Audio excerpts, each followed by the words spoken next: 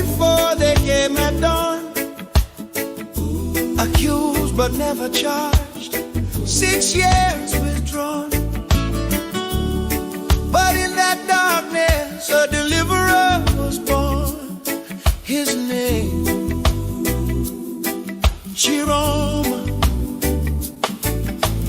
Railway engineer with nothing but honest dreams, working for the nation, or so it seems. Coup attempt happened, North was blamed. Chiroma got arrested, 6 years unchained. Condemned with a Yoko, amnesty cried out loud. But Bia left him rotting, wouldn't be moved by the crowd. No trial, no justice, just darkness and despair. But he taught himself English, God was meeting him there. In the prison cell he learned compassion's power. That's where Chiroma grew. In the longest night preparing for this hour. That's what suffering do. When you've been where the people are, felt their pain, you can break their chains. Now he's running for their freedom, nothing to gain. Chiroma, Chiroma the deliverer, like Joseph from the prison cell. Bacardi is a Bacardi, he knows the story he can tell. He's been through the fire, 6 years couldn't break his will. Chiroma, Chiroma the deliverer, he's gonna save us still. For Chiroma, yes we will. Trust Chiroma, he's so real. It's that Chiroma understands our freedom's in his hand.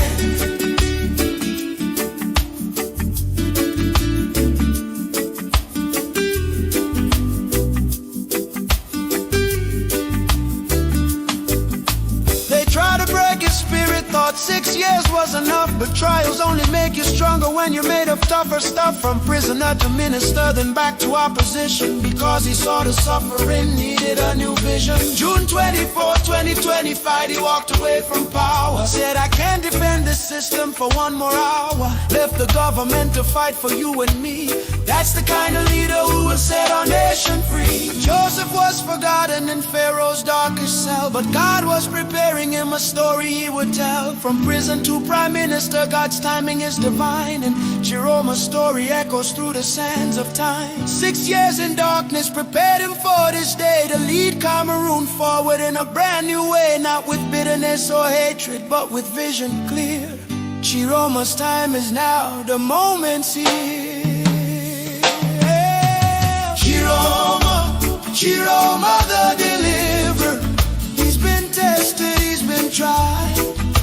Bacardi is a Bacardi, nothing left to hide. Chiroma, from Kondengui to the palace, watch what God will do. Chiroma, Chiroma the deliverer, he's delivering you. If you've ever felt imprisoned by the system, if you've ever felt forgotten in your struggle, if you've ever wondered if change could come, remember Chiroma's name. 6 years in chains,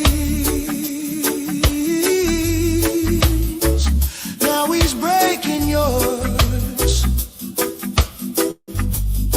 But October 12th,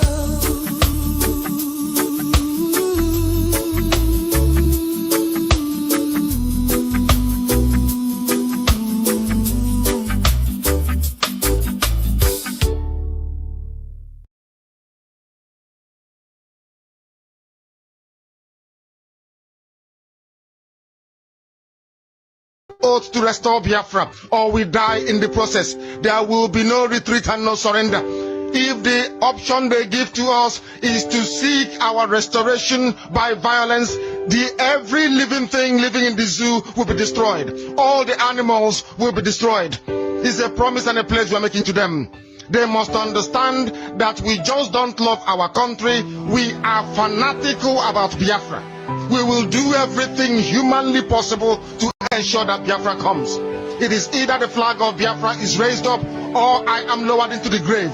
One of the two must happen. It is better for this heaven and this earth not to exist than for Biafra not to come to pass. We dedicate it into the hands of Chukwu Abiyama, the creator of the heavens and the earth, because only him decreed that we should exist as a race, and only him has the say to decide and to determine if we are to survive or not. We don't rest our hopes in any man. We don't believe that any country can do anything for us. We are going to reaffirm our faith in the supremacy of the creator of the heavens and the earth, Chukwu Abiyama, upon to whom and in whom every glory and honor belongs to. That's why we worship him and nothing else and no other. We worship the one true living God. That is who we worship. That is why we were created. We are not like any other people. We have been chosen by Chukwu Abiyama to serve him. We have been chosen by the creator of the heavens and the earth that we may serve him. That is why in our names it contains every praise imaginable. Every praise imaginable to the Most High is contained within our names, because we are very special people. We are here to reaffirm and reiterate that. We are here to ensure that this very march towards our freedom cannot be hindered. Any obstacle on our way, real or imagined, man or woman, adult or child, anything it is, once you are an impediment to the restoration of the sovereignty of Biafra, you will be destroyed completely and totally, in every way imaginable. We do not forgive. There is no forgiveness in our dictionary. We are here to ensure that the death of 3.5 million people is not forgotten. It is to them that I owe every ounce of loyalty and obligation. They are not here to offer any advice or to ask us to forgive Gowon. They are not here to ask us to forgive Haruna. They are not here to ask us to forgive the Yoruba people and the Awolowo family. The reason why we exist is to ensure that their memory, that they can never ever be forgotten, that their memory will linger on forever, that as long as man walks this earth, this world will remember the 3.5 million people that they killed, men and women that did nothing, children that were innocent. Their only crime is to be blessed by God. That is the only crime they have committed. As those children were being slaughtered, as they were being stabbed to death by a very wicked and cruel world, spearheaded by a war, everybody looked on and did nothing. Instead of them to help us, they ensured that our absolute blockade from land, air, and sea was absolute, that we may die, that the children of God may die. But lo and behold, Chukwu Abiyama determined that we cannot die, that we cannot perish, because we are his own. Despite all our iniquities, despite all our sins, he made us in his image. He gave us that very edict to worship him, and that is what we do every blessed day on this radio station, without fail and without the fear of any human being. Talk less of an animal in the zoo. We are here to worship Chukwu Abiyama.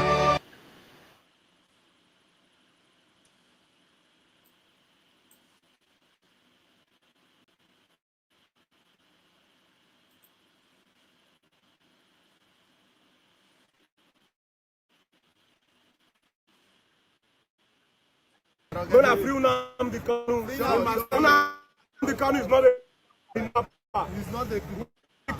he's not Boko Haram, he's not a terrorist, he's not a bandit.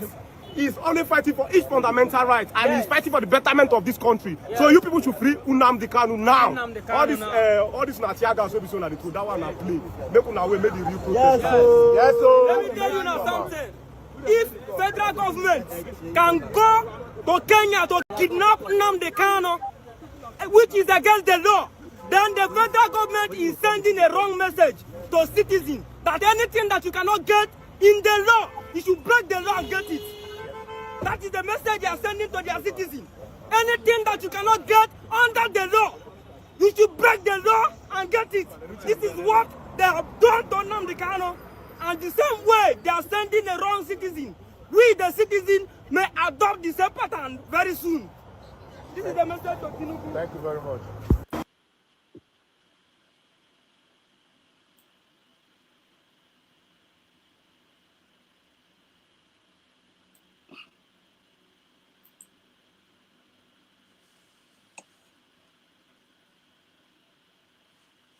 Or where you are, or which position you are in. If you start attacking the Fulani tribe, or you say anything wrong about the Fulani tribe, know that we are coming for you.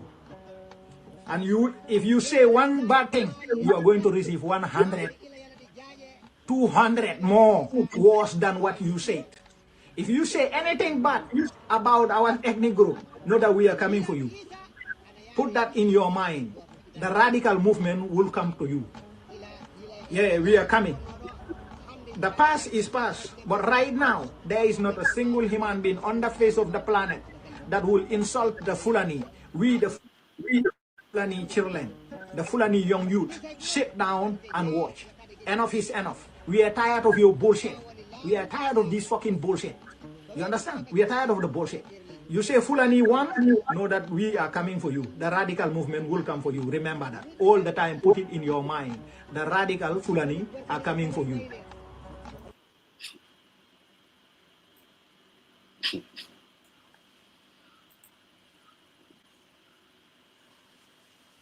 Every one of you hearing me right now to pay attention carefully. They want us distracted by gossip. Why these people quietly spread their agenda right under our nose? You know what these people are doing?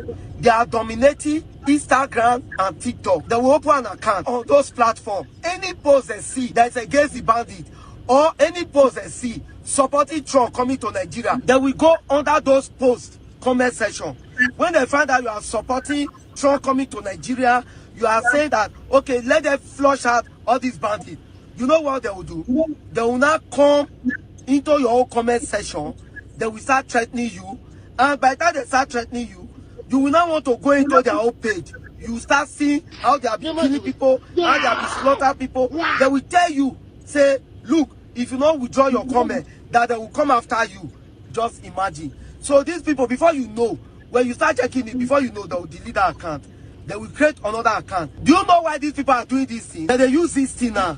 Then they promote fear to every Nigeria, so that you and I, when we see like this, we don't fit talk. Because they know every response, we have been responding to this terrorist attack, this bandit attack.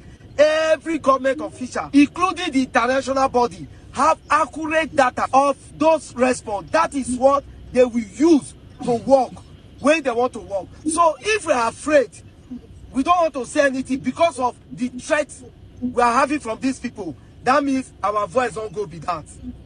They will take control of us. But if we keep talking, that means these people, they have to go down for us. See, let me tell you, don't fear anybody, because this is our own time to stand. If we are afraid of these people, before you know, they will take over this country from us. We are not ready for Islamization of Nigeria. This country come to stay. So if anybody threaten you, threaten that person back, nothing they happen. This is our country.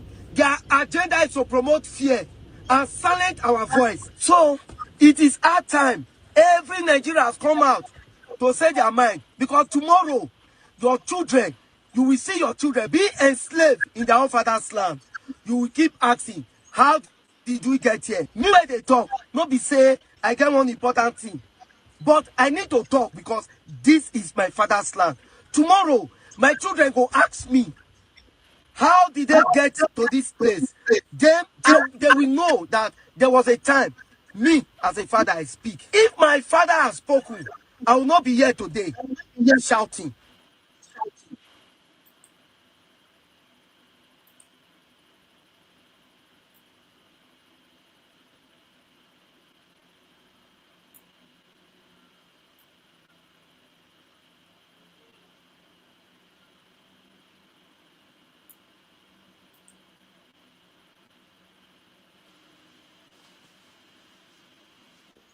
The video I would like you to watch. Please watch the video. I will break little by little for you. Let me tell you one thing that you don't know, that this government did not know. I've been saying it though. Watch out ethnicity and religion crisis. Watch out ethnicity and religion crisis. Right? The Igbos, they are tired of this world called Nigeria. Hausa is not the problem, but the Igbos. Any Igbo can go against it. You can lambast me. You can insult me. It's not my business. It gives me courage. It gives me more glory and blessing. Your insult. Igbo They are the problems of this country. They are desperate of power. They want to rule Nigeria at all costs. And I've not seen them ruling Nigeria, even in coming dispensation. Let them bring, when 10 trillion will come out. Igbos, they are betrayal of themselves. Igbo cannot control Nigeria. Let's be realistic. Let's be honest with ourselves. But they don't understand. Instead of them to seek wisdom, they are flexing muscle. And that's not the answer. That's what Tinubu does not even know. Obasanjo, who is advocating for them, they are the one who spoil it. All these Obasanjo, Yakubu Gowon, who are they? Many of them. So Obasanjo wants to make an amendment now, when it's too late. Tell the Baba to go and sleep. We can't make any amendments. Igbo, there is an error at the beginning. A course is on you. If you don't reverse that course, Igbo, you can't be president of anything in Nigeria.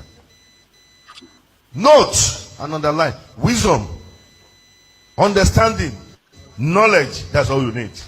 Now, when you watch this video, you tend to see how much decay has entered into the very fabric of the psychology of the people that have bestowed on themselves to be carriers of moral guidance. I'm talking about men of God. You know, I've tempted myself to ask this question: what does it take to be a Yoruba man? Like I said in one of my several videos, I've had this high, upstanding evaluation about the Yoruba people. But ever since Tinubu came in, it's like the emergence of Tinubu has come and uprooted the very evil embedded in some Yoruba people. The very evil one among them, like, had been uprooted. So I ask the question again: will it make sense to say that being a Yoruba is like belonging to a cult? Yes, I said so. Please, if you are the rational Yoruba guy, don't be angry. You know very well that I'm not a tribal junk, like most of these things that parade themselves on the social media. How can a primate, a supposed man of God, come on pulpit, knowing fully well that he's being recorded, say that Igbos are the problem, Igbos are a curse, Igbos are this, Igbos are that? See, let me tell us, if we do not, and I'm talking to most Yoruba people whose mainstay is this deliberate hatred amongst the Igbos. You and I know that an Igbo man, I'm not advocating for Igbos, but I'll say things the way they are. Igbos have never been the problem of this country. It is very false to say that Igbos want power at all costs. As a matter of time, there was a time in this country, Igbos never bothered about being presidency. And for a man of God to say Igbos will never become president between now and many years to come, it begins to call that there's a deliberate effort somewhere to ensure that Igbos never become president. And these tools that are being used are just mere forwards. It's concluded somewhere. And that thing that said Igbos will not be president, fine. I would tell that Igbos are not really interested in presidency. As a matter of fact, they want to go. If you cannot accept them as part and parcel of this country, why do you at the same time refuse them of freedom? Are you saying that the best an Igbo man can have is at least vice presidency? Leadership of this country should not be entitled to them. It's a great pity that such a man of God like this is listened to. People actually listen to him. People actually listen to him.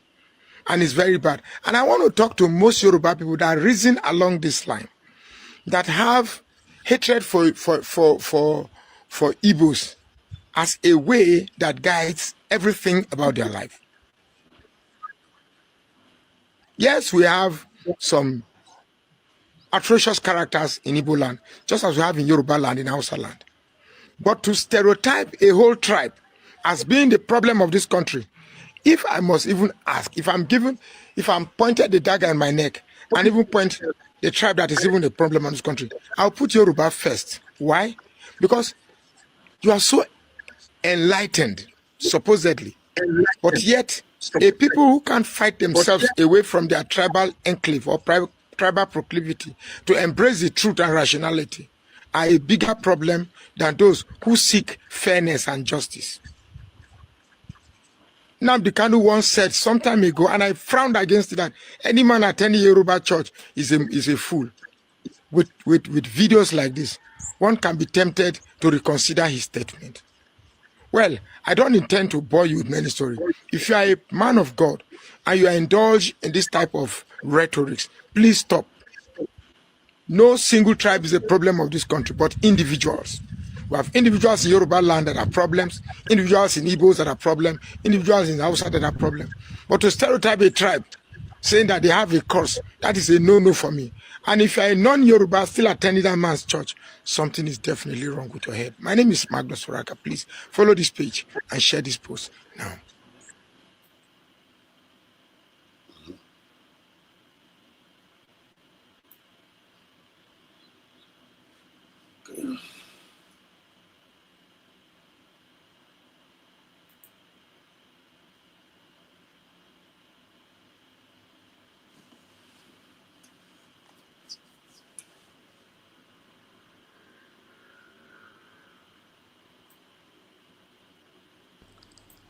A wonderful day to all you beautiful people of Biafra.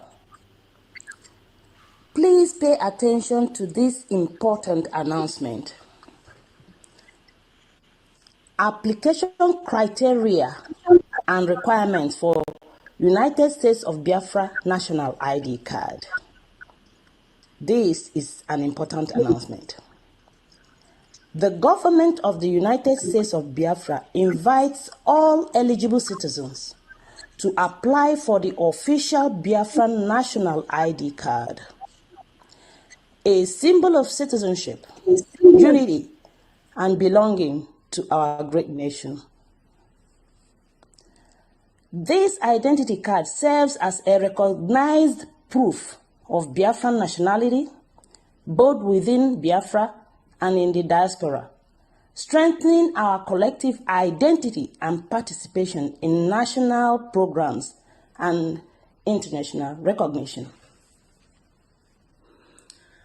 Eligibility criteria. To qualify for the United States of Biafra National ID card, applicants must meet the following conditions. Biafran heritage. You must be a Biafran by birth, both within the territories of Biafra or born in the diaspora to Biafran parents. Either one or both parents must be Biafran by blood or descent. Age requirement. All Biafrans, both children and adults, are eligible to apply. Parents or guardians may apply on behalf of minors. Dual nationality. Biafrans holding another country's citizenship are still eligible to apply, provided they identify as Biafran by birth or descent. Application fee is $100 for applicants living in diaspora, $50 for Biafrans residing in Africa. Payment method. Payments may be made through approved government channels or authorized mission officers. Processing time. Applicants are typically processed within 4 to 8 weeks, depending on verification and location. Where to apply? Applications can be submitted online through the official Biafran government portals.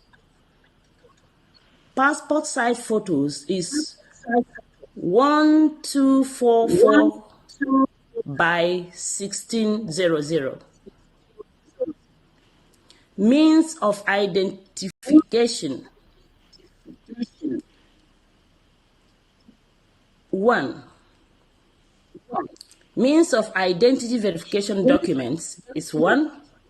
A valid birth or affidavit of birth, driver's license, government passport or identity card, any issued government identification documents, medical records with their Biafra name, official United States of Biafra organized Zoom verification of the individual, asylum documents with Biafran's name, court documents with the Biafran's name, phone bills or utility bills, rental contract with the Biafran name. All these are the requirements that you need to get your national ID card. Thank you so much, Biafrans.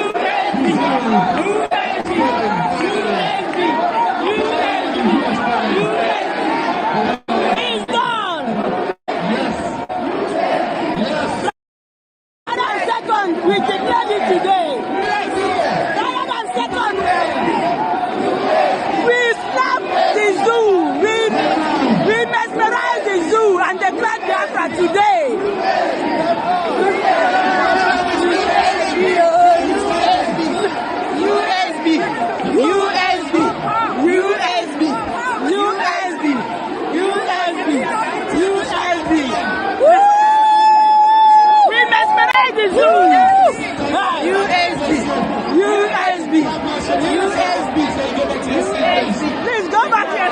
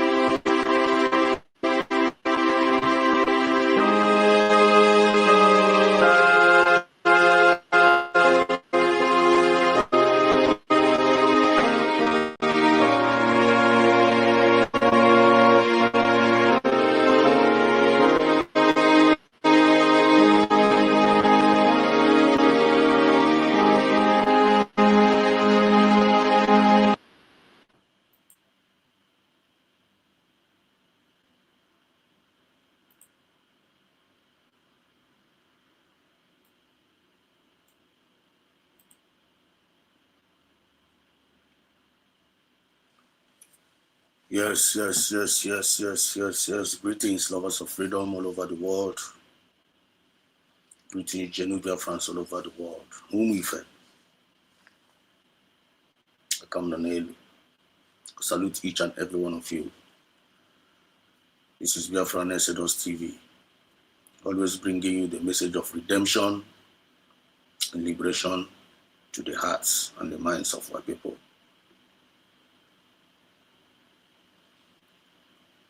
And this our channel I represent the movement of the people, by the people and for the people. And please don't get us twisted. You are highly welcome. We are highly welcome in tonight's program in the name of Chukwuka Biama. In God we trust. God bless United States of Biafra. God bless all the citizens of the United States of Biafra, the ones that are genuine, the genuine ones. Chineke na-enwe ike ịgọzi ndị obi akpọ. If you are one of the ndị obi akpọ na this Biafra movement here, ị na-ekele m n'iwu onye United States of Biafra, Chineke na-agọzi gị. The blessing of Chukwuka Biafra is not going to be your portion. Because you cannot be a citizen of USB government and you be constituting nuisance and then you be expecting the blessing of Chukwuka Biafra. It's a lie. God can only bless the genuine citizens of the United States of Biafra. That is the honest truth. God bless the United States of Biafra. Long live Masina Nikalo, our supreme leader. Long live Masina Nikalo. Long live our Prime Minister, PM Simon Ekpa. Original, our Prime Minister, PM Simon Ekpa. Long live you. Oro kwandene claim acting Prime Minister n'izuzugharị n'internet na-akọsụgharị confusion, na-akọsụgharị distraction. You're not talking about them. You're not talking about all those fake acting Prime Ministers that are causing distraction, causing confusion, n'izuzugharị n'internet. Were Biafran flag na-etiri epele. Ndị ọcha ndị Chineke na-akpọ ọkụ n'ụwa. Because you cannot mess around with the United States of Biafra, mess around with our flag, cajole it, mock it, then you expect that you escape the judgment. You're not going to escape the judgment. On the internet, you can know many voices. Many voices are out there. Nizusuare. Urafa Biafra ne tirepere. And are cajoling the divine movement and they think that they are smart. Don't worry yourself, Umife. But the Egyptians you see today, you shall see them no more. Long live PM Simon Ekpa, the dragon, who have shown us a very, very good example, who served with all his heart, with all his mind, and with all his spirit. Who appointed some individuals to come and work with them. Some of them are genuine, and some of them are not genuine. And those that are not genuine, it's a China Nelu. Biafran spirits have exposed them, and in not on the surface. Ochiha on our hair. Rezo. And Obidigwe, which is the Biafran spirit. Chukwuka Biafra is separating every chaff from the wheat. Long live PM Simon Ekpa. Wherever you are, God is with you. Chukwuka Biafra is with you. You are not alone. You represented well. And wherever you are still representing, just like Masina Nikalo, our supreme leader. I got continue now, but no former. They represent one outside there. They represent one outside. The Biafran spirit is confirming our representations every Genuine Biafrans all over the world. Umife. We will continue to abide in the divine instruction of the USB. Come rain, come shine. We will continue to love our divine government. Come rain, come shine. We're not going to be distracted. No matter how they are throwing in their nonsense, throwing in all their confusion, when the young will jump and pass. Long live PM Simon Ekpa. Long live our Deputy Prime Minister, Dr. Ngozo Obese, original. Agumai. Ilili Amuite Yobanyoko. As if we is a mother that reborn Biafra for us with tears in her eyes. Long live you, Dr. Ngozi Rabeze. We continue to pray for 1,000 men wisdom for you and all the genuine cabinet members. Unu ga-adị, unu ga-ebi. Onye ọbụla na-achị unu ga-ada. Onye unu chụkwara ga-ada. Osaka unu dị ọcha. We, the genuine citizens of Biafra, can see your hearts and you can see your services and we can feel you guys. I need feel you. Ya banaka, and ya. Your good works are speaking. Your impartations is soaring high. We continue to pray for more grace and more divine protection and preservation to each and every one of you. I want to take it. We, the genuine citizens of Biafra, whom we fear, will continue to defend our divine government, our divine mandate. I'm going to defend there. Whether the devil likes it or not, we must remain steadfast in our belief, in our hope, in our faith unto our divine government. Because all I am here, our children will spit on our graves. We are the children of light from the rising sun. We are the children of light from the rising sun. We are the ambassadors of peace, fairness, equity, and justice, and progress. That is who we are. I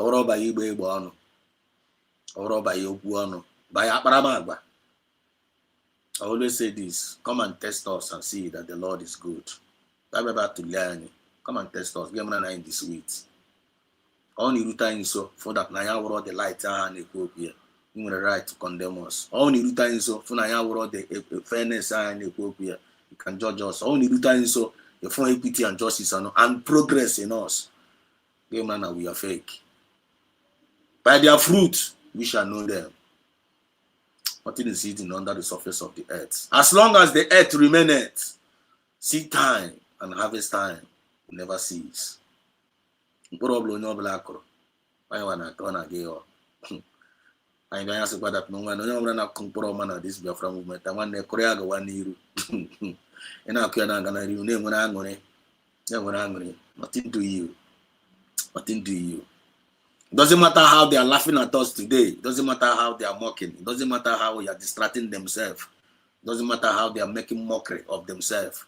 That is none of our business. Our business is to keep on doing that good job at Chineke na tiri right now. Emano nyinyo mo bla Chineke na tiri gi na ho. Emano nyinyo bla Chukwu na tiri gi na ho. Bring it out. Manifest it, because the whole world is waiting for the manifestations of the children of Umokike Abiyama. Anyone with the kingdom of God here on earth. They want to silence us. They want to erase our history. We are the Chronicles. Oh my God. We are the Chronicles. Igbo Chronicles. We are the Chronicles. And that is our heritage. Igbo Chronicle. We're going to talk about the Chronicles here tonight and the heritage of the Igbo heritage. Don't play. Don't play. Only one Igbo. Need to carry your shoulder very, very high. Especially the original ones. So, Orokwanda, Obarafulani mixed with them. Orokwanda, Nasu Igbo, Naza Igbo, Nani behave Kandibo. I'm not talking about those people. Those people are in Fani Kukwa. They are the distractors of our time. They are the flavors. They are the mockers. They are the deceivers. Make sure you always pay attention to the right source so that you're not going to be confused and be deceived out of the track. What is very, very important. There are things we must know and we will continue to know so that kind of get to why more equipped. Because I don't know Ibua Megidowa, Yane Quinsu, Yan and Dajon more. This is a battle of light over darkness. This is a battle of good over evil. Okay, department in Kenonia. Which role are you playing in this battle? It's only now fighting against the evil. It's only evil now fighting against the good. Now this movement here. The answer is left for us to answer. Okwu na-aga wam. Anya na-aga wara na afọ ya. There's nothing hidden under the surface of this earth. Biko n'umuchukwu Okabiama, you are highly welcome in tonight's program. I welcome you all. Onye na-abata, click the like button, share the program. If this is your first time of joining this our podcast, being advised and being encouraged for you to subscribe. And when you're subscribing, you have nothing to regret over this channel. There are many other channels. Then it's Chineke. Whenever you go to their channels, you always come out there with something tangible. They're not going to lie to you. They are there speaking the truth. All the USD media is independent. All of them are doing a great job evangelizing, debunking the lies of the enemy, putting every record straight. Don't get them twisted. All you need to do, go to their program, like the program, share it, talk about it, and make sure you're remaining steadfast in that thing signal that good message signal that hope why in them mother make question if it's there. I'm gonna be a don't do that. Because in this Biafra movement, we're not very, very fragile. Only just like Aqua. We never be our portion of Fachuka. He said, I want to use this opportunity to welcome our brother that are still early this morning and they're joining the program. I want to welcome you. Thank you so much for joining in. See you, my brother Chibuzo Ede. Thank you so much for your first comment. Even while the program have never started, you first commented, and your comment is right on point. Hashtag Britain government free our president, United States of Biafra. For our president, the United States of Biafra, Mazina Nikalo, prisoner of conscience, Nigeria DSS dungeon. Nigeria, Britain, government, free our president of United States of Biafra, government. Mazina Nikalo, the prisoner of conscience, Nigeria DSS dungeon. Mazina Nikalo is coming out. It's coming out big time. It's coming out. Even the grave cannot hold him bound. If the grave cannot hold Jesus bound in the grave, Mazina the cargo, no forces will hold him bound. The reason why Chineke na jiwe may allow ya kana yini na go. What's my brother moon na ga ji Mazina the cargo. We open the Nigerian town na achọ iji we na anu ife. Because Nigeria, they are deaf. Nigerian government are deaf. They are deaf government. Just like Pharaoh. History is repeating himself again. Okay, for times we chiri. Okay, for today Nigerian government is we chiri.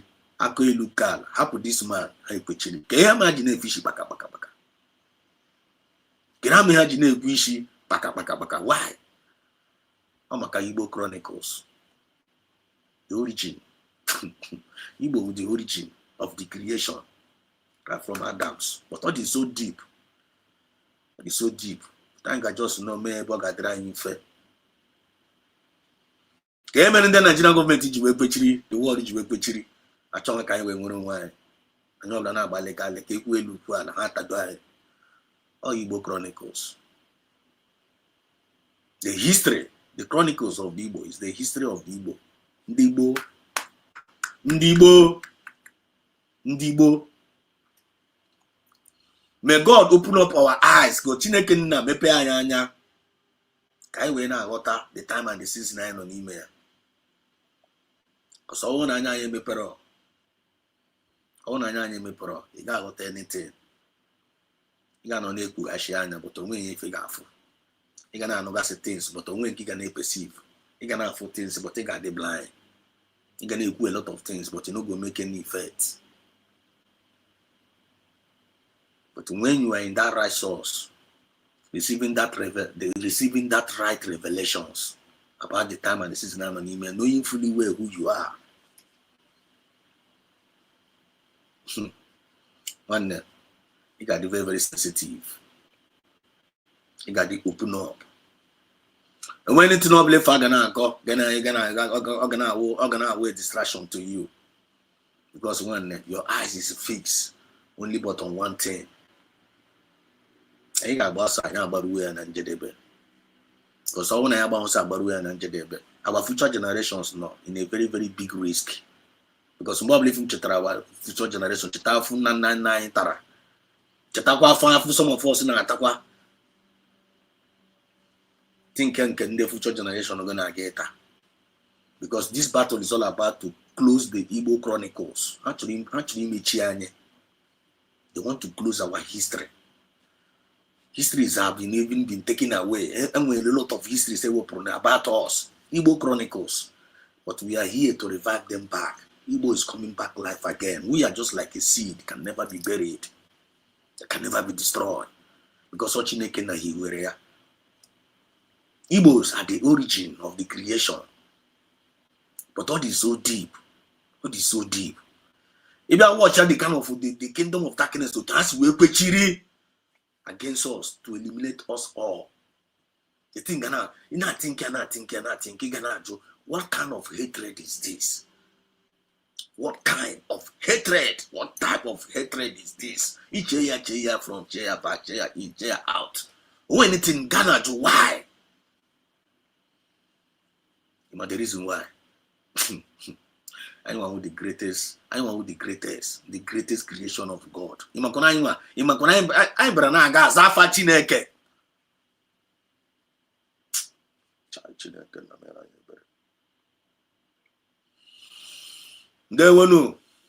Must continue. Chibuzo, thank you for joining in. I see you and I welcome you. One Igbo 347. That is no. I see you. You're welcome to the program. You're welcome.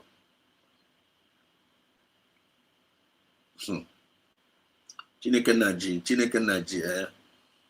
Umuife. I the very few. Genuine Biafrans, I the very few. Out of the 80 million, more than 80 millions of Biafrans. Out of 80 millions, more than 80 millions of Biafrans. I wasn't serious about this our redemption and our liberation, about this our movement, about this our freedom movement. I'm gonna fight for it genuinely. And the very, very few.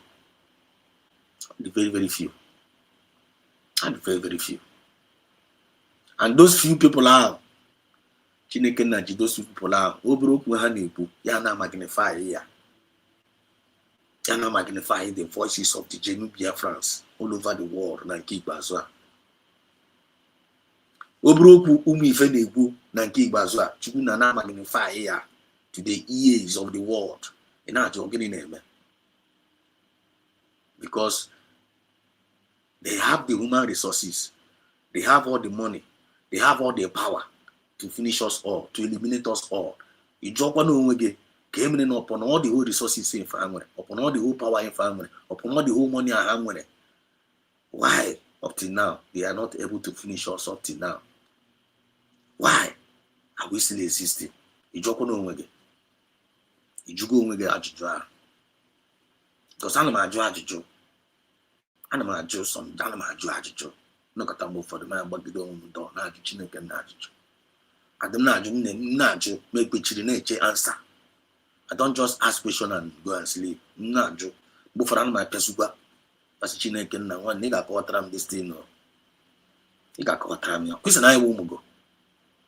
Or quiz and I know I won't go. Just see me, yes. And I am an Azafaki. Just see me, yes. Why is this thing happening? Just now for no sequel in Aka. Even a mind see in Aka. Now I just no, nene. Nene. Now, I would say with this smart, Abby, you say with the wise. Quite free nine my hair. Okay.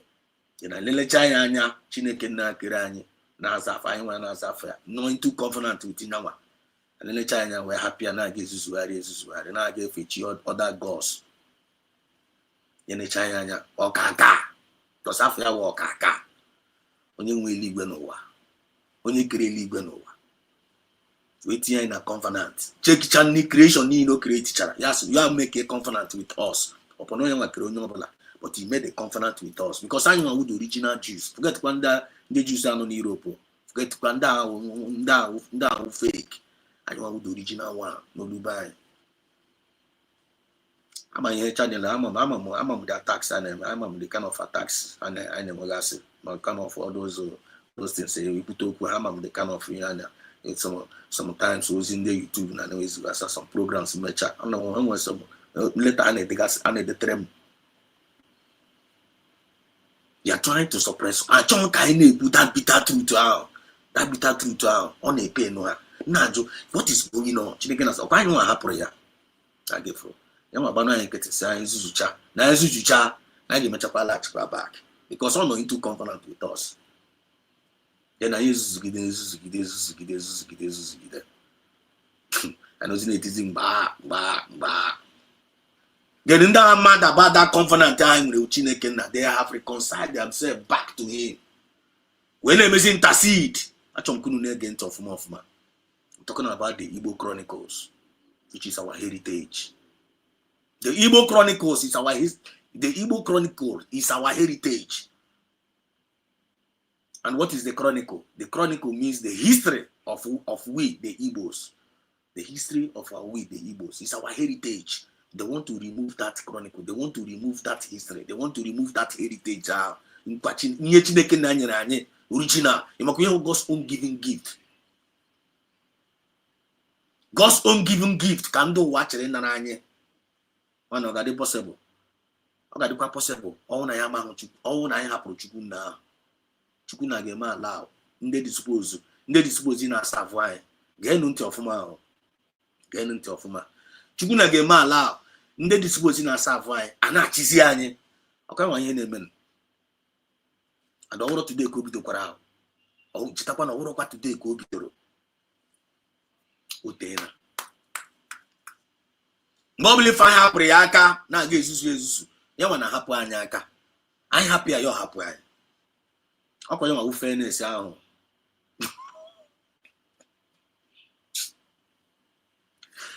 ọkwa ya nwa bụ that fairness anyị fa na-ekwu okwu ya come unto me and I will come unto thee akwa anyị na-agụta na history book ọ anyị nwa ka a na-ekwu okwu ya they are talking about us come unto me and I will come unto thee. Ndị ọcha gara aga lechaa akụkọ ndị Igbo history anyị gaga were dee ya na history book bupụta ya si Bible.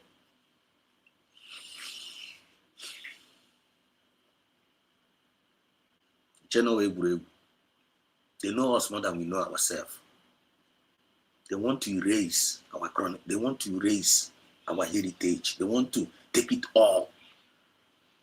Eliminate all. Check in n'ụwa today.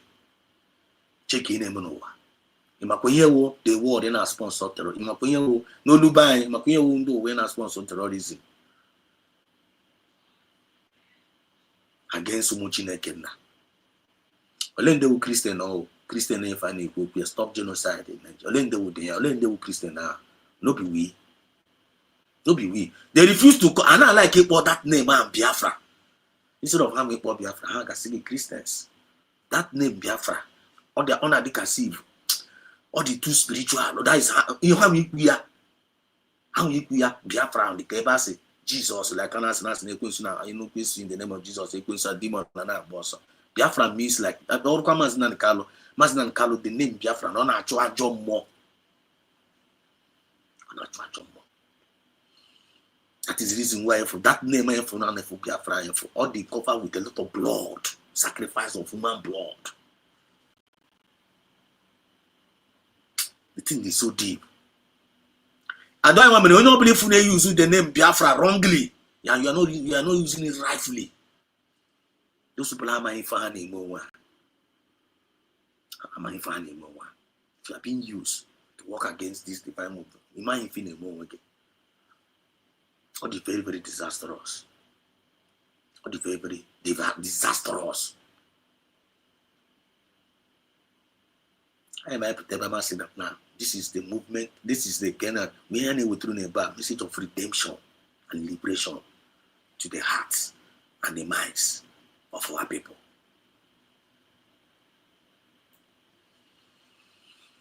And thank God,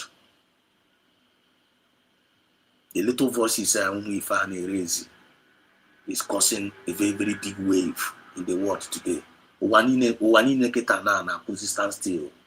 All of them, they are talking about us right now. If you don't talk about us, you got the paid. If you don't talk about us, you got the paid. All of them.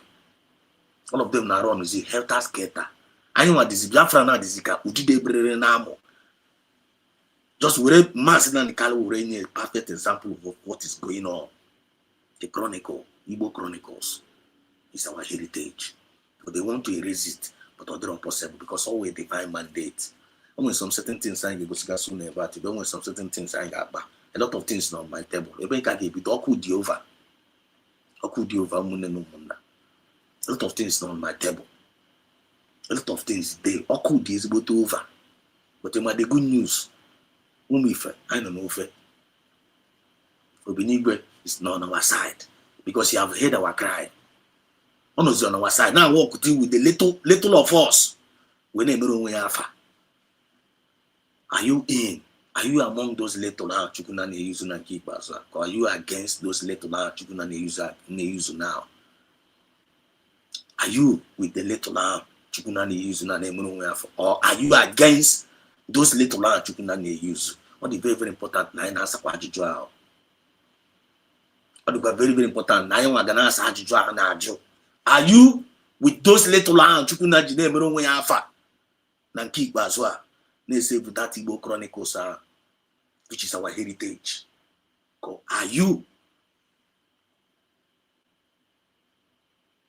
the against? Are you one of those? So when I fight against those little ones that you can when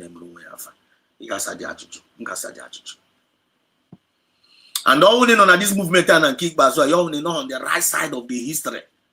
You're only on the side of Ndenkoiri. In Akoiri. In Zuzuare. In Aquari Asre. In Aquari Scott. In Isuarimi. You were a cost person. It is Posigi Jakade, Gago Mongolia.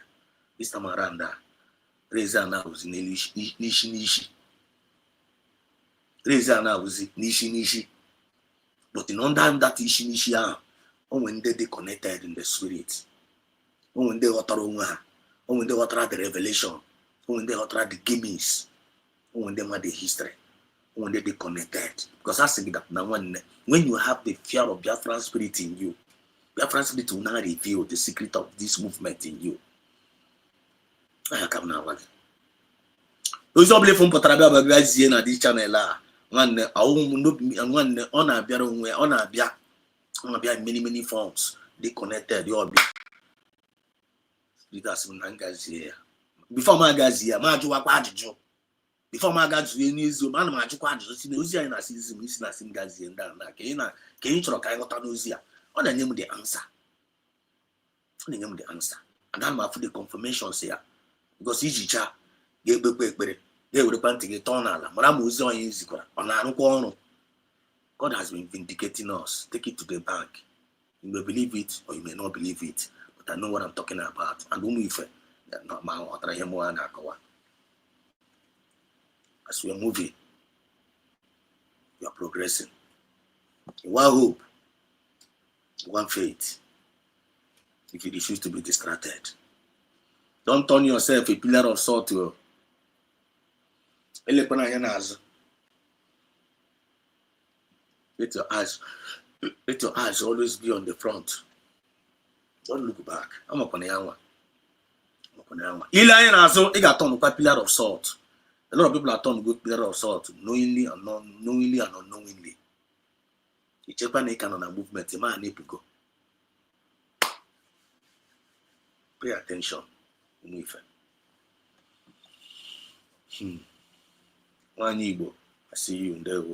There is no if you want to go. Bam. For some jingles here. for some jingles. More but on our program, make sure you pay attention to everything that happens in this channel.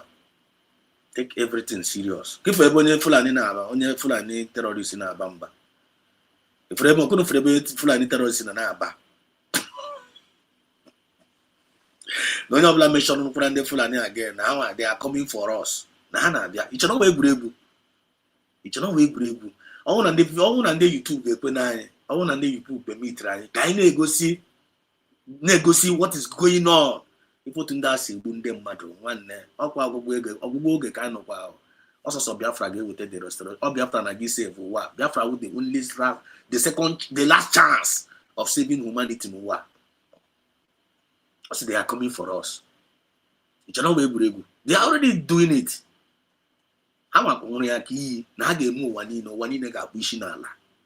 Yeah, why ideology? Very, very devilish, deadly ideology that I'm not even that as well over. Fulani in Elanya, Munike wounded demon, Tipulana in Elanya, Munike wound demons are chukunas near live with you to Unke work person and dies. All those demons are the places with you to suffer this war. I mean, I'm Taomani Punkao. That's the way comes to Futaha. Because these people they are not human beings. These people are beasts. They are no beast they find another. They are coming for everybody. They are coming for everybody. If you don't wake up now, happen sentiments, happen koeri, because only learn about okay. Only learn about okay. Come on, they put a chain all Makamas and the Carlo. They are coming. No, all Makamas and the Carlo. Now they are coming for Mas PM Kugea. Thinking, but they are only standing against their way. Makamas and Carlo Nigeria up to today. Maybe because Nigeria is Islamized. No idea. Makamas and Carlo G. Mazinan Kanu, one man. Igbo heritage. Achokunu Genunti. Igbo heritage, which is the Chronicle. One man, one Igbo man. One Igbo man. Umunne no mona. One Igbo man, in nature of nature. One Igbo man, G, the whole Nigeria, one Igbo man.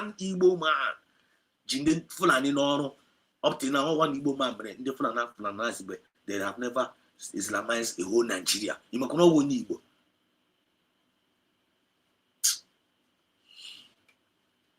Let me go there. I'll give a better guy na Bamba. No black shit. They are coming for you. One day, I made you put out the guy. And the reason why they made that thing now to put fears. You watch out, you remember I go see that thing will have go see another one. Maybe that only can worry, only cause that I can't tell the Yoruba. If you Yoruba in Nepu, na whatever now fight against the Igbo, that Fonja Yoruba, because someone would they after the Fulani, if after the Fulani, terrorists. The next dangerous people in Nigeria for Afonja Yoruba. And when a good Yorubas, and when they civilized, and when they two kind of Yoruba, normal Yoruba and Afonja Yoruba. Afonja Yoruba, when they were the same mindset and the Fulani, yes, men now, we need each other. Man, pastor how? Man, when do Melana, and when that Afonja pastor, from that pastors, when you hear them speak, you got to the hatred, the bitterness, and when they go. Hana idea. I cannot go openly. And you have seen that Naman, Hakucha, and Diboga, they don't care. I got Bagia. I know a church and they will preach against Indi. I don't know Melana, they will talk. I know a politics, just like Tulumbu, Afonja, Yoruba. Look at what they are doing on our people. Working against the Igbo current, they want to erase us all. They have international conspiracy, one front in front, but it's only one man out of from that Igbo heritage. You know what? Stand still. Even while he's still in the DSS dungeon, even on in their camp, or in their midst, Haji and all, you know what they go on there. All the very mysterious. But the front and kick baswa. No, ndi shafuwa goza. Then take a new here by force. Ndo be the mechaku. Ndem boro na gije. All Igbo heritage. All we, the Igbos. It doesn't matter. Ndo obra fulani, age obra fulani were more in our midst. One day they can't stop that Igbo chronicle. They can't stop that Igbo chronicle. They can't stop our history. And nobody is going to take it away from us. Even no matter how big they are, no matter how mighty, no, they cannot erase us. Take it to the bank. That few original Igbos who hurt the world. I got pause the world, and they must give us what we want. I don't want to show. I don't want to go what justice look like. I don't want to go the true meaning of justice. I don't want Igbo. What is the meaning of equity and fairness? I don't want to get with a peace no war, everlasting peace. Take it to the bank. Are you among those few? Now turn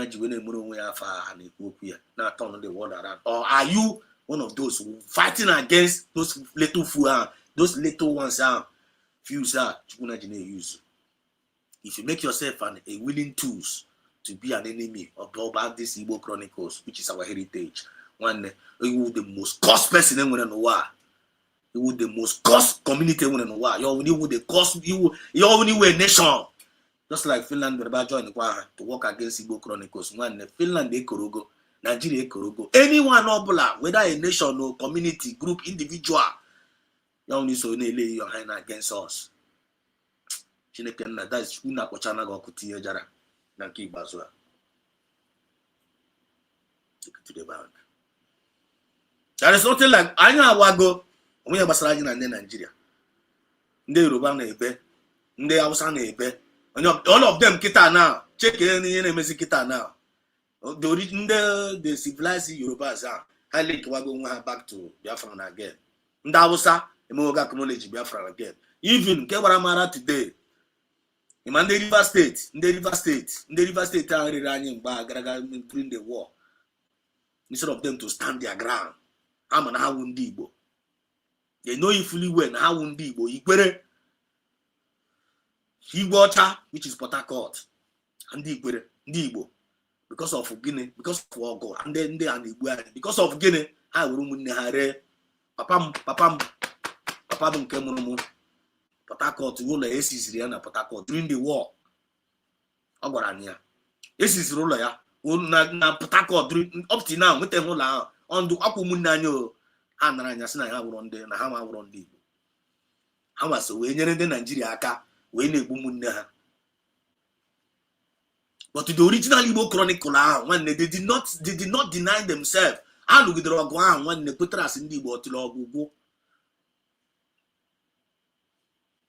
5 states. That's in the Oklahoma 20 pounds. Now one name only one Igbo. Let us just continue. Only one Igbo, that's only amount who you are. You come again. One, an ordinary human being.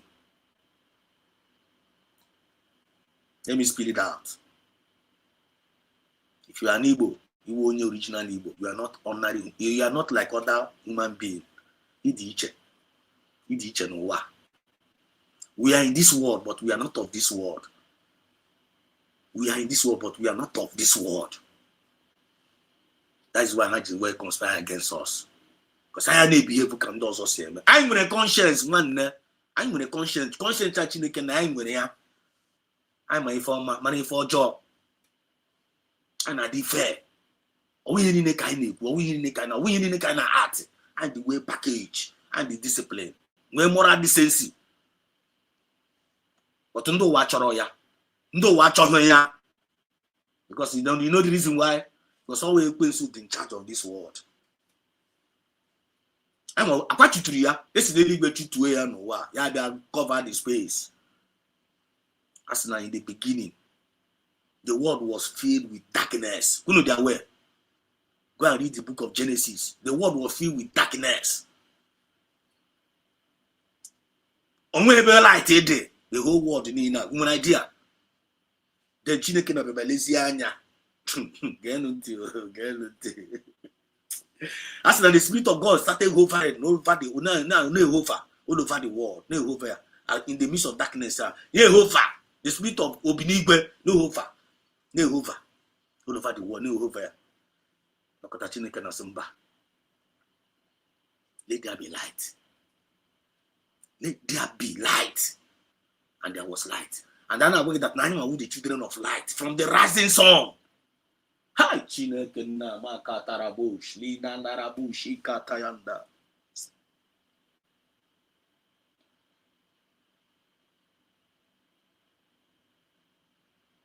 It's too deep. It's too deep. Too deep. May God open our eyes. You think Karemo? But we need to open our eyes. Know who you are. And it's just really dangerous, man. The Spirit of the Lord is all over. I don't want to be emotional. I don't want to be emotional. You don't know what they are. Because the way they question a mess on noble. So if you believe, don't know who you are. He said, let there be light. And there was light. He separated the light from the darkness. And then they were like, now we. I'm not that kind of that kind of no coin.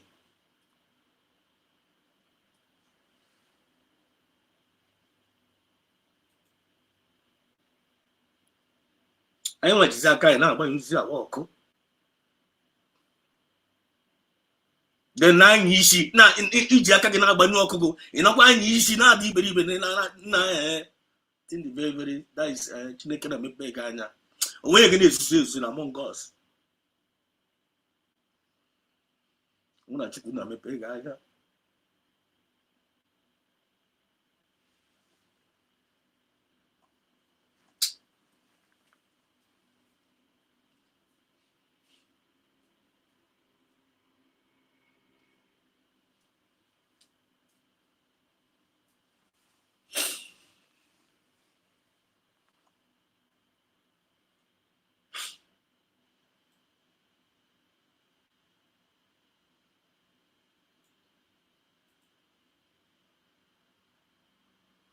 Fear before our enemies. We have sworn an oath to restore Biafra, or we die in the process. There will be no retreat and no surrender. If the option they give to us is to seek our restoration by violence, every living thing living in the zoo will be destroyed. All the animals will be destroyed. It's a promise and a pledge we are making to them. They must understand that we just don't love our country. We are fanatical about Biafra. We will do everything humanly possible to ensure that Biafra comes. It is either the flag of Biafra is raised up or I am lowered into the grave. One of the two must happen. It is better for this heaven and this earth not to exist than for Biafra not to come to pass. We dedicate it into the hands of Chukwu Abiyama, the creator of the heavens and the earth, because only him decreed that we should exist as a race, and only him has the say to decide and to determine if we are to survive or not. We don't rest our hopes in any man. We don't believe that any country can do anything for us. We are going to reaffirm our faith in the supremacy of the creator of the heavens and the earth, Chukwu Abiyama, upon to whom and in whom every glory and honor belongs to. That's why we worship him and nothing else and no other. We worship the one true living God. That is who we worship. That is why we were created. We are not like any other people. We have been chosen by Chukwu Abiyama to serve him. We have been chosen by the creator of the heavens and the earth that we may serve him. That is why in our names it contains every praise imaginable. Every praise imaginable to the Most High is contained within our names, because we are very special people. We are here to reaffirm and reiterate that. We are here to ensure that this very march towards our freedom cannot be hindered. Any obstacle our way, real or imagined, man or woman, adult or child, anything it is, once you are an impediment to the restoration of the sovereignty of Biafra, you will be destroyed completely and totally, in every way imaginable. We do not forgive. There is no forgiveness in our dictionary. We are here to ensure that the death of 3.5 million people is not forgotten. It is to them that I owe every ounce of loyalty and obligation. They are not here to offer any advice or to ask us to forgive Gowon. They are not here to ask us to forgive Haruna. They are not here to ask us to forgive the Yoruba people and the Awolowo family. The reason why we exist is to ensure that their memory, that they can never ever be forgotten, that their memory will linger on forever, that as long as man walks this earth, this world will remember the 3.5 million people that they killed, men and women that did nothing, children that were innocent. Their only crime is to be blessed by God. That is the only crime they have committed. As those children were being slaughtered, as they were being stabbed to death by a very wicked and cruel world, spearheaded by Awolowo, everybody looked on and did nothing. Instead of them to help our absolute from land, air, and sea was absolute, that we may die, that the children of God may die. But Lord Shabiam determined that we cannot die, that we cannot perish, because we are his son.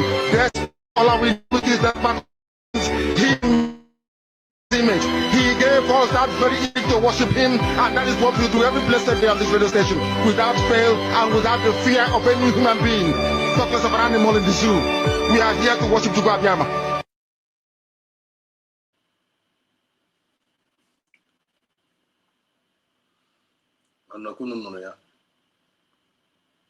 I just can't hold it, you know. I try to hold it, but you know, the two. I can't just hold it. I'm more for this message and the too heavy. Not the too heavy. Not the too heavy.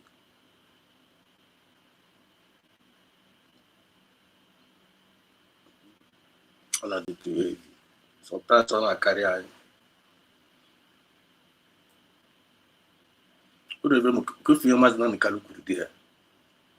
I just don't know. I don't know why I'm very emotional over this. I don't know why. I don't know why.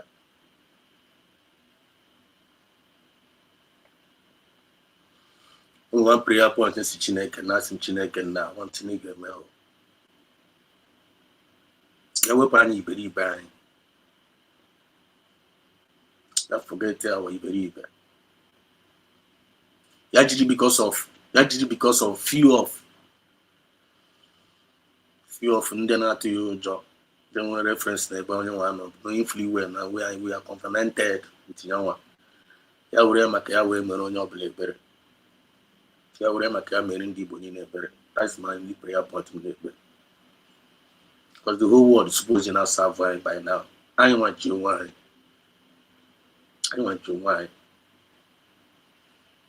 I want on a wutege. I want on a wutege as only Igbo. I want on a wutege as only Igbo. In the chief name, Fuchandana, the Chakoke, Ka lizard.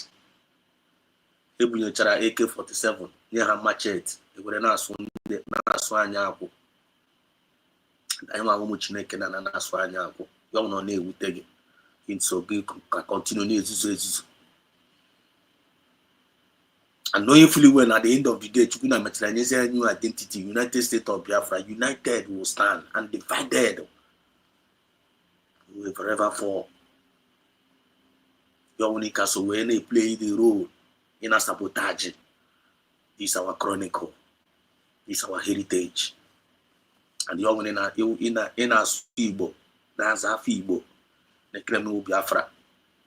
You only so part of our pain. You only so own the places when they use one. I give no beauty with a tour, maybe go to the Chukuna Liliana. Honorably fine Bruno that this Biafra movement is forever cause.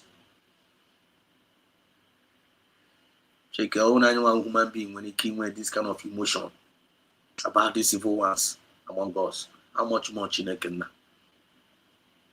How much more Chineke na? But let there be light, and there was light. That separated the light from the darkness. It's darkness no one in no side again. Light again no side again. that created the firmament, where be ala, there be mmiri. Ya sum aso, no mmiri kunu ga no. On mmiri kunu ga na no. Achom kunu na connect dot here because I na make we ya ndem na say Bible. Nwanne iwe onye ara ahụ. And onye ọbụla efu pụtara mgbe I will curse that person. Ngabụ onye ahụ ọnụ. Ngabụ onye ahụ ọnụ.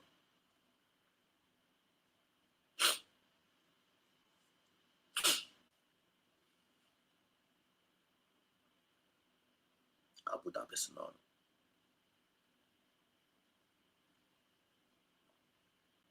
Everything will not be. Even now, when actually couldn't worry these physical things when I compare these spiritual things if and acquire me here. I want Jack in a tip your wine.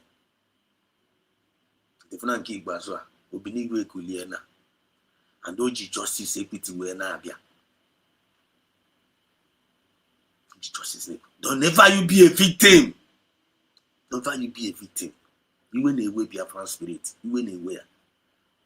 You went away. People go me many times. When they gonna ask now when you kwanonya, and you kwano this said us, and you kwanonya. Man, don't go that side. I'm only but a vessel, just like many other vessels. Many other voices they use, not only me. Not only me. Once you open up your heart, so we are what this revelation is here am I. Now use them at least come in your obligation women at this Biafra movement that you can lekwem. I want the best decision in key make and what as only way. No know the sound of my voice. Happen on sentiment. Happen a way if I need. Happen a pillar some of the people need it. Happen here. Oh God draw. God draw. We the people use. Are you available? Make yourself available. And don't blame making you available. The Biafran spirit can never use you. If you make yourself available to the Biafran spirit, he will use you and they will take the reward. Your generation will go get the proud of. I don't a short, he got the happy at the end of the day. But to get happy, you know this good message of redemption now. No chase you bitter truth if I with passion with emotion you reject here. Chineke na poor generation go.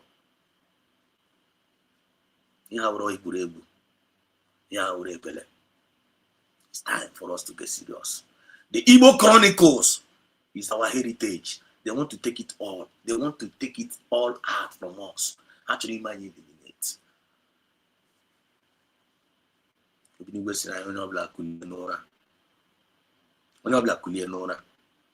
Only the Yura, man, he's now. If I'm asking the color for in voice here, in the voice here, or not human being, or our heritage. Or one man catching a Nigeria post on Nigeria. Nigeria no stands there for because I did the redeemer. I got the redeemer. In my fellow men, you have the kingdom of darkness. Masnan carries like an angel, Michael. Very buara, ne buara since yeah. You cannot walk a Masnan Kanaba. I'm going to lead from the front. That's the Chineke, and now commit my soul unto thy hand. And some other, you know, those we go here, and some other Genubia France and those. I'm on how when I find any more. You put a give that kind of effort on. When we will be Biafra, we are need to just God, may God have mercy upon your soul. I want to dispose in it. Must continue. Why Igbo? I forgot my bad. I forgot my bad now since now. I forgot my bad. Since because I'm sorry for commenting. What about man knowing the spirit like this? Friday may have with more. Not here to come and please anybody, and we are here fellowship it together. This word is for each and every one of us. Nobody is an exception.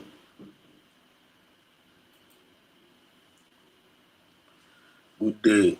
The friend said us canon deo, Chukwuko Zege, Nifa, Botom Wifa Keo, Chukwuko Zege, Chidenkichi, my brother. Something big is happening. USB is shaking all the tables. See, that's what I'm talking about. This guy, this Kanwa, you know, in spirit.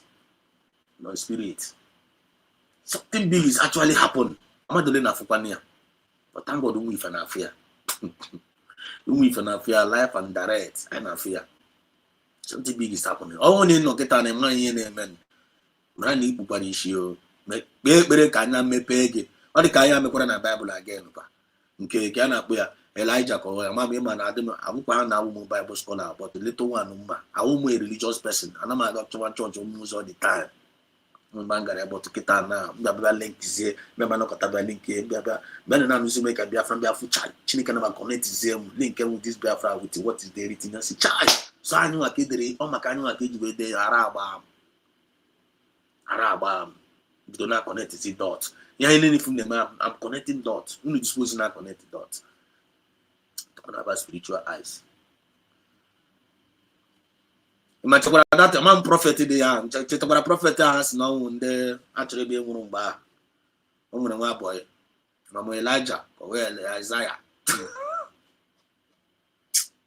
actually be murumba my boy na say master nande nda abekwa now they are soldiers na jukuru everywhere I believe be muru the prophet because the prophet and the eziokwu.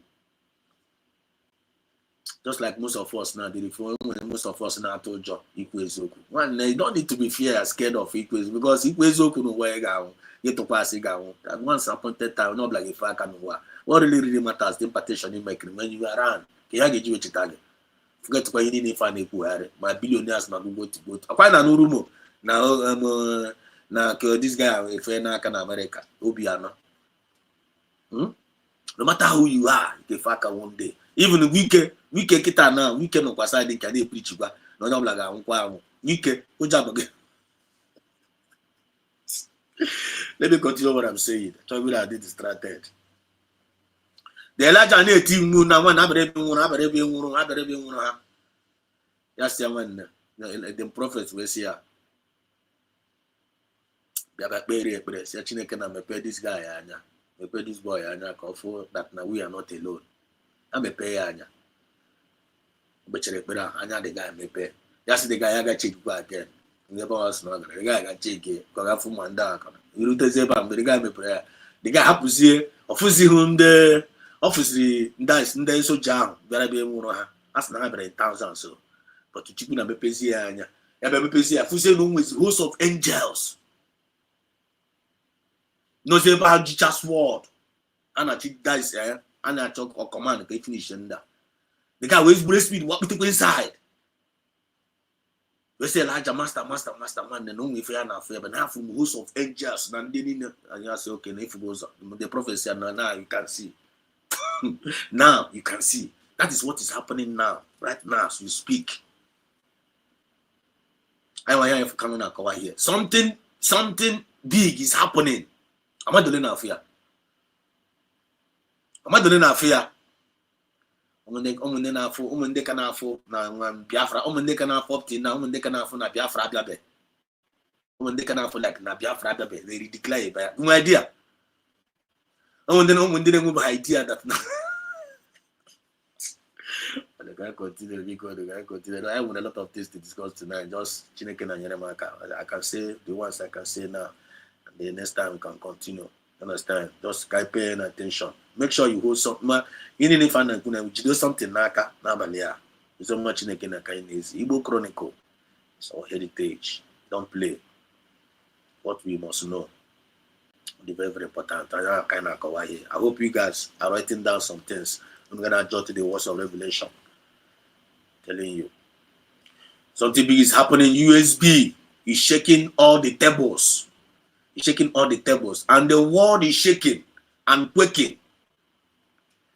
Biafra ID card is out. From Nigerian ID card. If you give for ya now, new identity. That cost name man Nigeria you need to go up. When you got a new name. Just like Chineke na jiwe change here. Before Chineke na bless Abraham. Before Chineke na bless Abraham. Abraham na azabu Abraham. Chineke na bịa sị mba na Abraham a wọkọrọ. He now gave him Abraham. Just like Jacob onye aghụghọ. Chineke na asa afọ adọrọ mma. Afọ enyere ga adọrọ mma. Just like afọ enyere ndị Nigeria, nigger area, slave area. Chineke that a very coarse name. Chineke na say go to ụmụ ya ga-esiwe nọ na Nigeria na aza ndị Nigeria. Not with coarse name. Since my baby recognize ya, which atonement. Yeah, through our leader. We were from leader Abata Samanekpa, from Samanekpa divinely connected to Finland. If you have Samanekpa, that guy is a great guy. When I was with Wife, Samanekpa PM, Samanekpa. When I was spiritual man. The good photos in Aba, you can look out on my we are pitching the world we are learning somebody, this guy. But they respect people. Forget to pay here in fun. I need respect. I'm on your one man. I can't do I gotta declare Biafra. Kita now. Look at what is happening now. We are no more from Nigerian passport. I will go ID card. I go from now international passport. I put that. I'm on there now to watch you. I'm on there now to watch you now. Hey, ID card. Arwala. National. International passport. Bekwano. Don't mind them. Don't mind them. Make sure you are following divine instruction from USB. What you can with here? Is it na USB poor? Now. So don't acknowledge that USB divinely. But tell you from them and say, acknowledge the Lord and your personal Savior. When you talk, you say, acknowledge. So Chineke na Hiberia. Or Chineke na Hiberia. Or Ramadi Hiberia. You must acknowledge your new identity. Wonyara. You get na brother. You believe. God changed the name of Jacob. That boy Israel. That name has been ringing bell thousands of years. Abraham better become from Abraham to Abraham. First of all, before change your name. Change your name. Only as evil name. Remember Jabez. Do you remember Jabez? Jabez was born out of suffering. Mama cost him. Now one the good way.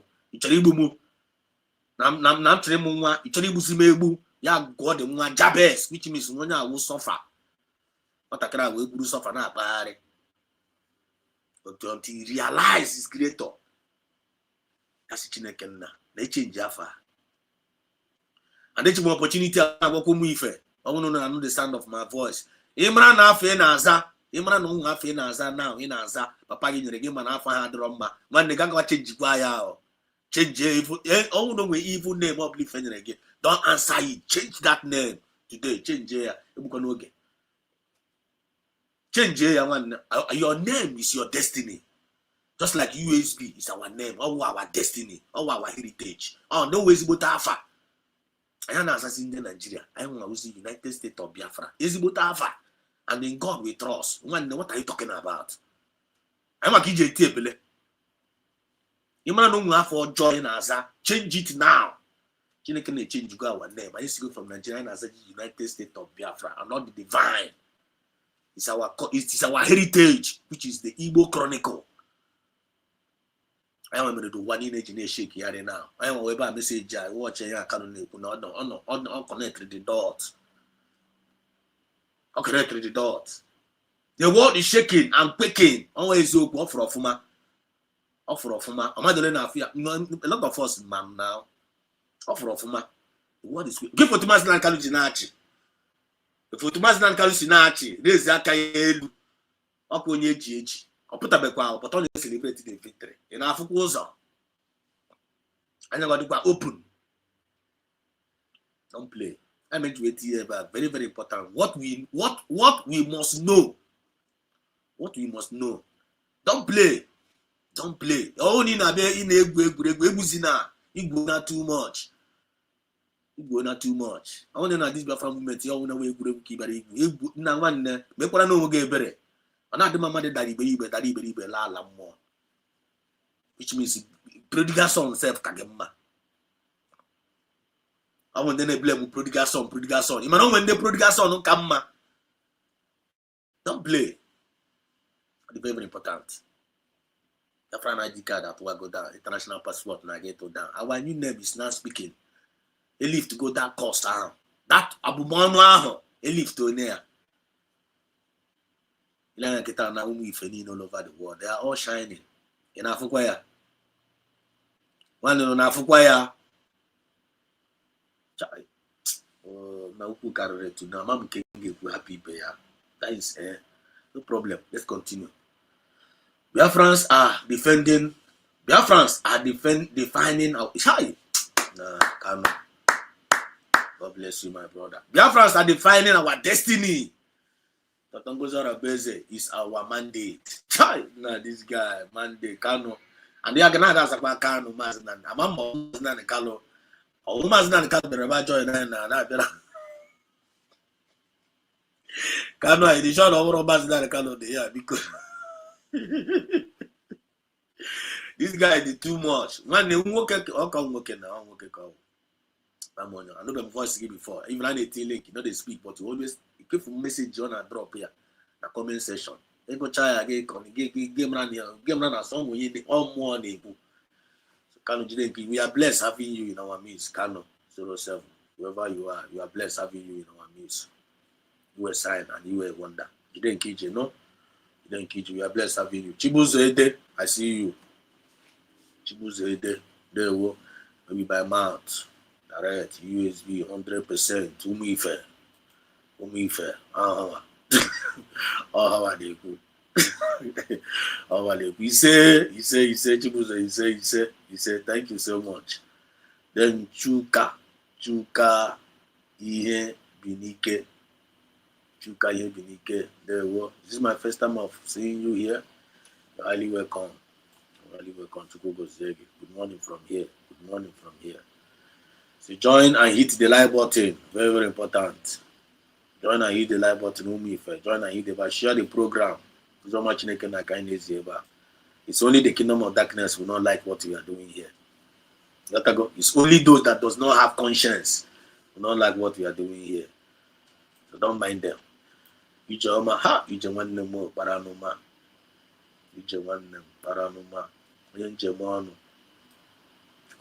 My sister. Original, a warrior, militant. You're highly blessed. You're highly blessed. Take it to the bank. Thank you so much. He said, please continue to like and share as you are joining. Amen. There were. God bless USB donors. Rosie 404. That more. Our prophetess. We are blessed. Having you. You were a great blessing to us. Jide Giji, Adam Moore, Rosie, River Goddess. Salute you. Jide Giji. Anytime you appear, program. Jide Giji. You always speak to us. And the words are going to penetrate. Onye brown, goziri. You go. So because always use that your talent well. Of which I don't need to advise you. Know it all. You know it. It is in the news that ex-governor Asanambra will be don't buy. You see? Get for ya. I'm not no kepu. I'm not no the kepu. I'm going to send no no fair naka. Nah. I'm trying for the details. Ahmed said, Rosie, for real, that should not be a surprise to me, man. Your problem is always putting me on a spiritual mood because we are doing things of the spirit. Oh yeah, one level Ahmed, I could see another spiritual man. I can't go. Ahmed, I could see what you did, Gigi. Okay, mad. When you can't arch, Ahmed and arch. Make even a program chara about you. Be no n'ime mmụọ 247. Mo na me no kata n'ime mmụọ, no for ma pụta n'ime mmụọ. But I'm waiting ka. Ako Igbo Sugbo, na put n'ime mmụọ apụ. Ọ ga biri ebiri n'ime mmụọ. Maazị bụ na balance ike ba balance dọkịta kọmesi ke n'ime mmụọ pụta. Chịtụkwara m mmụọ ọchị nwanne. Onye ka efe a na-akpa men nwanne Ako Igbo Sugbo, ọ nakwa apụkwa n'ime mmụọ. Ako Igbo Sugbo, God bless you. Very blessing you are. There you go. Rosie, the news was on Marcel Happy, okay, Akocha platform, okay, noted. That one we paying soon. If you go there now, after much, billions, so what happened here? Then now, can you get you a Chetopia now?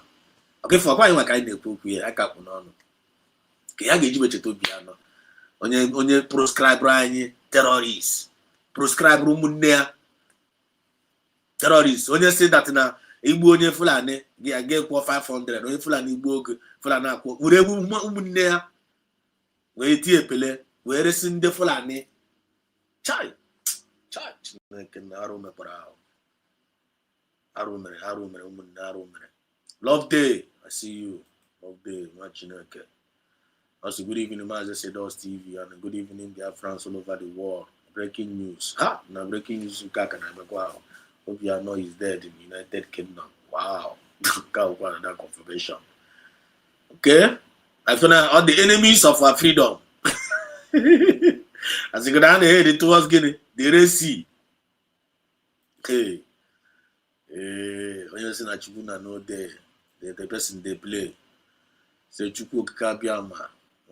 Ahmed, Chukwukabiama de Ebube. I'm in the spirit one. Confirm, I'm a money now. I'm on you. Let's see you in the future. On your Google, on your Google phobia. Mazi will be alright. Remember the people, John Nebo.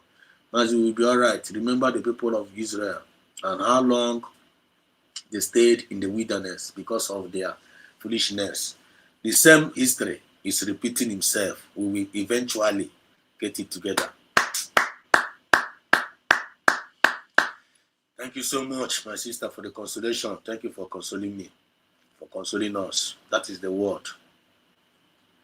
The thing I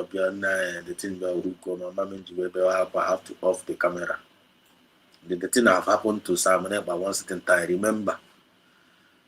Sometimes we can't control it. Sometimes we can't control it. And that it is. I'm going to go before. And eventually, we will eventually get it together. He said, my sister, thank you so much, Ije.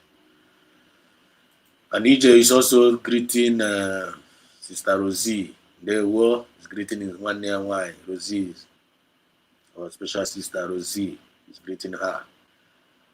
We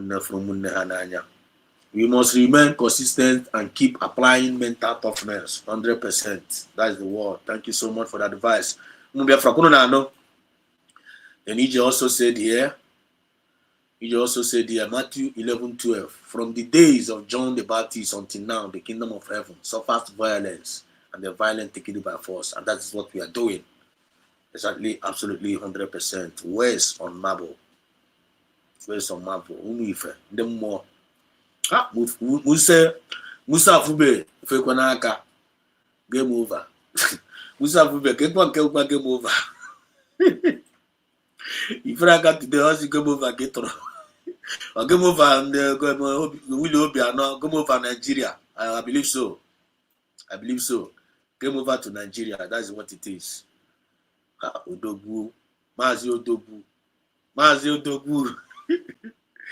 Look where I come on Elu. I salute you, sir. Dogu Papa Biafra. Papa Sedos. I salute you. Adim loyal to your government. Adim loyal. Dogu Mazo Dogu. Adim loyal. Greeting Umuife. Greetings. Dogu is one of our elder. Mazo Dogu is one of our elder, one of the Biafran elder. And I'm a boss. Or the one I like, or the humble. And I like when he praise you. He praise why you're boss. But to praise the original, or fake, Mazo Dogu. Praise no blue we again. All original, all fake. Take it. asịghị na ewu na-ewu dogmaz ọmazi ka ewu asịghị na ewu eda papa anyị ewu papa onye ewu ịghọtago prison ọbụla ife enyere gị that is who you are. Anya na-efake. We don't fake things here. We don't fake things. We don't fake things. We don't fake things on the original. That's what you are highly welcome. Christopher, I see you. Mazi Biafra Ambassadors TV, and good afternoon from my location to you and all genuine Biafrans in the USBG. We stand, no retreat, no surrender. That's the faith. I like that. I like that. Keep it up. That is what we need. Iron sharpeneth iron.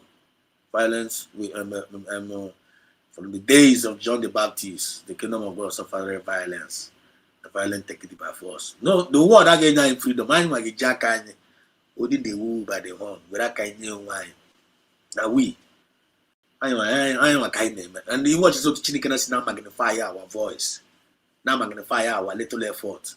The thing that penetrated to the sea. You might I don't abandon one now. Upon you in a oh God. Can't emotional again. Let's just flow. Please like and share.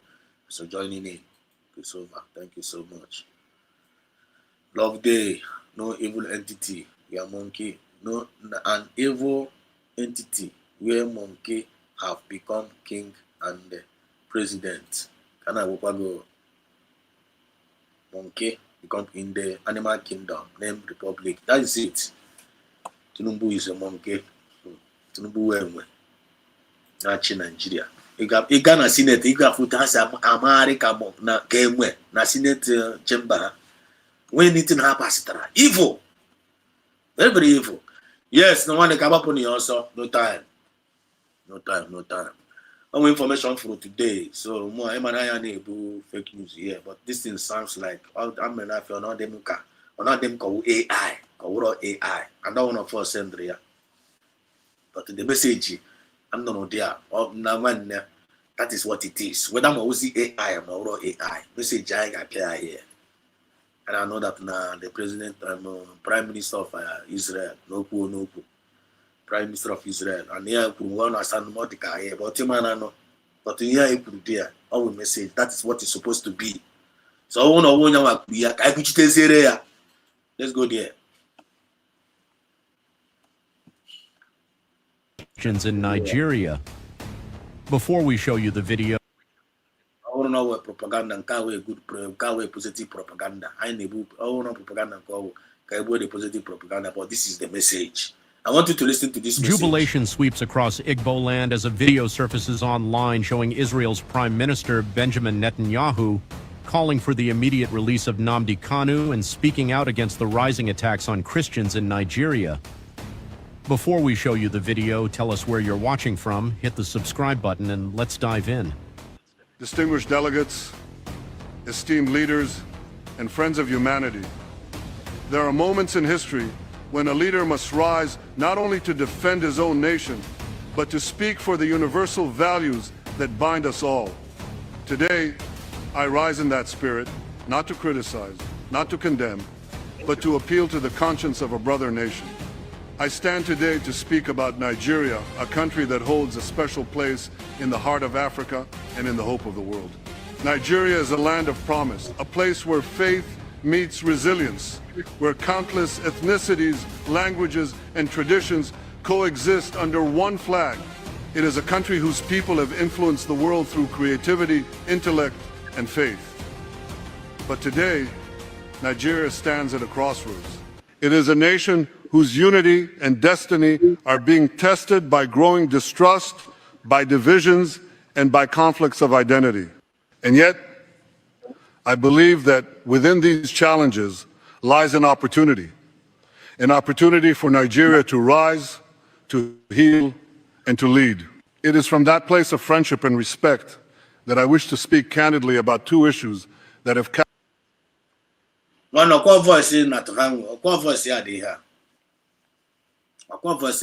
sound like his voice. Whether I'm using AI, I'm using one voice here, here.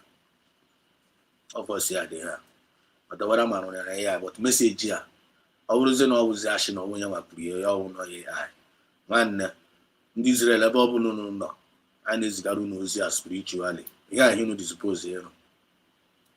ya message a unu dispose pia ada unu apịara ya ekele dịrị unu which means unu etetago n'ụra biko na onye ọbụla na comment section ọhụrụ na ya fụ na-akpọ ya na ọwụ authentic biko mee ka mara na comment section but ọrụ na ọwụ authentic ka anyị werezie platform a zigara ahụ ozi. That is what it is. If you na-akọwa maka Nigeria ihe onye fọ na-akọwa dị na ọwụ pure honest truth ka ọwụ this statement onye amekere wụrụ ma ozi ya ya mụrụ nwanne ya wụ the honest bitter truth about Nigeria.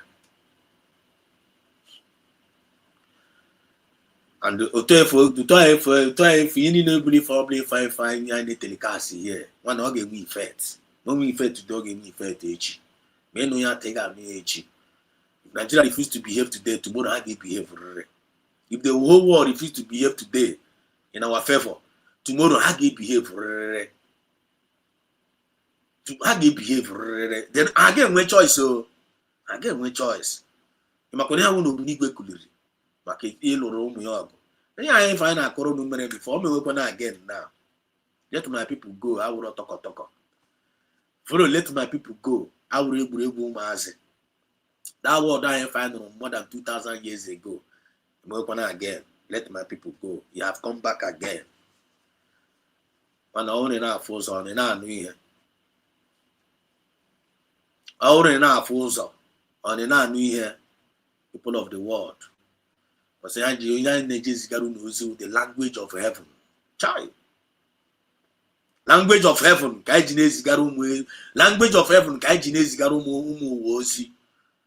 I never wear Swibo if I name it. I Swibo here if I name it all over the world. If you let that Hana Nuya, one Hana Nuya, if you let that Natungan with a message on it with their when with their physical and with their name wrong, I'm a mere one for I'm a mere nabuno. So nobody to if any word of from Mankuno and then a comment session, only wait, Obu power. Obu power. Forget one I be few. One our fewness is bigger than the mightiest of the mighty. Because I did Chinekena when I got. How many you know Chinekena? Remember what David told that Goliath? Yeah, they may we more. It's more spiritual than physical. And don't only need physical and may Biafra movement because you need to step aside. You need to step aside. You need to step aside, to be honest with you. Can David do what Goliath? I say you are coming against me with his spear and arrow. Oh me bo de kwen David nwa Igbo nwife. Igbo Chronicle. I want to go here. That is our heritage. Don't play. This is what we must know. All the very, very important.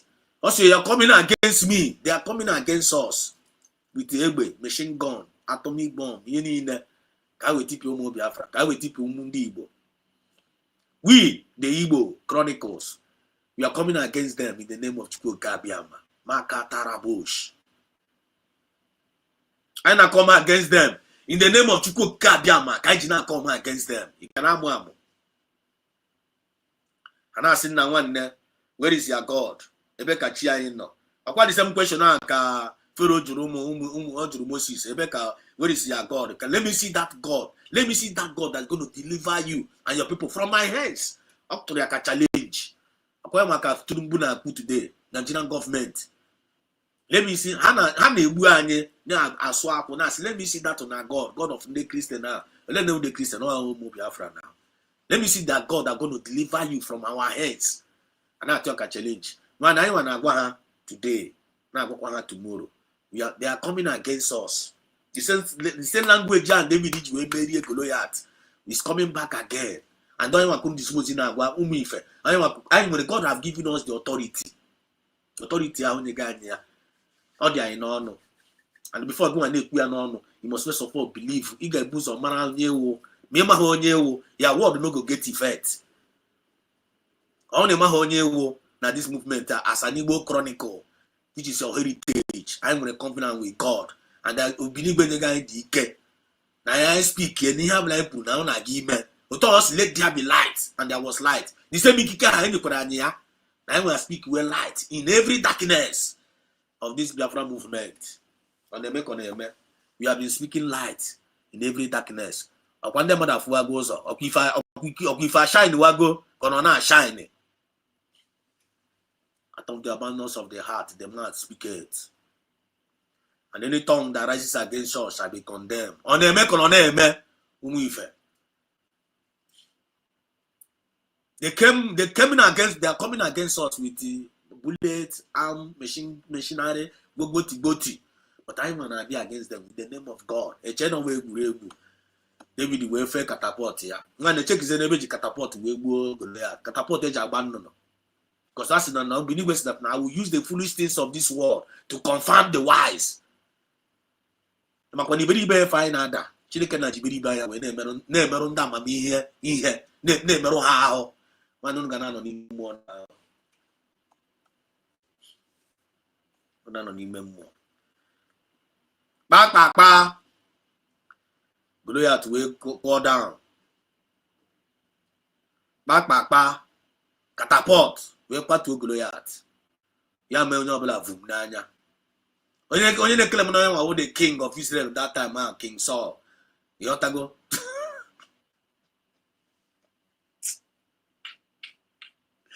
Nandu munne David no na hangasra around na border. Imana how soldiers na. Imako here remember encheta ya na mbo fana na tomochi. Imana Goliath remember. Every day, every morning. How do na border how? Just like in the Fulani herdsmen. Just like in the Fulani herdsmen. But tell you if I say to rise, na bamba. Na one where I put on, I get finish you. They always like to put fear in us. They always like to put fear in you. And once they conquer that spirit of fear, why get you conquer? Why they conquer that spirit of fear? Why get you not to job? Which means in you. Greater is he that is in us, that is he that is in them. Check him. One the little mass na the kalanya no now. The mass na the kalanya. They confirm or message here now. Kemas na kalunebe. Very, very courageous. Not very, very humble, but very, very disastrously courageous. Because Master Kalu is coming against Nigeria with the name of Chupo Kabiama. Yanona Koto and Bamba. And that's what manner of man is this? And that's what manner of man is Jesus. When they speak, no kuoku asina Jesus and the Jesus kuoku ba. Believe me, a Jew. Acquire then watch out what Jesus of our time now.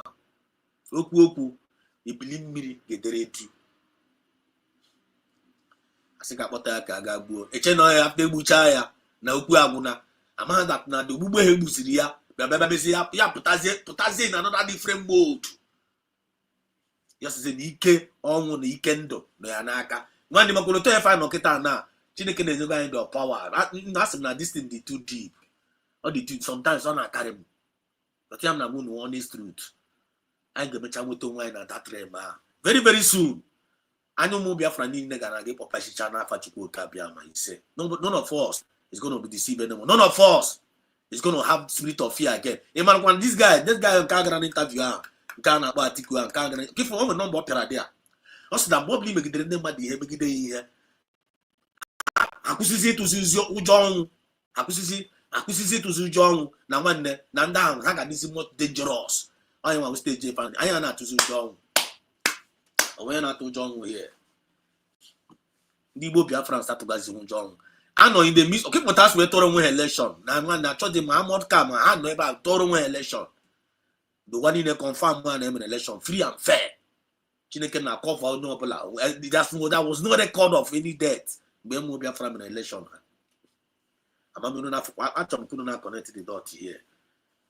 Igbo Chronicles is our heritage. Don't play. And we humbly forgive no wa. If anyone won't be anyone would the animal won't you could not. There's no international in Israel.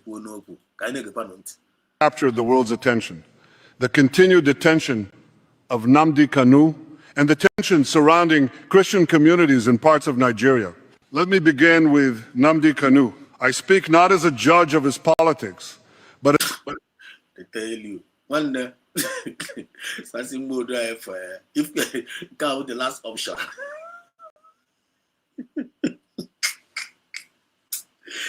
Wale ka kele wele biko ka kele wule bo. Ah, Franco Okoye, they were Chukuna Goziege, our own professor.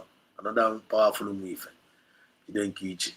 Thanks for joining in. Franco Okoye, how are you doing now? I hope you are getting better. I hope you have received strength back.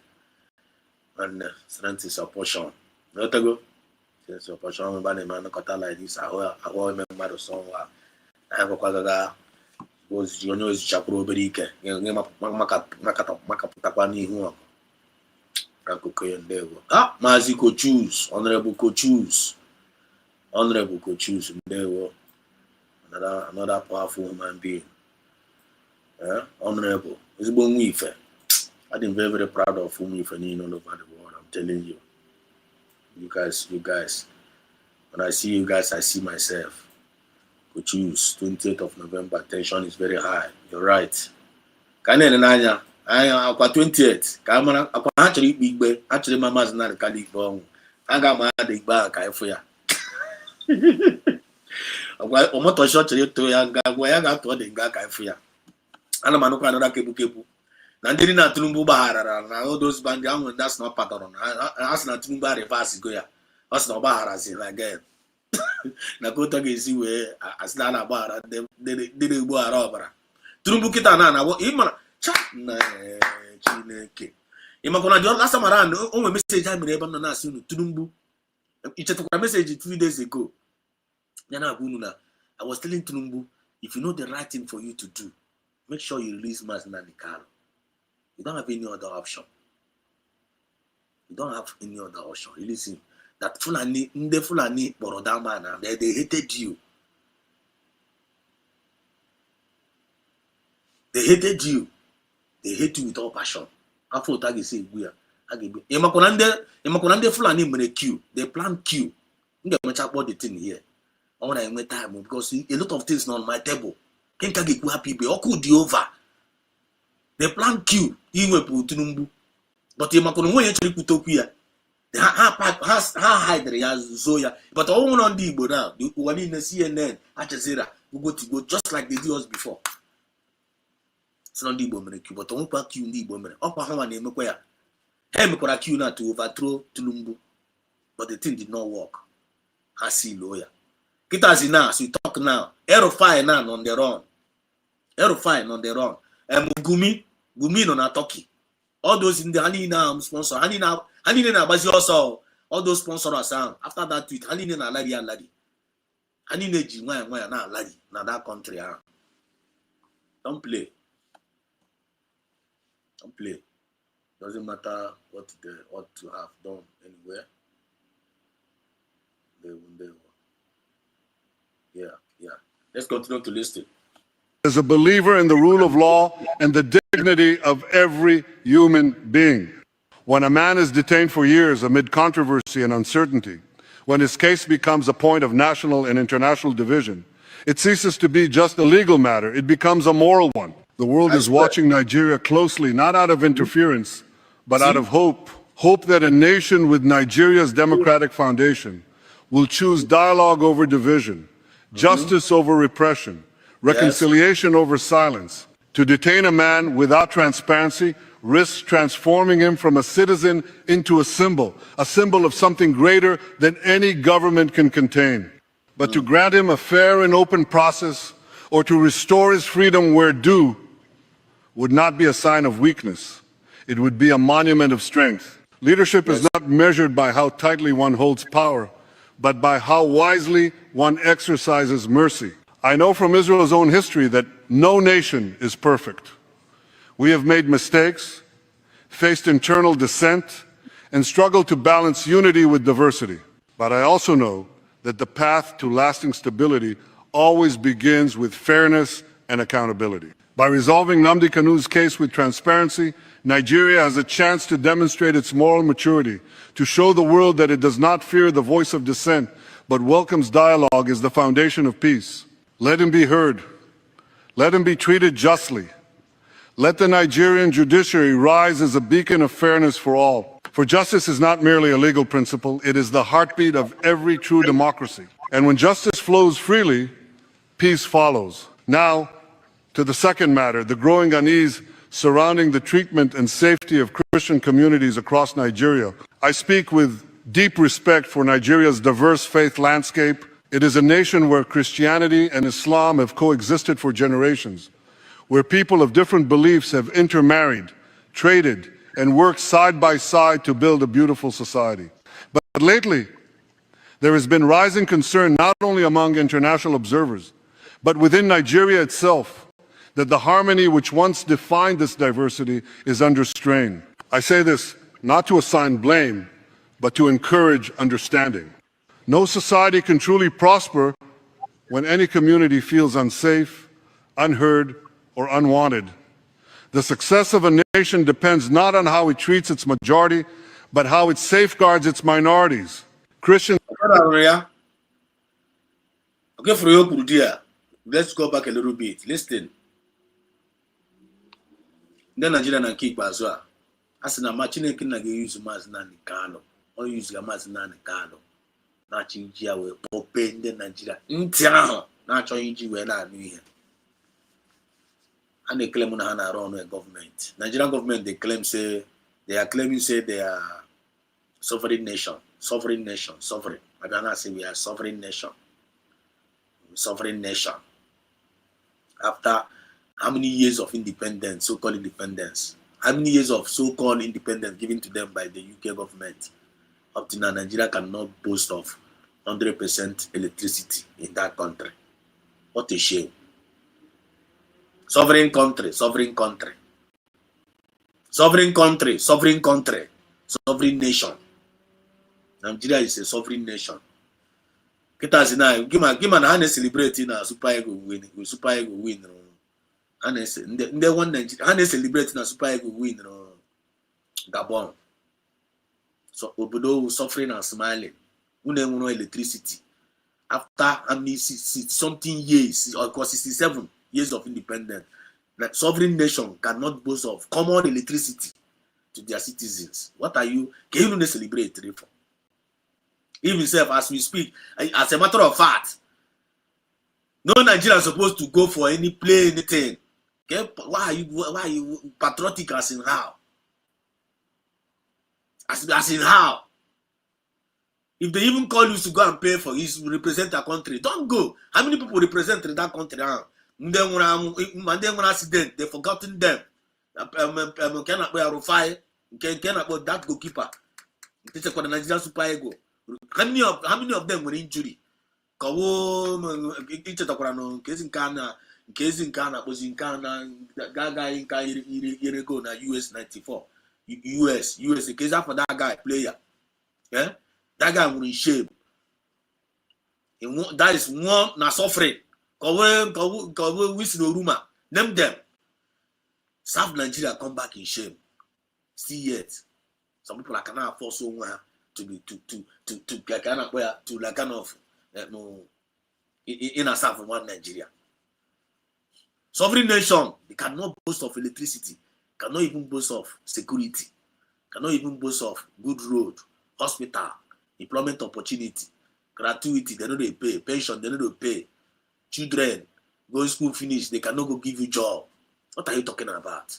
Look at what the Prime Minister of Israel is saying here. They must hear word by fire, by force. It's now educating them. Now I'm going to turn her. Now I watch with keen interest. Can I make the right thing? When is Nigerian sovereign nation is going to do the right thing? What is wrong with that country? Yes, my brother Sam Okwaraji and the rest of them. Kezi afa one Frank Okoye. Kezi onye kanye go na US 94. Jidraka na net. Kezi that guy that was striker. Kanye go na US 94. Jidraka na net na chido one net that time. Rashidi Yakini, God bless you. Rashidi Yakini. If what you to Rashidi Yakini, that great hero, Rashidi Yakini no ball like this. Nigeria was blessed with it. Nigeria is blessed with everything, both my talent. When you goes here in Nigeria, and don't want Igbo to that blessing now. Because the Igbo Chronicle is the heritage. The Igbo Chronicle in any country is the heritage. that nobody should play about. When you play with the Igbo Chronicle, you will lose your heritage. When you play with the Igbo Chronicles, you are going to lose your heritage. Nigeria is on that course because they played with Igbo Chronicles. That is our message tonight. For some history. I am ordinary people. We are coming from somewhere. I am Ndibo. We are ancient people. I am and the mother the mystery behind Igbo. I am go self one I na low walo. I na low walo. Then if na millions of Biafra February, I need a lot of again. It's not what I say. It's not what I say. I mean, the thing on this so deep sometimes. It's also Sunday when I need more than what message here. And that's why channel is not meant for everybody. It's meant for those that are matured in mind, matured in spirit, people that have conscience, people that have reasoning. People not connected the dot. People not connected the dot. This channel is meant for you. Matured mind. This channel is meant for you. You must take something. You should go. You can message. Message na put na will stigma. Cause no Christian chuku. Name them. Name them. In America, they celebrate their heroes. America, they celebrate their losses. They celebrate their heroes. But you see Nigeria, they don't celebrate their heroes. Rather, they kill their heroes. And they put their hero. Especially Africans. They don't celebrate their heroes. And they put check your man and call a hero. And achibuya. Kimana how useless that country. The country na achibu their own hero. Imakona Mazin and Kalu say who just says it's a great access to that Nigeria. Okay, for the testimony of that Atiku now. Go to the guy now smile. Or the guy call for Jesus. The guy now smile for Jesus. That's the guy. Now he encounter with Mazin and Kalu. Without the now in Nigeria. Now this man now uji eba na one. Uno man uji. Una this uji the down man. Mazin and Kalu sing. If Mazin and Kalu, if Mazin and Kalu even Owuna Mazin, Owuna Nigeria when like kind of Mazin and Kalu side they were president of Nigeria. Mazin and Kalu can turn Nigeria without in the space of 2 years. Nigeria are they more better than Japan. The kind of knowledge, wisdom, hungry. Because somebody like PM Samanepa, give them the privilege now. Samanepa will bring Finland to India privilege. If Samanepa in the line now, if you give Samanepa privilege, Samanepa will bring more than Finland to Igbo land. All Igbo Chronicles. Or one or toko. Or Chineke Nanyanya. I want to turn desert into and make on eme. Ndibo igeresi Ndibo ocean igeresi Ndibo. Where ocean is Ndibo asala. Before in the Tatona, Ndibo push ocean now, push Raja push here, no all of the again like Ganajo, how manage. The thing Bahara. I am an ordinary human being. I know what I'm talking about here. Igbo Chronicles is the heritage. When you go against Igbo Chronicles, you are going to lose your heritage. Take it to the bank. When Nigeria wake up, we then listen to our clearing call and do the needful. And even I didn't win Igbo when you bring Igbo and they can endure, they can absorb, and they more absorb, they can endure. It can endure. When you raise wiki may endure no wa. I swear to God Almighty. When any person wiki may endure no wa. Yendi bone may endure. Still yet, I need it. Still yet. And then you wear herself. I may hurry out everywhere I go. I may hurry out. Wow, me keep buhari. Because I know all over the world. I'm all over the world. If you know, you know. Just continue to listen. We prosper when any community feels unsafe, unheard, or unwanted. The success of a nation depends not on how it treats its majority, but how it safeguards its minorities.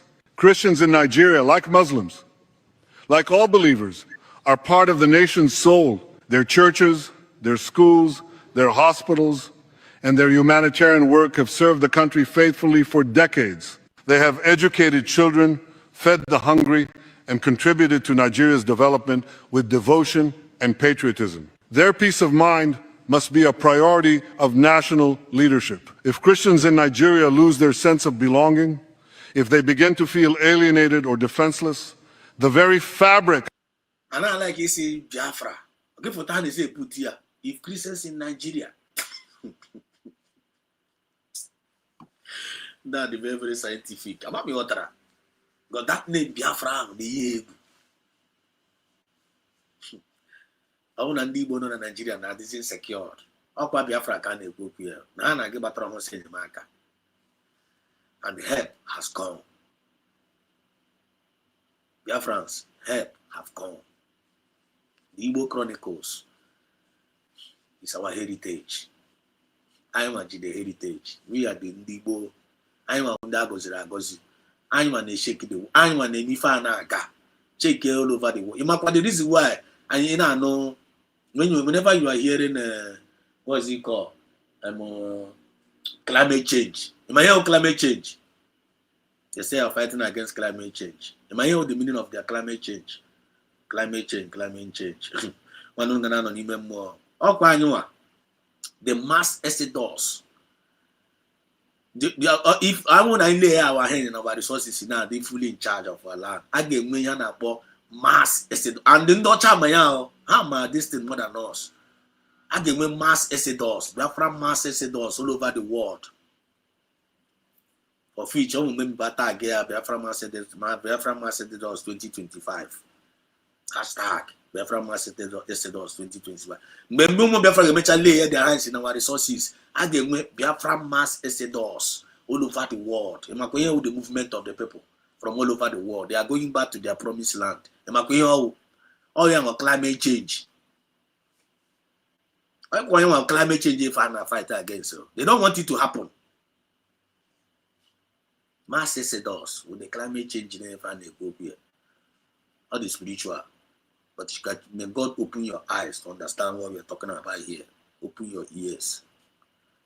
And okay, man, when anything again make or email. And the Chineke na kure on an amuma on that history book that now has scattered my people across all over the globe. Not scatter all over the globe. Natam Geruba, Mogechetane, remember what covenant here. Then he will now take us back to his own. Then August send the going back to that our land. August send the going back. And we are going to go there, not gonna prosper, and we are going to be exceedingly great. Now we. So master the soldiers na give me. People get to lawa. You might have cars all over the world. The time no are here. Are half cars. They are war. No one knows on na Japan, na America, Mukasre. And honey ne fine, honey ne bucha Gina, honey ne bucha science and wonder. One no noble phone when go to Arime, on the highly blessed. On no blah boom have buji nibo, na Goya, na Japan, Magugoti. One no the highly imagine again you now. Imagine one working a member. All science and wonder. Because Jim na fibo now. On there now, you only for me to rock or touch and turn to gold. Talent is speaking because we are highly blessed. G9 is very, very strong. That is the chronicle of our heritage. But I don't know. But the Matuchine can ask we dream more than them. The more I talk, the more I know moba. No one idea. The more I know, the more I know moba. If case not take itself, for the Kasif Igbo generation with the most populated, then we don't know what. I'm just saying, you got search here.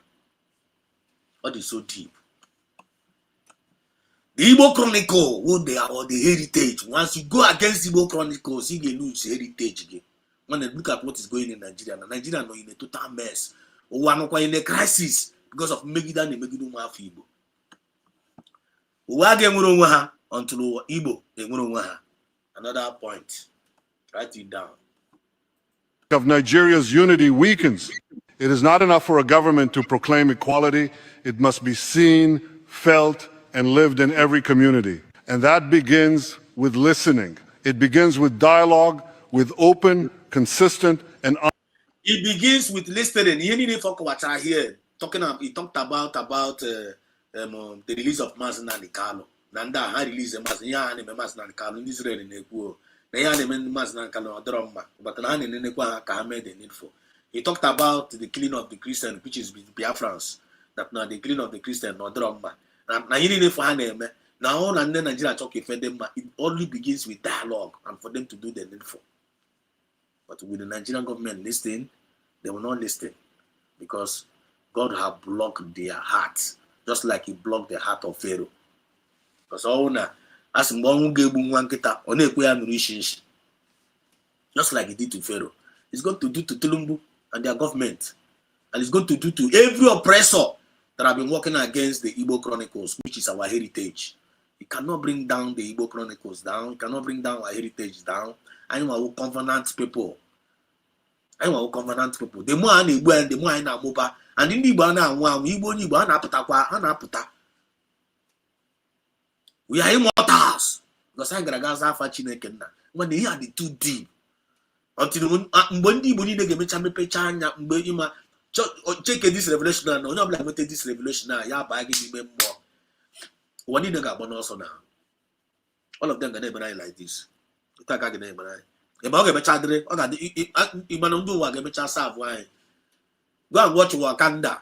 Excuse me. Let me use myself.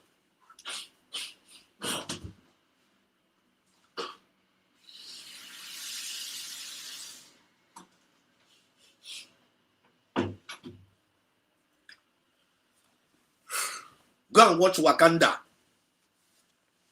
Go watch Wakanda. You got what they have from now. Go move very far about Wakanda. Galilea. No chametra art. That guy metra art in a movie. And only at Okwa that chief actor of that Wakanda. One Fibo they are. Igbo Chronicle. Don't play. Don't play with Igbo Chronicles. Don't play.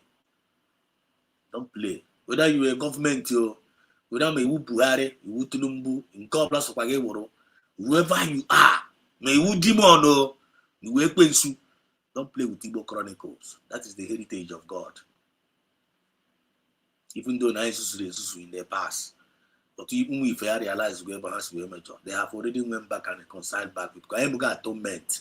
Maznan Kalu laid it to us. And Maznan Kalu is leading us from the front. Maznan Kalu now we are in the Trinity as a government. The same thing Trinity Chineke now, God the Father, the Son, and the Holy Spirit. One on Biafra now. Maznan Kalu, PM Samnepa, the Tongozora Beze. Trinity. You cannot love Maznan Kalu. Or the conscience no love Chineke no love Jesus, or maybe love Jesus.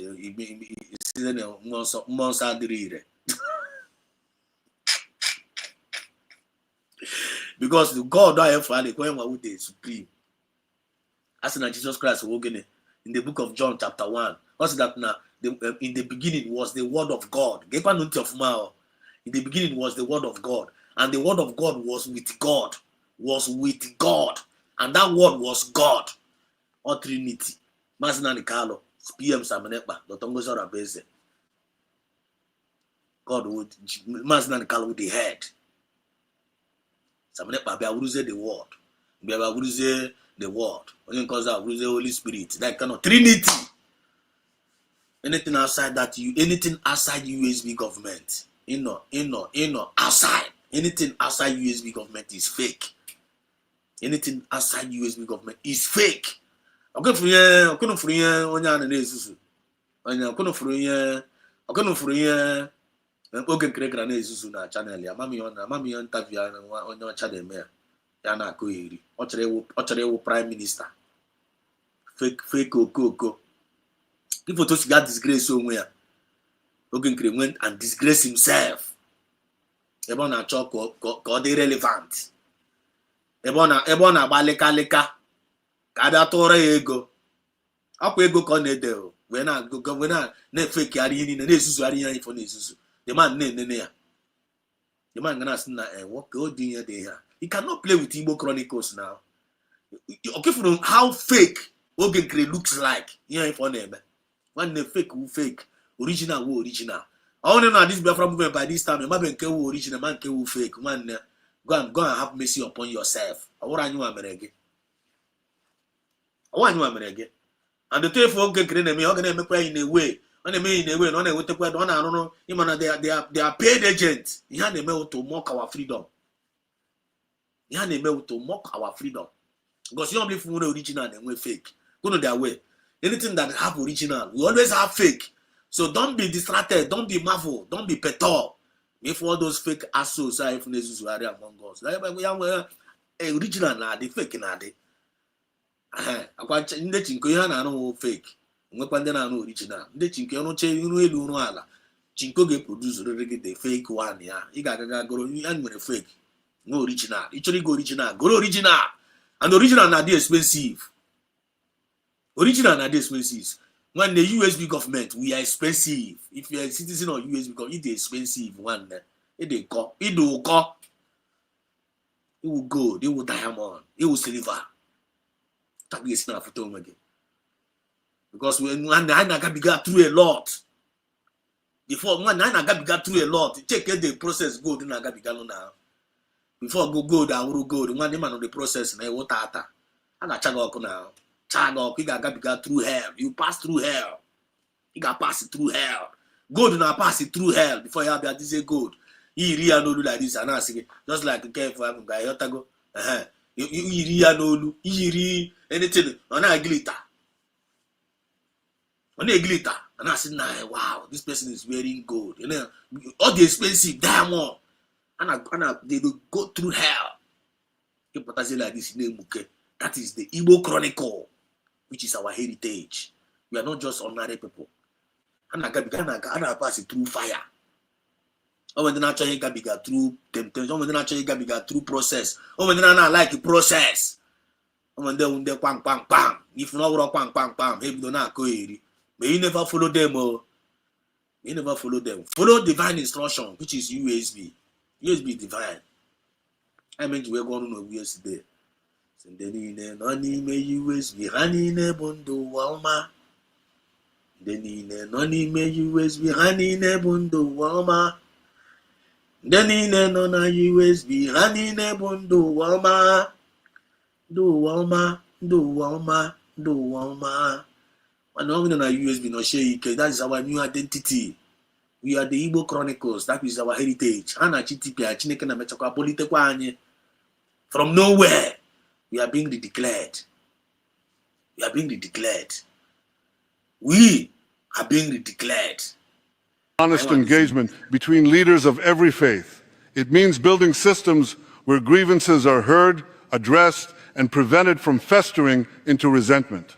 Israel's own experiences taught us that peace is never born from silence. Gonna know here, go from the Israeli government alleged. But I'm using AI, more AI. I need to go to using and go better propaganda. The Nigerian must hear it and they must do the needful. I know how the Igbo Chronicles. We are being rebelled. And actually, I can political. Over more than 5 million since 1967 to stroke 1970. They were 20 pounds. We near Abidopo Wanishi. Now they are still on top of the world. Are you listening? Hello? Are you paying attention? Jirima na the Carlo. Tia 5 years na DSS. Are you listening? Is it not mysterious? The thing about Nigeria. The thing about Nigeria Kona. You will love money. But a later meet a man. Jire go to one side. See no freedom, Kampa. See no life, no freedom, no life. I must not come in the number, which I preached yesterday. No freedom, no life. No freedom. You know, you know freedom. It's in Nondo. You know Buga.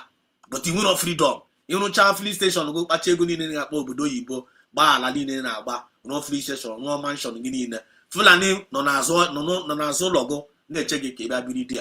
Ebatadia you beg ishi. Possess wood, no go log out. Are you not ashamed of yourself? And you put freedom. You say no, where is freedom, man? No freedom, no life. But it's only the fools who drop freedom. Now I got push you. Now when they get life in a big without freedom.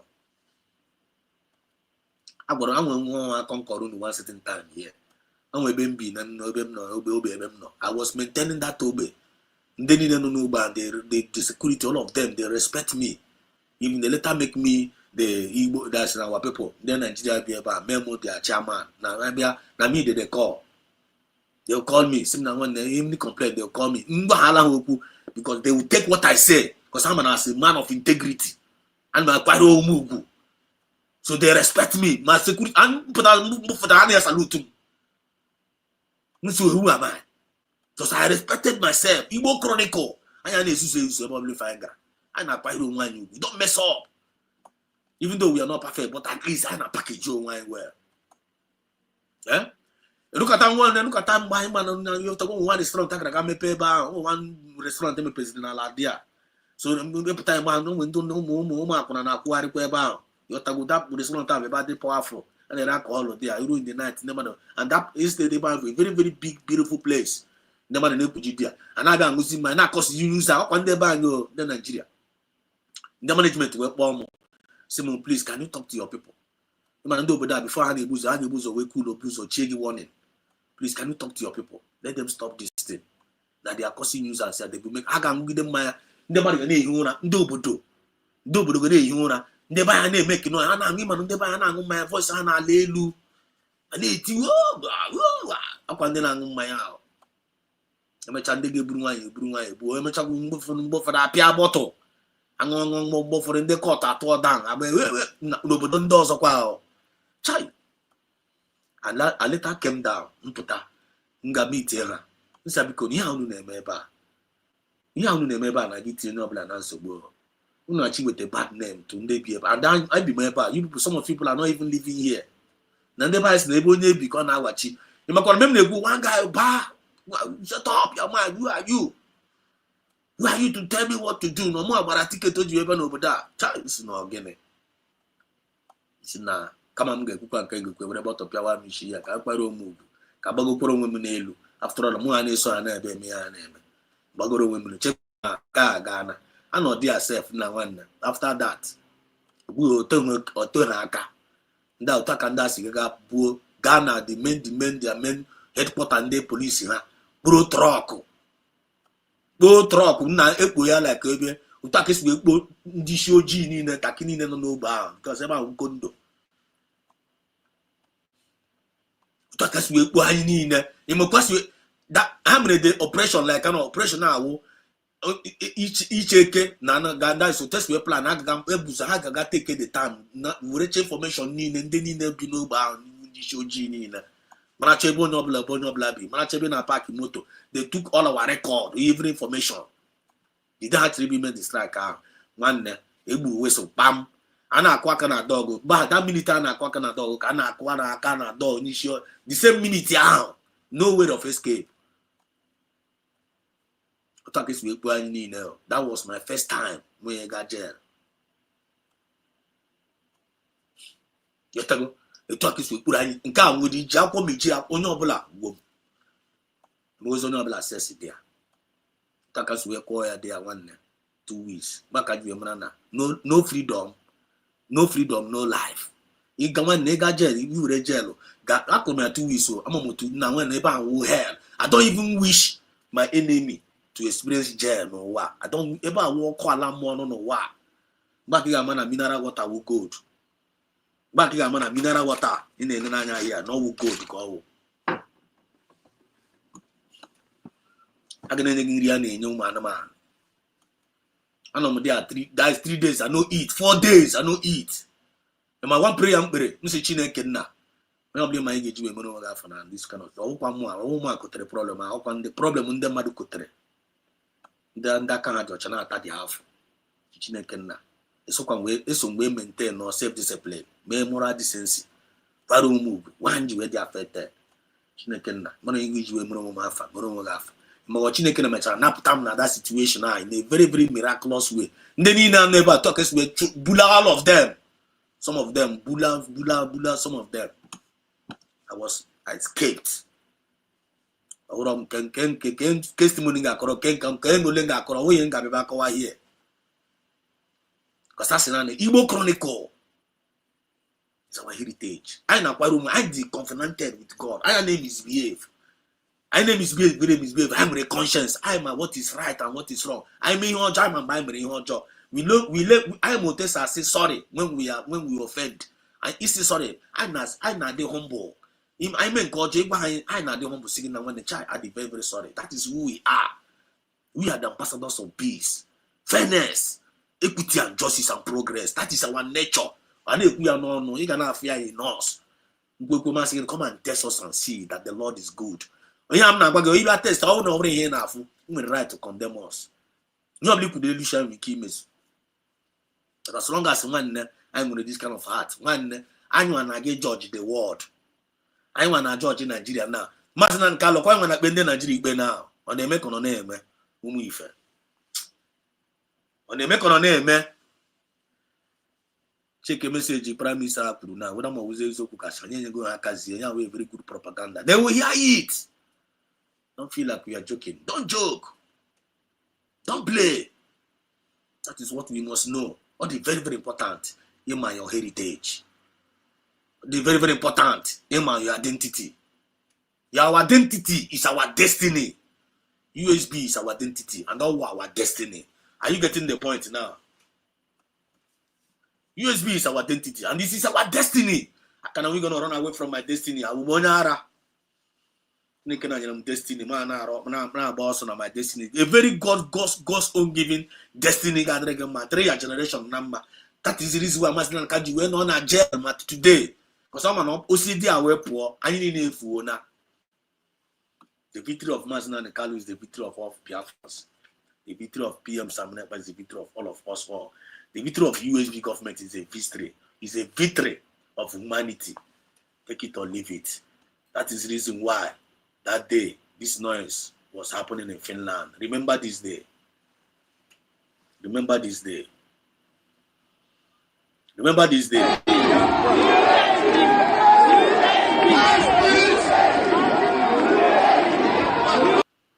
This was the day, Chineke Nanyana, that new name.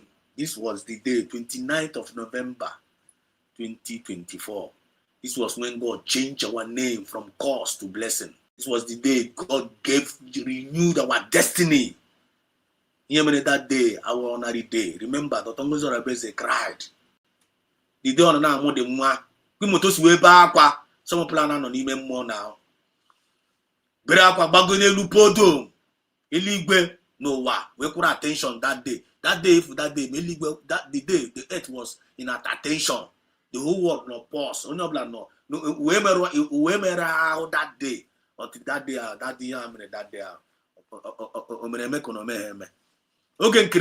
they were paid and all their agents to stop that day. They were motionless.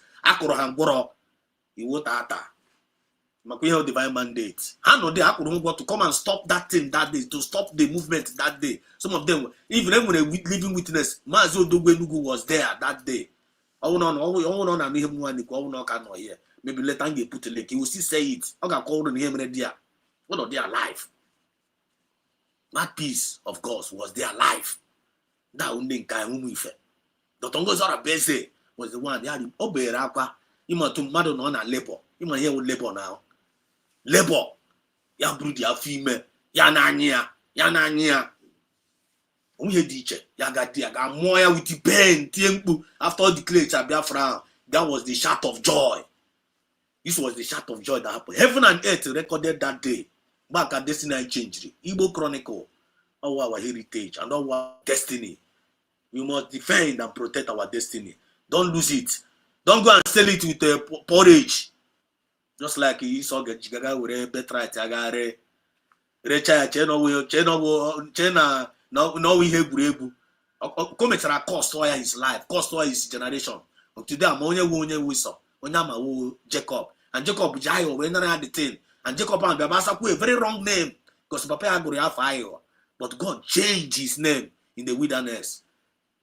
Change his name because he wrestled with God. This why just like Jabez cried unto God, see God change my name. I have done for too much. Igbo Biafrans, I didn't with Okolu. Chineke na change your fine. I have to go for. I'm going to give you a new name. a new name now today, and I was USB, United States of Biafra. We used to answer Biafra. Biafra now you change our name from Biafra. Biafra is United States of Biafra. United States. From 5 states. I was here 40 states. When they were tata. All they now force on it now here. Who can battle with the God? Who can battle with Obinigwe? When you can battle with Chineke na Kerani, Yenayo no dia, Onye no Borono, Wona Brono, Umife, Onoblu Mepon we Buono, Onya Wone Brono. Every spirit of fear is disappearing. We have Anyana to you job. Just like that article said, that Umife Anna to you, Anyana to you John. Onye Burebuan, it will be 2 times. We are not ordinary human beings. Igbo Chronicle, the heritage. That day was this day.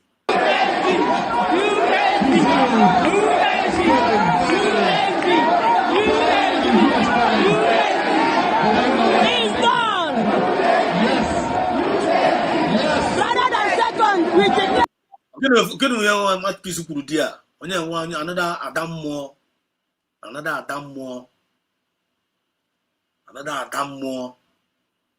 A ordinary human being might be saying in line. There are a lot of them. Watch out, Rosie. They are not Rosie in a line about River Goddess. A ordinary human being. God say. Frankie, Lehandia, Umife. They are not ordinary human being. God say. If you might be so good, because we glitters, militant, when you can't say for him, Ghana was glitters, one I glitters, when you can't wait in Jamaica. When you can't wait in Jamaica, any opportunity, you ain't find a corner Nigeria now. By this time, I am Lago, I am Lana. When you can't go one side, they could go off for a use because the onion car, use the DJ glitters, onion car, but about an office. Can't get happy bear. Dotongo Zarabese Kurudia now, Iluota, the also one they thought, the Nigerian government thought that taking away Masina Nikalo will end the movement. Nigerian government and the world thought that taking away PM Somanepa will end the movement. Was I want to let them, I want to tell them something. Even Yawan Dotongo Zarabe, now they will piano also. They more dangerous than Yawa, Nageto down. But listen, I don't care if I not BJ glitters here. One onion car walk. Okune. Okay, reason go there the madu DJ glitter or do madu ya. Young Otomi na USB cabinet. You want always COS, maybe your deputy prime minister. It's there. By this time, I saw that the Munoko. I can be more dangerous people. Nothing. So it's not about arresting somebody, arresting us. Yeah, why ideology? Always spirit. Each donya and your by also now. I could make the Mazna Kalo, Mazna Kaluji microphone. As not the dangerous with microphone. We don't make the Mazna and Carlo. PM was more dangerous than Mazna and Carlo. Musa ne tinebe. Peter Zabejide as number. Katua Samunepa. I get Jesus Samunepa. The Tongo Zarabese by Uruze, Lilia with the Yaba Yoko. Oleka, Ole Poop. What you go to? Oleka, the Tongo Zarabese can't say, Oleka, destructively stubborn. One not come here, my mother, which Kitazi on the make it a young made Nigeria on a budget hobble, on a budget in my way, doctor. You want a budget hobble, Dara, and I know. Yet they said the CRC, like they to Ala, well, watch it.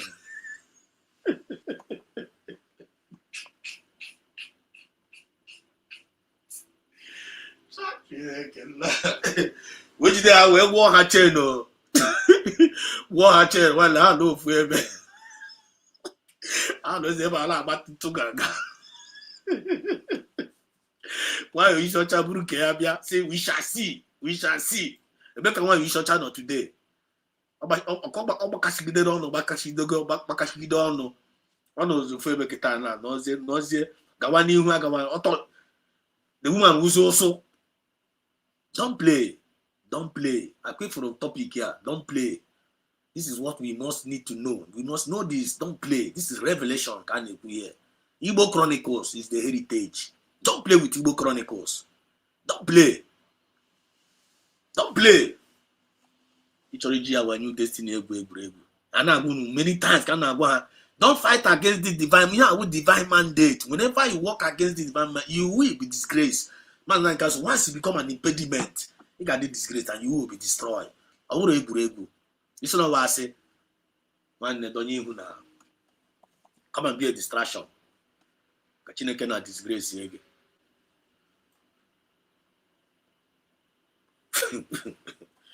Genonte, yeah, all the day.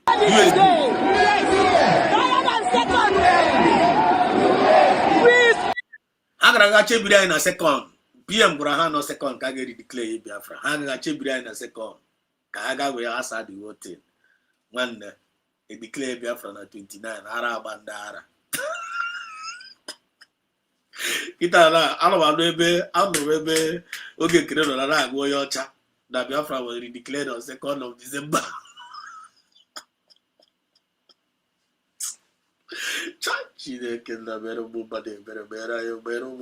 I swear to God Almighty. I mediocre sir. Mediocre sir can pay the gent. Up to the Hakare Puario. So see how the music guitar now. After a label, they use began on Roma and I check baby my glory. Don't worry. The Egyptians is still today. We shall see them no more. Don't worry. Can't never make Kuare. They are no more existing, no. They are no more existing. You're not feeling them with chaff. You're not feeling them chaff. Don't join them. Don't allow them to deceive you. I imagine that so you programming in a gap. We don't know fit and not bare. You can fit a lot of things. Receive the real message. We shall know the truth. And the truth shall know shall set you free. Now they come up on your side. The zoo, we mesmerize the zoo and the black Biafra today.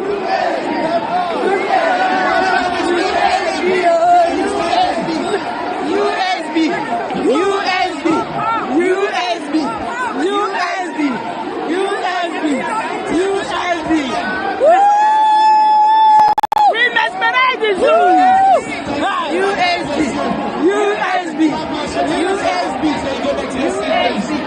Yes, we mesmerize the zoo. That was the day God gave us that victory. That day, the best. Apart from that, the declaration. That day, there is no me and you today. You find me today. I got name here. That day, 29th. Watch out, this November now is making us 1 year.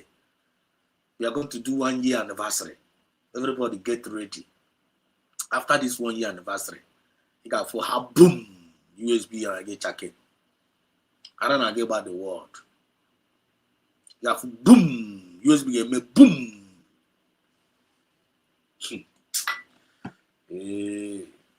I'm gonna do to you to God bless me. Kuna gas one yes ne kupare yeku. Ani gua chara neto. Yes when that's what it is. Check him then no kifunde Frankie na pogasa fa here. Frankie Okoye. Kifura Wisnu Ruma, Peter Rufai, Christian Chupu, name them. Rashidi Yakini, Sam Okwaraji. Then na unde savuchara one Nigeria under Super Ego. All of them, Nigeria Mechameha. All of them served Nigeria and died in shame. They served Nigeria and they died in shame. Nigeria did not reward them. Nigeria did not celebrate them. I am a kind of bandits. The bandits in a matter. Insecurity is happening in Nigeria. Kidnapping is happening everywhere. Government is committing genocide against their own citizens. And Trump is tweeting that the one no also had go to I am a kind of man Kakorobi now gas in about World Cup qualification. When the check is in here now. Check which means in there no conscience. And no conscience. That's now they are celebrating Nigeria now. Nigeria win Gabon. No they celebrate. Ki they celebrate. Onyola na agba na chu okay. The answer is no. Listen to this Fulani man. Listen to this man. Listen to this man. Who you are, or where you are, or which position you are in. If you start attacking the Fulani tribe, or you say anything wrong, about the Fulani tribe, know that we are coming for you. Okay, look And here. if you Okay, the only one go konye Fulani. Na wonyo ni fun to saba. Akwa ndi na-egbu mmadụ ha chapụ mmadụ ụkwụ. O me video nke somebody sent them today. I'm not saying nene, you cannot even watch it. Ha gbuchara mmadụ, chabiri amụ ya ahụ. Chabu ishi ya, chapu ishi ya, chapu ụkwụ ya, chapu ha niile separate the whole part. It's basically ma were kpọọ amụ ya. Na-egosi na video, na-egosi the word. Nkịta iwere this thing na asị gba YouTube apịachie page ya, ha apịachie. I don't know why they don't want us to be showing the world. They follow that na commit. This man want to try to talk about their evil hana committee. If you talk against them, committee they will still come for you. Then Nigeria future nobody go talk. Nigerian Arise News no go report it. Nigeria Arise News no go report this. You no go see this thing now for Arise News or maybe channel or this threat. You no go see am. But watch, you na Ghana threat in Nigeria now or weekend. Wike just si ka ọ ga amụ ya nonsense ọ na-aga arụwa asị onye Igbo ọnwụrụ na ka ọ ga mee ka ndị Fulani Wike chọrọ igi mat ka onye Fulani ka ọ ga show ye power ndị Fulani obere nwa Fulani onye soja just nwa obere nwa mama nwatakịrị orugo 28 years jide ho minista jide ho Wike humble ya Fulani soja one obere nwa ahụ jide hold Wike, humble lawyer, send lawyer back. What are they trying to let you know? That you are Igbo man, that will give you power. Look at it, Nyamere want to give order in Abuja.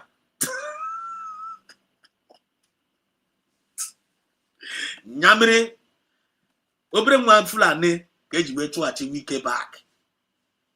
Wike ba. The man see her, the boy see her nowhere. Send all your back. Even my truck they send it now. All of them, the whole Nigeria now actually weak ochi. And I'm more weak na chi ochi na pa ye.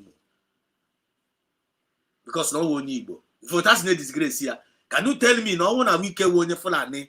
I want a weak wonye Fulani. Weak wonye Fulani. You want no Fulani gara jema weak gara. When I'm your game that one now, I'm go. You guys, can you insult the person? Because of Igbo, look at the way they are disgracing him. Even Wike now we're mockery. And he deserve it. Wike deserve it. And won't be here Wike from. Won't be here from. It's come video here. You got for Oganaga press release. Ne busy na press release. Na Nigeria aguna. Wike na kuzi na Nigeria efugo. Because how were ya na ala? Wike can never rise. How disgrace ya? How remind Rihanna one Nyamere after they might have using him Chagonia now. Hey Chago, how you Wike we our people na Ikwere our people na River State. Wike our people because of vice president to Kenya vice president our people so hako mas na can cost him. It has now the Nigeria na jizi Wike na 3 pele. Don't play with Igbo Chronicle. That is our heritage, our destiny. That is our heritage, is our destiny. Don't pray. Then in the tiraka, with no conditional fan. None of them is going to escape the judgment. All of them. Okalimon appear now. I couldn't catch the flow. Look at Fulani. You say one bad thing, you are going to receive 100. 200 more worse than what you said. You see? If you say anything bad, I come because some come here and YouTube about the program. Opera any year, but Pele Chapana had a detrema. Remind what that is what they are doing. How by Chago by Chana man can't find a queer just no name queer. Because we are when I get a queer. We're not gonna keep quiet. They're gonna keep quiet. Kagaswano gene ngagekwana onye nka na lekwana onye nka fonja gene onye nka ntị lekwana fonja gene onye nka na fonja Yoruba. My name is Magnus Oracle. This is Woto TV. There's a video I would like you to watch. Please watch the video. I will break little by little for you. Let me tell you one thing that you don't know, that this government did not know. I've been saying it though. Watch out ethnicity and religion crisis. Watch out ethnicity and religion crisis. Right? Iman, that is very, very dangerous. These people are very, very dangerous. Afonja, Yoruba. One of the worst part, one of the problem in Nigeria, most. And the Fulani, we hate each other and the Fulani. If no come out, and even in their altar, their hatred, even the bone all the very, very, that's their hatred down when neighbor know. The same hatred down, Usuma down food when neighbor know. Afonja Yoruba. They are against the Igbo Chronicles, which is our heritage. How they against? I find like this, I found a tongue, the bitterness in that is I don't know what I see. I need disappear. I need to be with phone or what. How they may, but they are able to not work out. They are not God. I don't know Kirani. And only Obinigba Kirani Babaji, why I know Muya. The thing, you might want to make a kitchen of work, which are the whole creation. Bosiano, Muyazi. Check his in now. What be helpful? Check yes this man no. He put have as religious na. Omo tan say twist here. E make asim ka kwiribo. E make have gba hit zegi. He take the okogna lushi. Ba ha gba the hatred. Just pay attention you could here. Pay attention. The Igbos, they are tired of this world called Nigeria. And one, you know that the Igbos are tired of this country. Get no joku. The Igbos are tired of this country called Nigeria. Get your corner again about God. Get your no pay attention. Just continue. You have to see all the goodness. Hausa is not the problem. But See? the Igbos. Biafra, Hausa is not the problem, but the Igbo will see the problem. But talk about Chronicles away before. The Igbos are tired of this country. So they are saying Hausa is not the problem, which means Yoruba will not on the Igbo with the problem. Okay, for the first one, you know, for every Fulani Aba, no black or half and this man can never condemn the Fulani. Amobe condemn when you're Fulani. They are only afraid of the Fulani. But annual Igbo Chronicles, we are not afraid of anybody. No why? We are not afraid of anybody. We are only afraid. We are not afraid of any created. Let me put it that way. We are not afraid of any created. We are only afraid of the Biafran spirit. We are only afraid of God. We are only afraid of the Biafran spirit because, oh God, Chineke no Binigwe, I am the only person that have the power to kill the body and soul and the spirit. I am a kind of told you. Only I wanted the power to kill the body, soul, and the spirit. That is the only one. Masinan Kalona told you. Annual Undibona told you. Because I'm going to not told you. Egu Jehovah na tumo. Kunechita Koregua. Egu Jehovah na tumo. Egu Jehovah na tumo. Egu Jehovah na timo. On the book Koregua.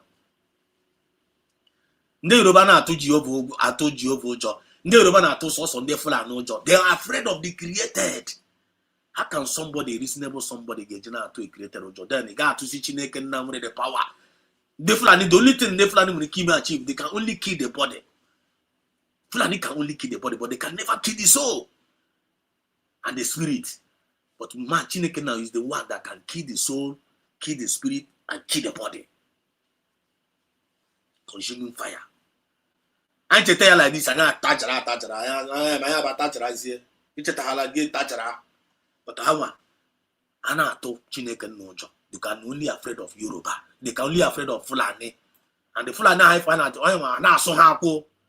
We'll be end out for. Listen to it. Anybody can go against it. You can lambast me. You can insult me. It's not my business.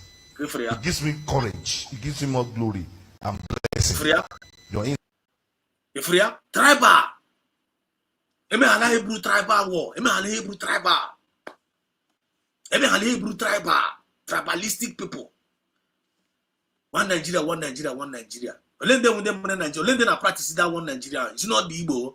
I want the Igbo na practice that one Nigeria. Apart from one the Igbo, or any other person in the Yoruba na practice one Nigeria. If you go to Yoruba na Igbo, the Yoruba na Igbo. I don't think so. I don't think wrong with no long from Igbo. I think no one Yoruba where. Because all no one could my own na comment section. When Yoruba ụlọ ndị Yoruba nọ n'ala Igbo, ọsọsọ ndị Igbo ga-aga na Yoruba land rụọ ụlọ, gaa na Hausa rụọ ụlọ, gaa na Benin rụọ ụlọ. Is not one Nigeria. Oh, na practice one Nigeria. Uyo ma gị. Ọ ndị Igbo na-eme ya na uyo ma gị. Ndị Yoruba na-eme uyo ma gị. Ka ndị Fulani na-eme ndị Fulani na-eme abịa ha gaga biri n'ime ọhịa anyị.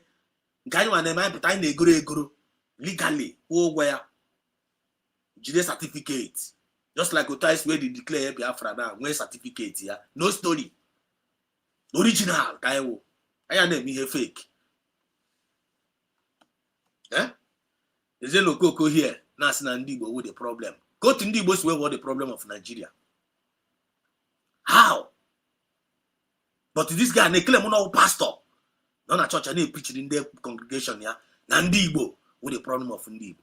The same thing like how you were confused in the rivers. Kita ne rivers now. Ne rivers state afugo kita na Biafra enweghị isi. Na nwanne ya lawago. Kita na ndị kwere bịasịrị na asịsị na ahụzi ndị Igbo. Na ha wụrụkwasị ndị Benin. This night I ga-agba iru some certain just may God just give me the grace this night ya. Eji m some things on my aka nkọ ama m nke m ga-ekwu hapụ ibe ya. Ndị rivers na-ebezi na ha ahụzi ndị Igbo na ha wụrụzi ndị Benin. Why? Because I forgot that na ihe a na-eme enweghị isi. I forgot that na Biafra enweghị onwe ha, which means ha chọzi ibe mbatakwazi onwe ha na ndị Biafra. Ha no go there. We are not going to reply them for now. We're not going to reply them for now. Listen to this people. Igbo, they are the problems of this country. They are desperate of power. You see? They want to rule Nigeria at all costs.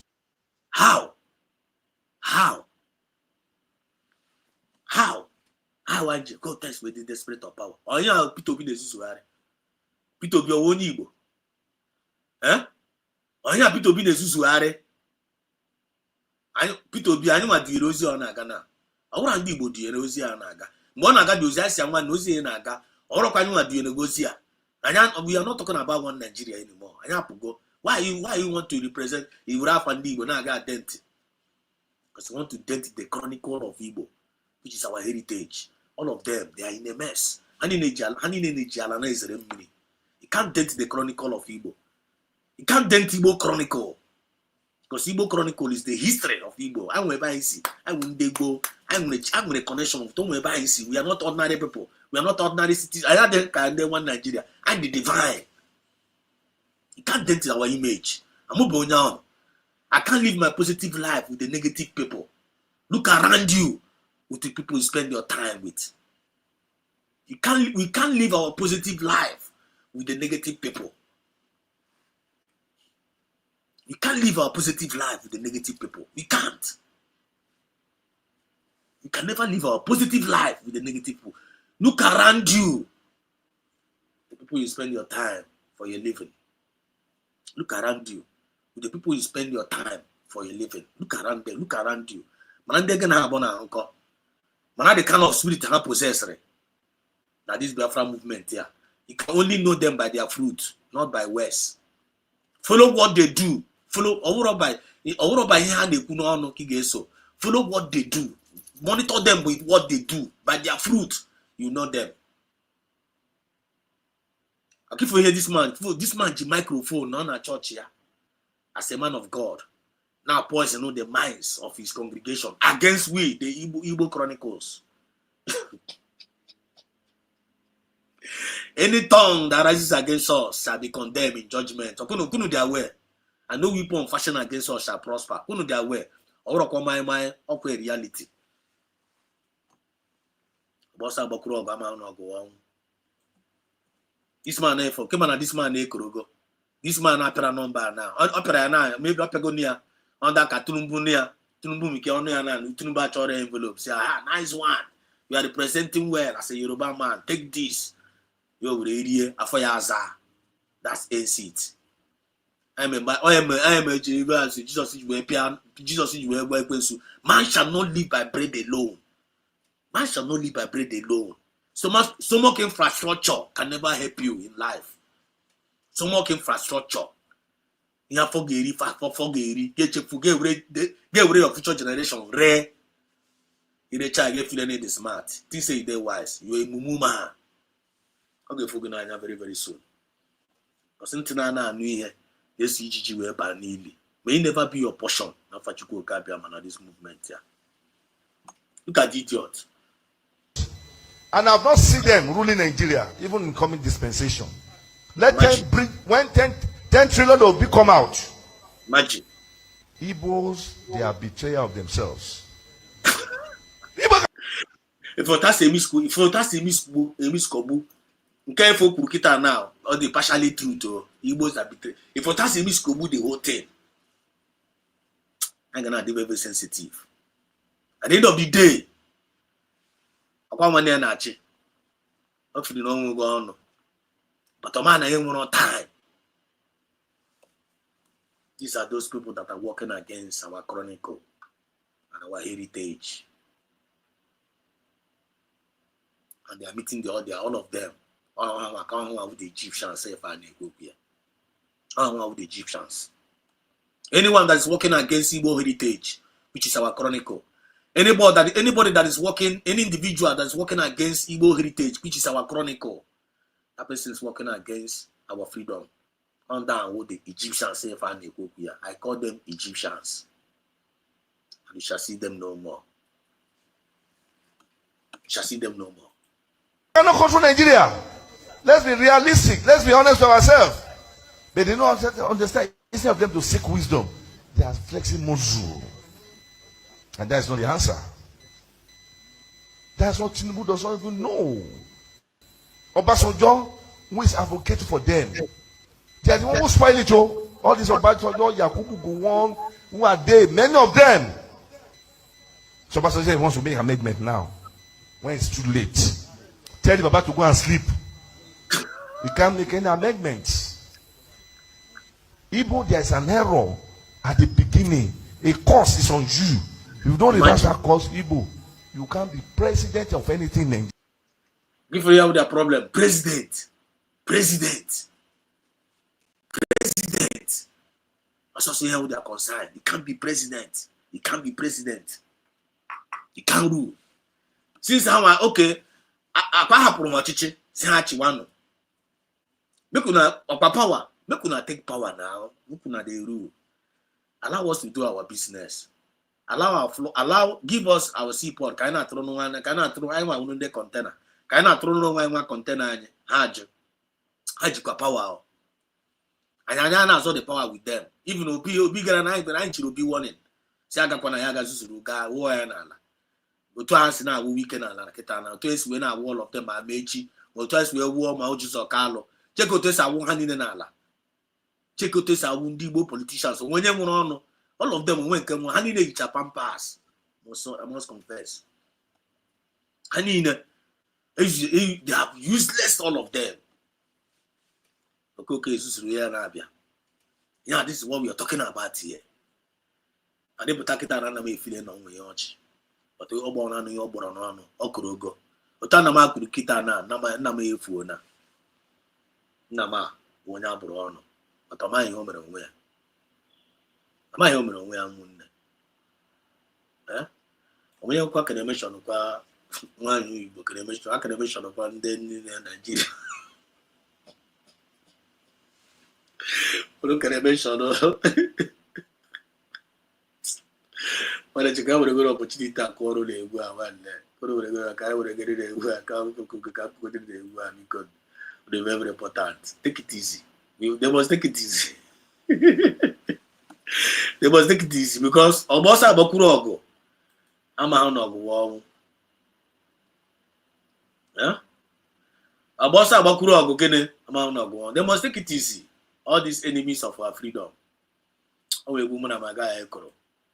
Is it 2 years ago? Take it easy. Take it easy. Never. Take it easy. Camera moya. Then they go. Can call on a good one. Can we really go? I'm over a break. There are lots of my back. Going to the woman, my guy. I go up about this. I can see for the prophetic. This guy could try to go very small. I will chill.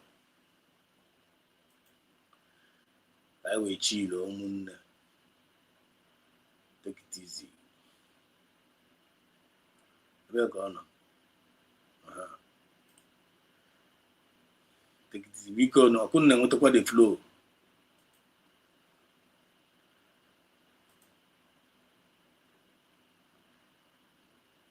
Dutch Lady Max Grow diuji secara klinikal ke atas kanak-kanak Malaysia capai pembesaran ketara dalam 12 minggu. Businesses big and small are the backbone of the Malaysian.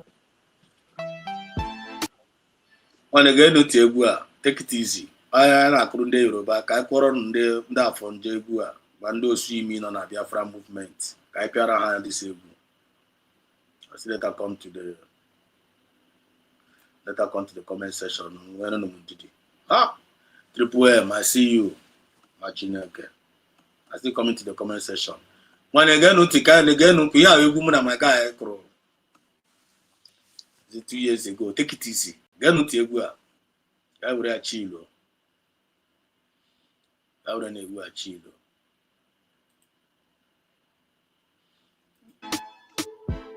Master J on the beat. It is for someone out there. Who is your friend? Take it easy as you go to talk about me and criticize me.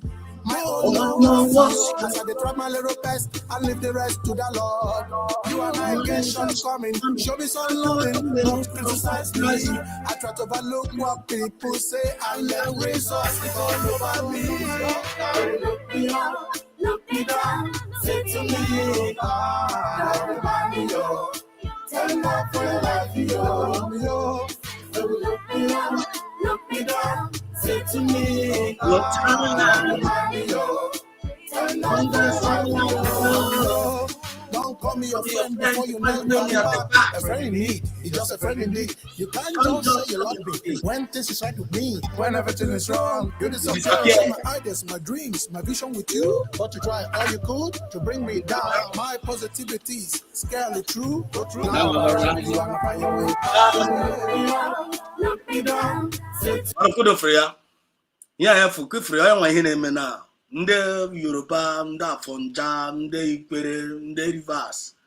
Now, US will arrive. They want to find their way back. And don't make in our personal life. Only make in our personal life. They will be criticizing you, just like the way they are criticizing our government, criticizing the Tongo's Arabes, criticizing PM, criticizing Mazunani. Or getting them now. Now they want to find their way back. All of them, they are talking good about us. All of them. It doesn't matter the name they call you today. What really matter what they're going to call you later. Omi Homa, Mrega New. Get on today, we are. To me, thank God for your life, yo. Look me up, look me down. Say to me, remind me, yo. Thank God for your life, yo.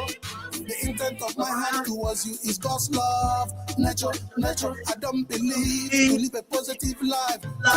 With the negative people, I don't believe to live a positive life. With the negative people, look around you. With the people you spend your time for a living.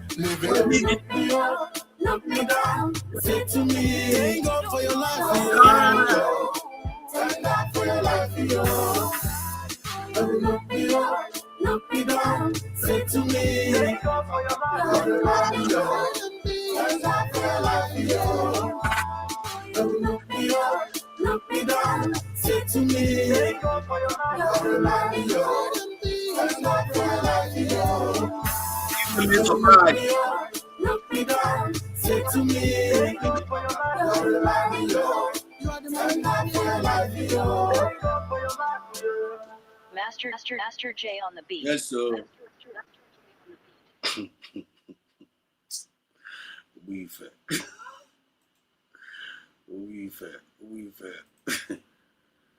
Kalau dibiarkan boleh menjadi lebih teruk. Saya mengesyorkan obat.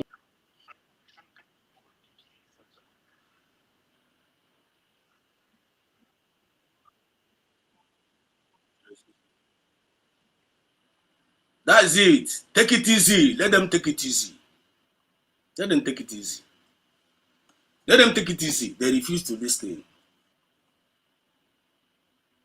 They refuse to listen. Our intent towards them is God's love, and which is nature, which is Igbo Chronicle. Which is God's nature, which is Igbo Chronicle. God's nature is Igbo heritage. And actually, just like what this is actually President Kalu said, where are the enemies? Which offense have I committed? Anybody is on hand to can ewu. Otu nwokuko nwada nwokuko nwegini mgbe mwoso. Vlander afonjani na actually afonjas. All these afonjas na actually biaka. Ina achu nwokuko iga na ada nwokuko na enwe mwoso. Otu aka gisi we chugide anya anya agbaru our promised land. I mean skin onye obele for na form kaba. Onye obele for na form kaba. The only cabal we can join the cabal of Joshua and Caleb. Ora ka cabal umu nda ndi susuari unu na chonyu na patu aka unu na chonyu na akutu nwanne ị ga-akutu onwe gị kasa USB as we are always divine mandate and this join no USB must follow divine instruction. That is the only way we need to do. I hope you are communicating here. I hope we are not communicating. I continue on here. So look at here now. Look at here. I think I'll cover it up. Look at here. When they say now, they na look at for this girl. Look at for this girl. Look here. Another wife. Then here this is your brilliant girl. Look over here. I want us to pay attention. I think. Corner. Check and see a link. Okay, so you actually go here. This I've said a lot. A lot of things on that table here. Man, that you could happy pay or could you over? I'm going to link in case on your because I will soon be rounding up. Tomorrow I'll continue from where I stop. I actually go here and I'll put the link. Look when you this girl look here. Look when this girl can get not to one this is one if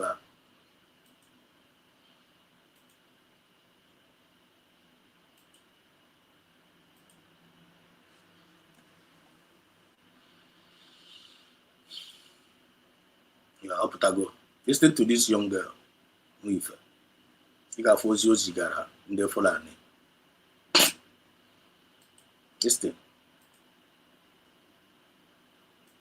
16. And the mainstream media kept quiet. The bloc, as you all know, 16 Northerners plotted a coup against this current government. 16.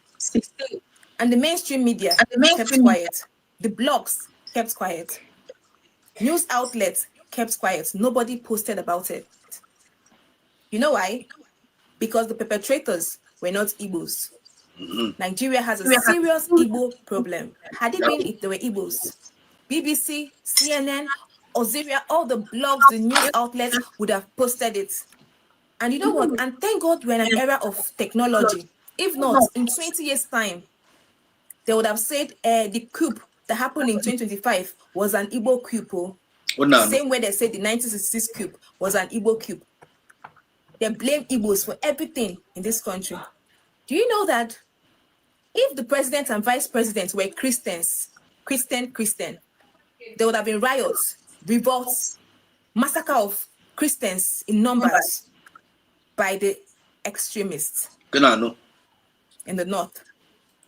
These people are not clueless. They understand that Donald Trump wants to come and flush out terrorists. They know very well. But the problem is that a lot of them, if not all, are all terrorist sympathizers. See? They sympathize with these terrorists. They see them as brothers and sisters. That is why they're having a problem with this. And the reason they're angry with Igbos is because Igbos are excited that Donald Trump wants to come and flush out terrorists. Who wouldn't be happy? Who likes terrorists? Nobody likes terrorists. People have lost loved ones in the hands of these extremists and terrorists. We know the region in this. Don't forget to Oklahoma and then again, so America. Then give us weapon. We want to fight, use it to fight against terrorism. America, give us weapon. We want to use it to go and fight against terrorism. For 15 years now, they have been fighting against terrorism. When you have fight, for the another weapon, I know I can't get the bomb. Another jet, na Biafran land. I took the bomb, I told to Allah. Chineke na already the bomb n'elu, even though na make some small minor effect. But all Chineke na Chineke okay, man Chineke na na-ekpuchi Biafran land. All Chineke na, even though na na-egbu kwa ndị a na-egbu. But at least because Chineke na was still protecting us. Because they were quite na oga carry like this. Kefria, for this girl, this is only one what I carry in always Gen Z go. Nwa Igbo. For bere nwa. They are beginning to speak out. With the channel here, na-eso oziọma Chineke. Na-atụ ndị mmadụ mee ha n'ihu. Na-put every record straight. This is the Igbo Chronicle we are talking about, which is our heritage. They always represent. They always represent. Ijam na content creators. You watch all you have onye cause am na no go sumo no. For fun, mama mia. Onye always go ife. For those say disgrace in Nigeria, on that comedy way, how will the wisdom, the charisma? For the way you see them, they will represent. They hate injustice. And they hate injustice. Everyone have injustice and they can't keep quiet. I know you did. If this girl now, one young girl, just like only Fulanas, we put an akoi. Watch or they call the poster because the only can go back before those people put every record straight. That plan no queue. But in Ania news, the Fulani against Kulumbu government. In Ania, Kulumbu were Chua Musa. We didn't think here we bazon we okirikiri. The frauds in the Yoruba Judea, Ochushana, Tunumba Tushana, and the Fulani in the Fulani in the cabinet, all of them. When the same time Buhari mere, Katulumbu mere. You when the Fulani had you everywhere. Chief number force, Fulani, security force, Fulani, everything, Fulani, all the opos, Fulani. Tulumbu Gakwan and Kiana, where Yoruba, would you everywhere? Sinandi, when you know, nothing for you. Then the bus, nothing for you. Come on, hang up with Tabacotano. Sina one, everybody will go government. They will not turn kind throw a chair this country. I am go USB government. What are you still waiting for? Come on, hang up, okay. Thank God you have no USB government, all the Southeast governors, so all the whole Igbo billionaires. You know, everybody's supposed to come and focus on the USB government. See yet. And now about USB government also. Some of these billionaires are yet. They prefer slavery than freedom. Maybe girl. This country that has over 5 terrorist groups in their region. Over 5 terrorist groups, Boko Haram, ISWAG, and so on, bandits, herdsmen, Lekura, list them, there are many. You people are the problem of this country, not Igbos. In August, over 300 people were kidnapped in the north. Statistics shows it, over 300 people. And they want to say Igbos are the problem. We know the region who are causing all the senseless killings in this country. So the Canada up on one few was the Canada board. And other places, that region, very intolerant region, very intolerant.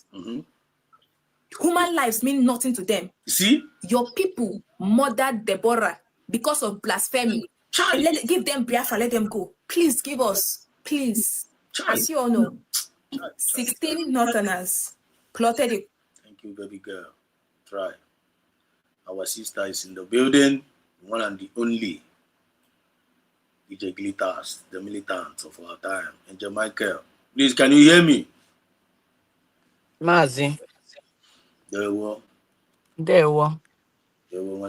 ezigbo nwa Chineke ikwutecha na ihe niile anọ amadị m na ị ga-enye mam na ị ga-emecha anya anyị link because ị na-ikwuruziri luzuzie ozie na chain n'ikwuruzie gawazie. Now people refuse to for ask me link una for ask me akugo mi onye chere no ala na ekwu no ala ni onye chere ikwu okwu ya ask for link. I will just drop it mo fara na me chefu yotago no me chefu so highly welcome. The mic is yours. Though they want much. I'm not sure I'm everything. You could get a lot of stuff. You may get a lot of impact with this particular redemption of gospel in your group. Man, I'm on nebe no nebe. This person never now because he go the more there are a lot of information you bringing up. Mana ihe na-eme na ihe anyị magoro ama anyị ma ndị anyị na ha na-deal with. This terrorists there, the Boko Haram there, ISIS there, all Fulani. These are their people. They are using them to terrorize other people in order to subdue us, in order for us to be in fear, so that haka na ejikwa na achịkwa, na wedekwe the resources. Na-enyekwe ndị na-ebikwe ha ngwa agha. Na-enyekwe ndị imperialists na-enyekwa ha the ngwa agha. Ha jidekwa anyị from generation after generation. Ka a na-ekwukwe ka a na-ekwu ụmụnne anyị kwa ha na-ata iju obere peanuts. Soro kwuo na subdue kwa anyị na-achị nwere onwe anyị dọpụ agbụ etiri anyị n'ụkwụ nke a ụmụnne anyị nyekwa aka nyere ha aka na-ata anyị dị rope anyị dọpụ nke a ha nyere anyị ha aka anyị dọpụ nke a. So it's like it's like we're in the water. Ekeshire ụkwụ anyị abụọ keshie aka anyị abụọ tie anyị n'ime mmiri, and we are trying to regain our freedom. We're surrounded with a lot of things. Ihe a na-eme Maazị Nnamdi Kanu, the man, always spiritual man, ọ ya na-ekwutecha ihe niile a ihe anyị nọ n'ime ya.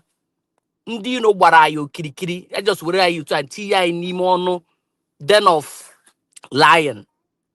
You understand? All the very difficult, but nke na-emegoro emewu ọ Chineke na-esave god anyị n'ụmụ ihe ndị anyị na-eme. Hapụchakwa ụmụ egbe ọnụ a na-agba ndị ochie a na-agba ọdụkọna ọkwa Chineke nke because a lot of stuff anyị na-anaghị ahụ buru ibu, and a lot of stuff we can do. We ejida in every corner, we tight. Enwedị ihe anyị ga-emeli. Ndị Fulani ebia ndị na-achị na ma ebia buru egbe gbu ha. I want bullying guy to protect ourselves. I attack guy terrorist. So we basically can't do much. So kwa akọ na uche Chineke nyere anyị ka anyị ga-ejikwa na-eso ndị a. Akwụghị na onye nwoke ahụ kwuru onye Fulani pụtara make that comment. Saying that the more you guys go about the Fulani, that they will come and kill more and butcher more and do. And internet, they won't carry it go viral. Onye Yoruba onye Oshi or onye pastor. He will not say a word. He won't say nothing. But only Igbo put out force because near freedom. Only Basque no get butcher go, but because no choro in no way. Can went to with the social media the whole world anyway. I am not going to for so long. Right now, we want to taste that light. We want to be enlightened. Do what call that nation. I will. I will try to hear that. Right. I will rajo madam. Nwoke apụta na-preach against us.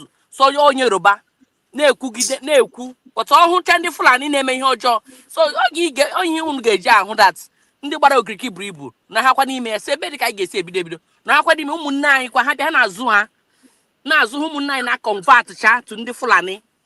So all the very scary. So ọkwa ndị nke dịgodo out ezigbote ụmụ ifegodo, we will have to continue to be this resilience, and by God's great glory, we will live to testify everything, because I know all these things Hannah come from every corner. The thing is even depressing, but that mental toughness, we will continue to apply it. And when so that can cool because information I will try and some of them they we on a we will. That's the thing as in Igbo Chronicle, our heritage. Right. Heritage. They are trying all their possible best to erase us. And the right. work was disposed now. And how can be a man erase. They didn't know that now I want the erasable. They can't erase us. Mami want to go because how now? That's why they waste resources. If they own a hamana, I don't think they don't know, and they will never know because God has destined it that way. They will never know how the history. That means we are finished now. Like the way Chineke so that you will not know what I'm thinking. I will not know what you're thinking. So that your freedom will limit my freedom. Because no matter what you are thinking, that means so they will never know. That's how God made it. Okay, so I don't know. Amachari, Machoro, Hamacha, Afufecho Darawo. Hage Mechazie, Biakwa to us, Bauzie, Rai. I swear. Yeah, worry. When I work, I'm about to do that one like that. Okay, can I have Uzeria before you have the come on? Eh. Mazo Dogu, you're welcome. Hey, well, Mazio Dogu, you're welcome. One time when you're not Joyce, one time when you're not Joyce, the Korean are here now. Magina Makane here. Not you say ladies first. If you not you say ladies first. Why should you give me the mic before me? Eh? If they Go Buchala Road, go drop, go by, go Buchala, go Ekuchala mo, Mazio can Dogu. hear mic, can hear mic before me. You are Eh? highly welcome. You are loved and you are highly welcome. Dewo. Yes, sir, yes, sir. Ekelebe in a comment sensor. I hear everything you have or you say, I respect. But if as you say, Biafra said us, no, put it any in the world. When you have, when you have, when you have more words to say. So, all you know, when you put any no game. But DJ, we know you are one of our mentors. Yes, sir. Your contributions to Biafrans, your word of courage, encouragement or encouragement among the people.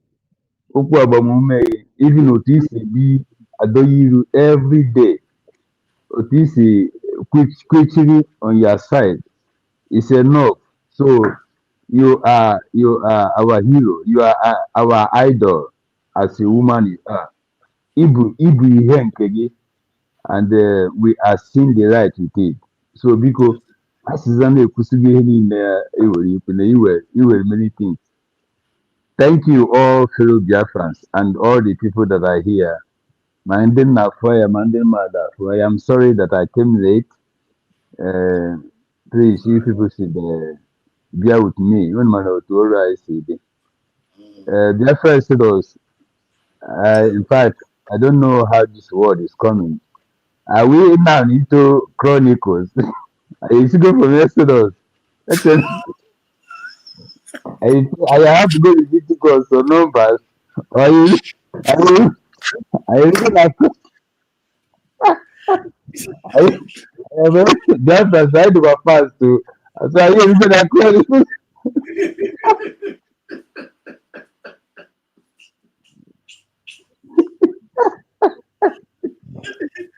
Mazo Dogu, I don't want to be born. I'm going to be able to physical. You are free. You are free because I used to go so bad. Continue.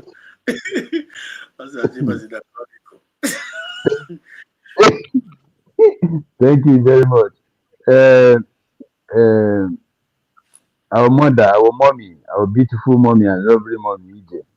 Yes, I agree with you that we are caged. Ekela Yabo before. Let me put it like this. I agree with you that na Ekela Yabo before. Tia na bottle. I never na abanikanika.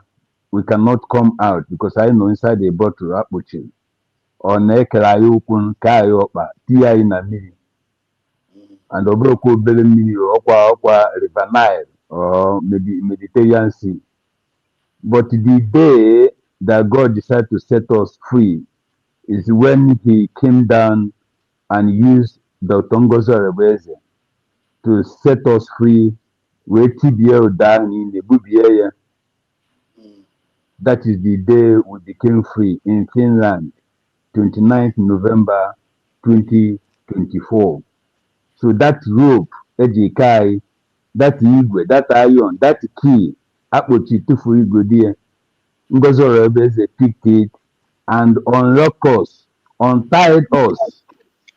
We break here, everything, everybody can order her wonder. So they don't know what to do again. When we come out from that sea, I potassium with a Asambodo and a certificate. So we are now free, and that time we became a sovereign nation. So please, mommy, we are free. We are no more inside the cage. We are no more inside the bottle. We go a United States now. A United States. We are not. We are no more under bondage.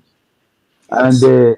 what I saw in spirit yesterday is that our people, as Biafra was saying, all these big men, all those governors, why didn't they come to join the United States of Biafra? They prefer going to be slaves. Make those Ikeha, when we have already United States of Biafra. The reason what I saw is because if they come now, they will not be in that position to say anything. They will not.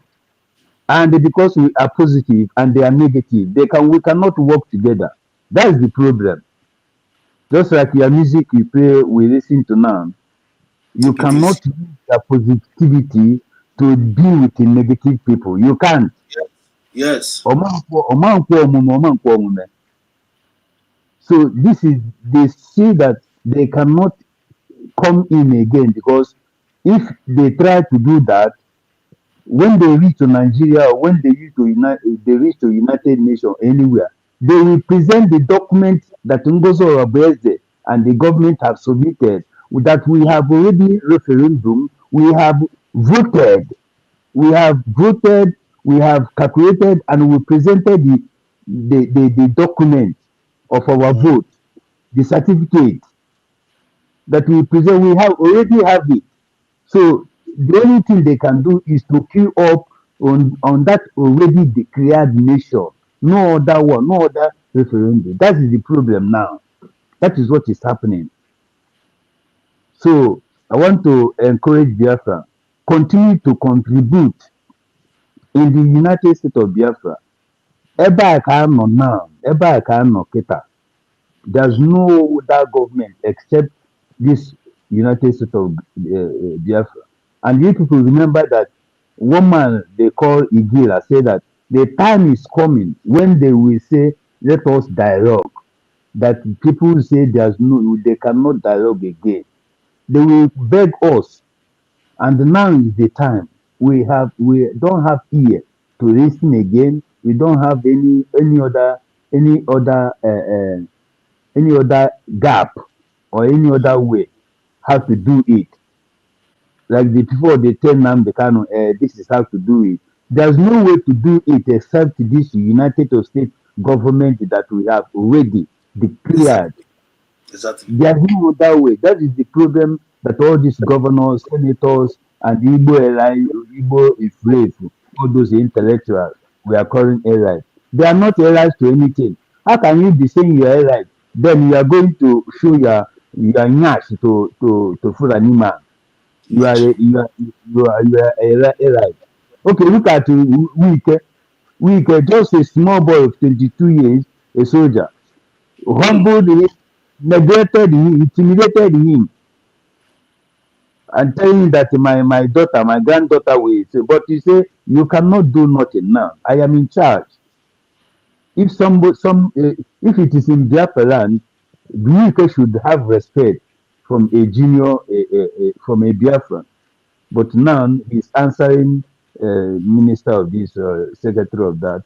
But he's humiliated. Humiliated, I said.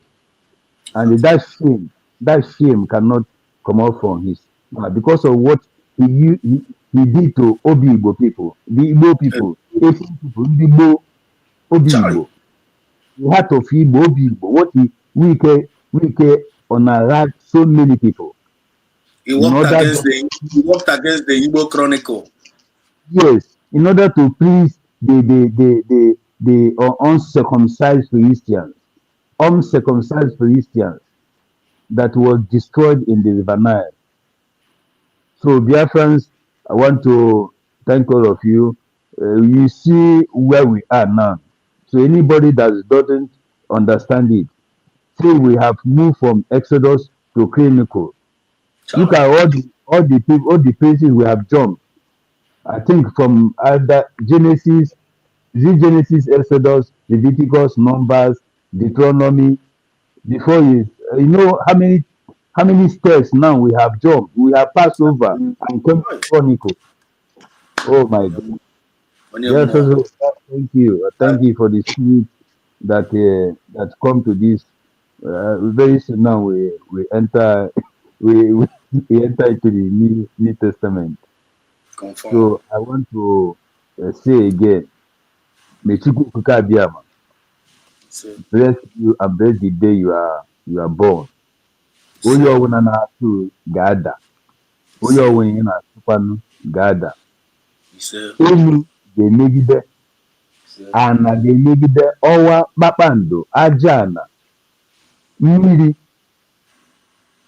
ọjị Igbo, ọfọ, ndị nze na ọzọ, ikwu na ibe, ikwu na ikwu nna, enyi, ha ncha niile ga-emegide onye ọbụla si na ọ gaghị adịrị mma. And as I pray for you, I pray for all genuine Biafrans,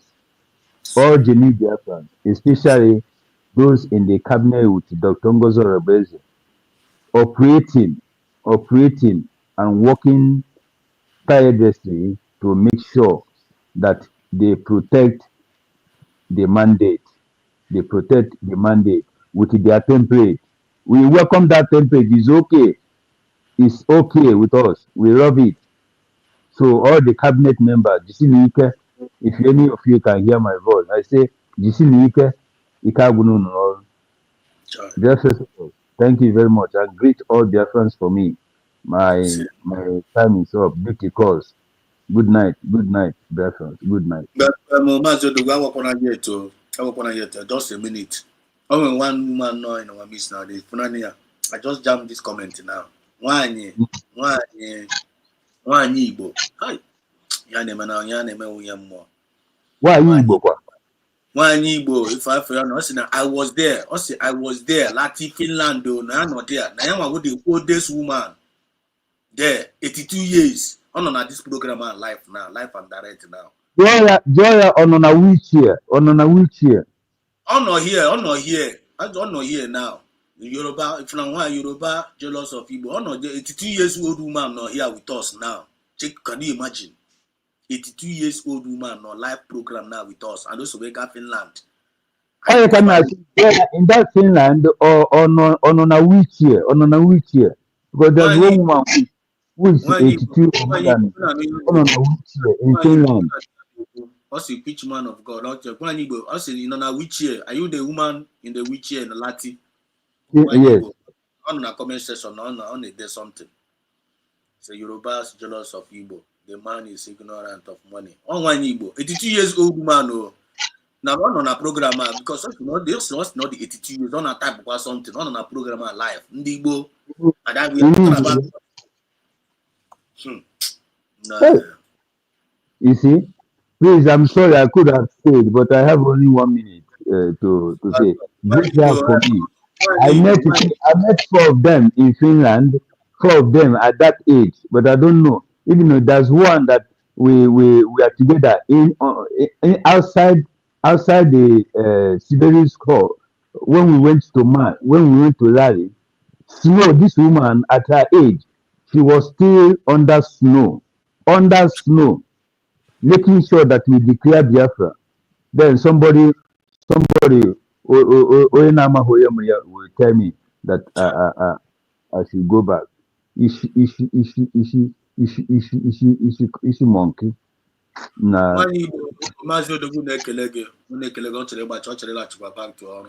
hope you can hear me. Mazo Dobu, and he was there also in Finland with you. I don't make a neg. I don't tell you go back to him. So Sigona Joe, whether my one year on a wheelchair na Finland, no you gonna do. So since you are typing like you answered before, you want bacha, but I want to type you want to chill go back to him. I want age maybe on your own care. You go. So Mazo Dobu, thank you so much. Thank you so much for tonight, for contributing, for sharing your presence. Thank you very much. Formerly negro Nelushani, we are going to 100-fold back. Now for you go Kabiama. He said, thank you so much. Our mom Good night. See you. It's all right. Sir, Triple M is in the building. Mazio Dogu, Triple M, I be a Triple M in a Chokwa Chabiakwada. Triple M, the mic is yours. A man on my mic, Mama network, I didn't February before.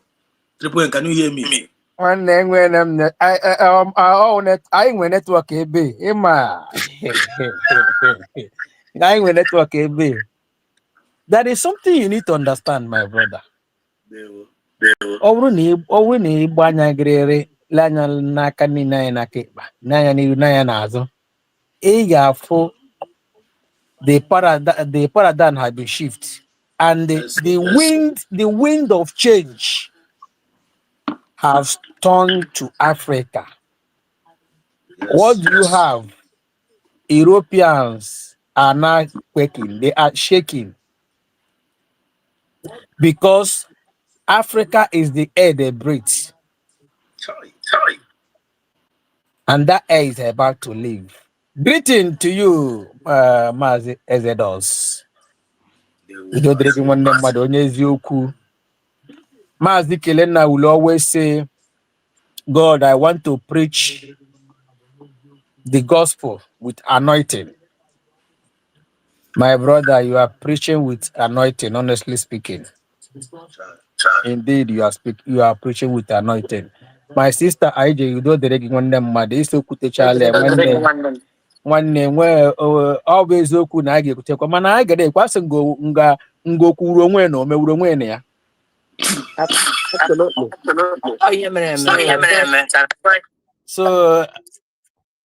So far ihe anyị na-achụ anyị enwetebeghị ihe nwanne a ga na-achụ asa na-aga mgbe garube ha ga na-aga kpọọ ha ga na-aga ị ga na-ekwunu na ụzọ dị anya ị gawo ha aga ihe na-aga nwanne ishiga ofe tige nnu n'ofe ọtọ gị ya ga-esi na nnu anọzi ya pere mpe makwa ma ọ ga-ezuka ga-eji eshi echi ị ga-etigezi ọzọ mara na nke itiri eti furu efu maka na ị gaghị anụ ụtọ ya ọ kakwa mma na itikpere ya atụ ya dị na echi gị mara otu ga-eshi gị ga-akpa njikere maka ichi ka echi maka ịgbaghala bi m sị mba ị ga-eti gị ọzọ kemgbe furu ọkpọrọ maka na ọ dịkwa ka ọ dị nwekwa ihe tiri ya udo dịrị gị.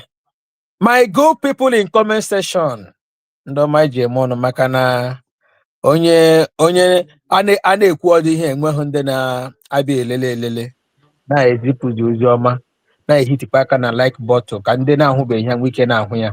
Ọ bụ eziokwu na ọgụ anyị na-alụ abụghị sọsọ anyị na-alụ ọgụ mmụọ na mmadụ. Ndị so ha wụnyere anyị platfọm anyị na-eji eme ihe a ha like ha ọdị ozi anyị na-ezisa ma ya wụrụ nke ahụ wụ nke na-agaghị akpatụ their economy aka nke na-agaghị akpatụ ebe ha si eri aka ha na-eme ya na fly n'enu many content creator na zoo ihe ha nọ there for their money na-ekwe otu ha si akwụ ha ụgwọ ha na-epush their this na-recommend ya even ma ndị subscribe sef ma ndị na-subscribe eme ha ebutere m their video mana nke anyị wụ nke mmere onwe anyị anyị ga-eji bara onwe anyị uru ha na-suppress ya n'obi juju be that mana ụmụnne m jisie na ike agaghị agwụ anyị n'ọrụ a we must continue to push maka na ụkwa anyị na-apị mkpụrụ dị ya maka na ọ bụrụ na anyị na-eme ihe anyị anaghị afụ result nwanne onye na-eku mmanụ na-eto eto kekwere ka obi ga-adị ya ma ndị DOS ma ndị GVC CRC ma brigi anyị hapụrụla oge kere gara aga ụgbaa ha chọrọ iku nwa na-adịghị eto eto ka ha maintain a particular status quo every day eji mmanaka every year eji mmanaka nwanne ego na-apụ and to tell you that our people is so passionate about this our freedom. Enweghị any group pụtara nọ ha na-agaghị na-ebido na support with hope that they are going home. Then the criminals in our midst now see it as an avenue to make fortune. And because ndị be anyị ebe anyị na ha adịghị anyị ahụ mma. If zoo ya ha sị that na ha na-agba onwe ha eziokwu ma ọ bụ na ndị be anyị eme ha pụtasị na ndị be anyị laikiri ya ha bịa ha ewere gọvanọs ha mụachiri ike dome na ọha mgbawo ndị Igbo na ha chọrọ ọchịchị na ha ga-anụ ya na ndị be anyị achọghị ịpụ zoo unu so na ndị be anyị achọghị ịla tigedela na referendum ọ ga-abụ 99.9%. How so ashi haga say okay, enough is enough. Can see that referendum they already know that we don't want to leave. But what do they have? What do you have? They pretend as if nothing is happening. Now, ka okwu ga ọ bụ eziokwu na isi na anyị nọ Chronicle odogwedogwu ekwuola ihe o kwuru mana odogwedogwu ihe ikwesịrị ịma na adị akwụfụ bụ ekiri mmanwụ maka na ọ bụ enye ndị ebe maka onwe ị na-agba bọọlụ o nwere wing ị ga-agba ọ bụrụ na ị na-enweta ihe ị chọrọ ọ bụrụ na onye tere gị ebe a na-ege nsogbu gị chenji wing ka ị nwike skeleton. So anyị nọ n'ụgbọ na-aga aga anyị nọ n'ụgbọ na-aga aga maka na ebe anyị nọ last year awụghị ebe anyị nọ this year, ebe anyị nọ last 2 years awụghị ebe anyị nọ last year, ebe anyị nọ last year na abụghị ebe anyị nọ this year, ebe anyị nọ taa agaghị awụ ebe anyị ga-anọ echi. We are on motion. Yes. Because we are heading to somewhere. We are heading home. We don't need to be stagnant. Because I joined him on time. That pastor, he played a video, yeah. I will post it to any Igbo person on a church man, because this man they preach such a thing to the extent a religious leader. No, what ya now, sir, is it president and that Igbo will not say it? Is that a preaching of gospel or preaching of hate? It's but they hate you. And the people are there listening to him. That will tell you that these people are not there. You see, church in Nigeria, they are the major problem of that country, because our Bible let us know that when the leaders are not doing well, it's the prophets that call them to order. They keep speaking out, preaching. But what do you have in Zoom? How many church leaders are called out on those criminals leaders? Rather, they will be telling you to be praying for them. They will be telling you, keep praying for them. God will touch their hearts. Akucha Hagana, a bigger Hagana must go. Brand envelope. Pastor Bayasiki will anointing oil. Will a jacket all bulletproof. Manaya na ya pro escort. Baga na bulletproof car. Who is fooling who? If he really believe that those things work, why don't him be partaker of the same thing? As a good leader is shown by example. But they can. They will always use the brain of our people. Okay. Bring it down to our sister they preach. Yeah, that our sister Kuru. 100%. 101%. Majo. Emereku na zoo. No blogger, no tagging. Sweep all under the carpet. Whereas this is the same coup. For a decade, and they could get Igboku, and attack Igboku.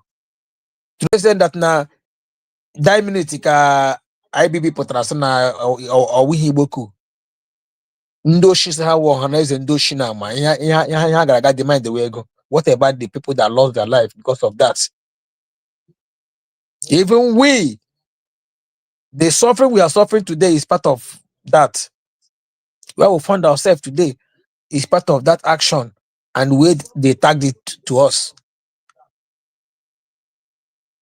Nke a eme recently onye ọbụla hụrụ n'anya ya nwanne mmadụ onye na-ekwu okwu ya adịghị ekwu okwu ya ka ha agaala. Everything is gone. And when you see people talking, they see us as the people destroying the country. My brother, yes, Igbo is the problem of Nigeria. Igbos, we are the problem of Nigeria. When you find your problem, what do you do to your problem? Is it not to take your problem away? And they accused us that we are the problem. and we say, okay, we don't want to be with you again. Why can't you leave us? This is who the problem. Jidepai. Are you telling yourself the truth? How can you proclaim that we are the problem? We have destroyed the country. We have done this. We have done that because we reject to be Islamized. Every other tribe in that contraction need to be appreciating us. Anyway, they will not know this now, but time shall come when they will be saying it. But they really need to wake up from the sleeping of the bicycle. Because if not for Igbo race, Fulani have captured that country. Haji Anaka. Haji Anaka. Hapu ihe a Tinubu na-eme.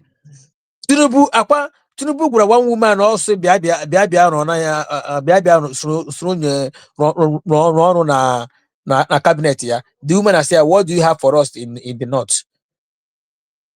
They say he has nothing for now.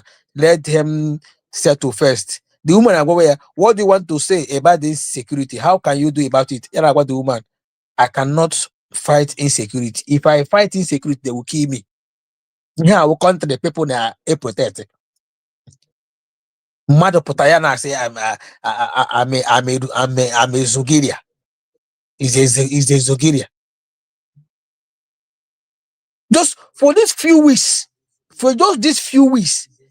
here and I got America Twitter here. Look at how internet is on fire. Leave them alone, leave them alone. But they have been buying people for a decade. Internet is not on fire. Oh. It is the same people that usually complain about the injustice and killings who can then complain about it. But today,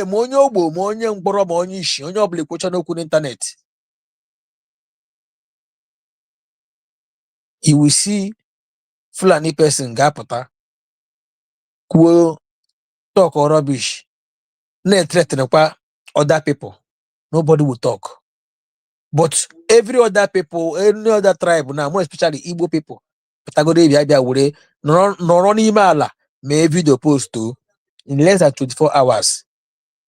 Nigeria na hungry satellite, they can track you. And yet people are still believing. People are believing. Today I was listening to Egu Osadebe Koro since 1970 something. Ya na akwakọ na egwu aha na ekpere na-ekpe ka Nigeria dị mma. Anyị nwere na ihe ga-adị mma. 1970 something ka a na-agba gị ihe ahụ. Egwu Igbo. Nwanne gịnị ka anyị nọ taa? Even oge ọ kwuru egwu ahụ ihe dị mma. Ihe dị mma oge akụ ọ kwuru egwu a, mana a ka na-ahụkwa oge ahụ na ihe adịghị mma. Na ihe adịghị mma na enwere olileanya na Chineke ga-enye aka ka obodo anyị Nigeria dị mma ka ọ dịrị anyị mma ka onye anyị biri.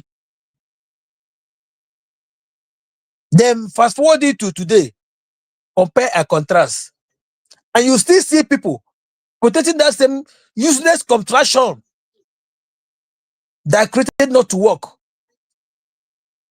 And you see some people praying.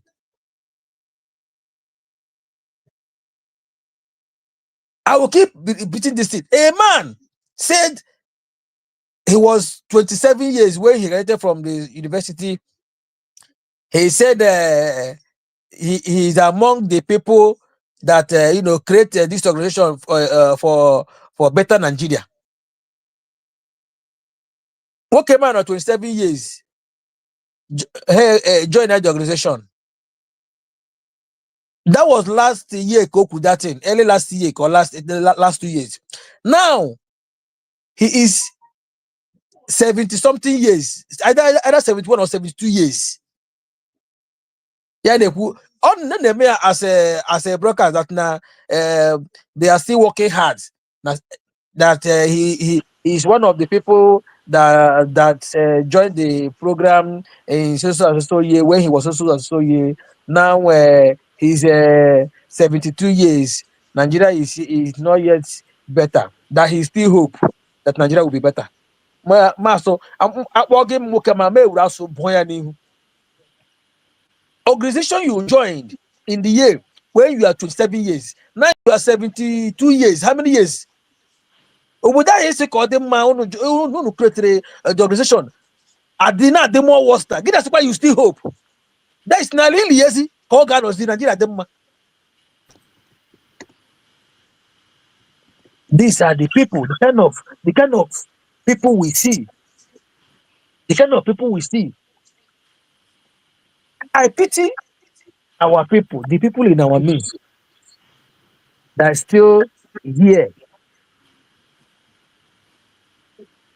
that we have really declared and they are still fighting against it. Most of us are still thinking that they are still in the zoo. Okay, may have amnanya. Nke abokwa nke ndị DOS na-aga oge a, nke ndị IPOB DOS na-aga.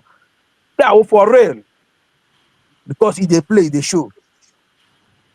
Our leader Mazi Nnamdi Kanu so serve the zoo. I come back in shame. Wiki how far? Endebe. Wiki how far now? Olewe. This government is our government. We must tell you that you are not allowed. This is a government. Nobody is bigger than government. Wiki. Have you seen someone that is not bigger than government? One name, if you are not part of them, you are not part of them. It doesn't matter it doesn't matter how you disguise. One name, if you like, you say you are not Igbo. Your enemy know who you are. You can be with them, they can use you, praise you, because you want to destroy your own, but you cannot dare go to their own. They will only use you to destroy your own. That same momentum, they got that on their own. You can't try that shit.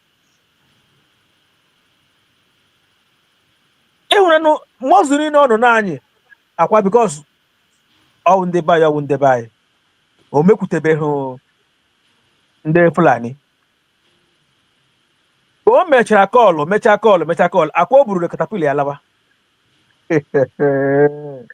Ọka ha na-ahụ dat na nwanne itere eze YPOB ka ewu and ha declare ọnụ nwanyere aka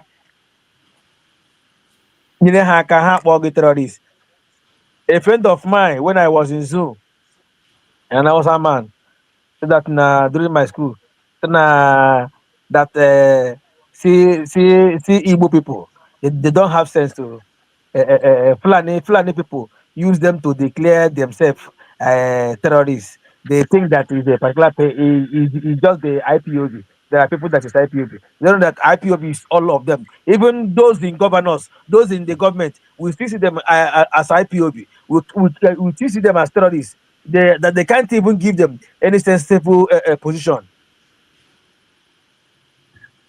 And if you look at it, that is what is happening today.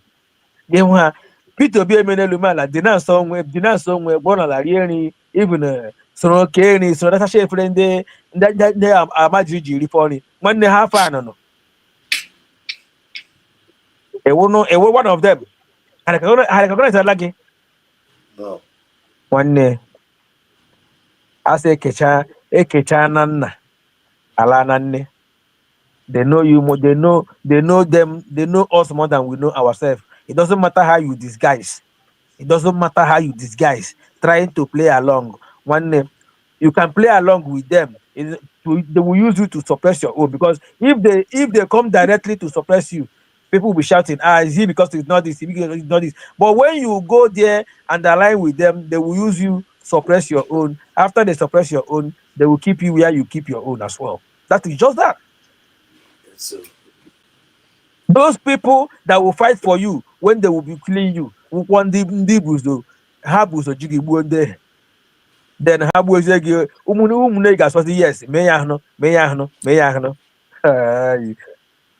yeah, we have they buy for a very long time. Yeah, they don't want to wake up. I'm telling you. Take care. They will always use our own to destroy us.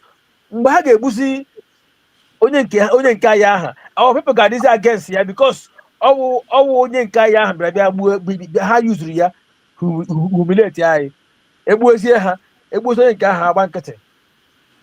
If not the kind of the role Sarah Wiwa played, ọ ga-anwụ ka ọkụkọ otu eshigbuo ya.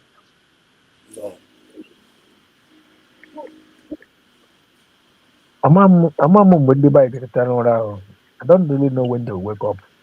Anyway, we thank God for the thing because sọsọ ihe na-enye anyị obi aṅụrị for the genuine ones, ụmụ ife. Yes, sir. Ọwụ 29th of November 2024. And that day we ihe niile. That day. Where ka, in fact, all that day ka Zoom mata n'ọrụ agwụla. Because they tried all they could to stop that particular declaration. They tried.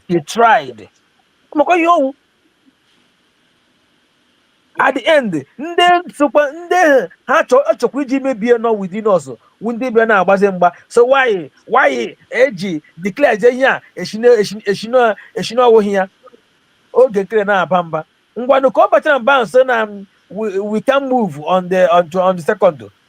Gịnịkwa mere ọbịa mbịa dị declare on second ahụ akwanụ nga ahụ ọnụ na-eblite nga ahụ. So today is the day we will declare. Today is second, the appointed day. Gịnị mere ọbịa kwana bịa kwuo ya agba nkịtị alọtachazie ya abịazi ya na-akụ eri that na onwe ndị omiti gaga meet ya gwara that Biafra was declared on the second. Even Gogo self for Mama na already declared on 29th.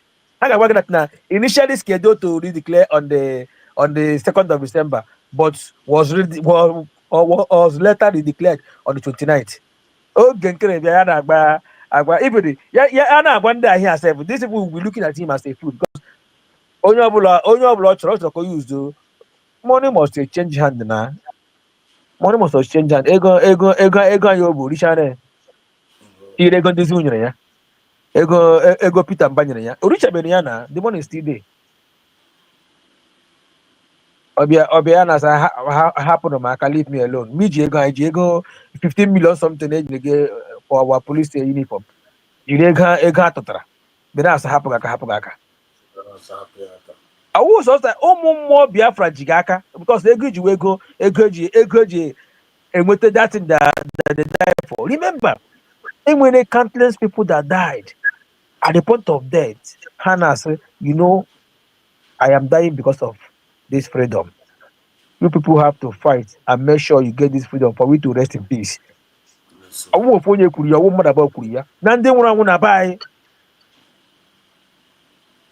many of them then he say give feeling and go and get that thing. One caterpillar. People sometimes I don't know what they think. If the so-called people that fought this thing before did not stop it, one nation, I want to go as a hey, we know here people now. Therefore, even they couldn't stop it by now they declared it. This is the document our PMness as na a crave for. Na a jabamba basike.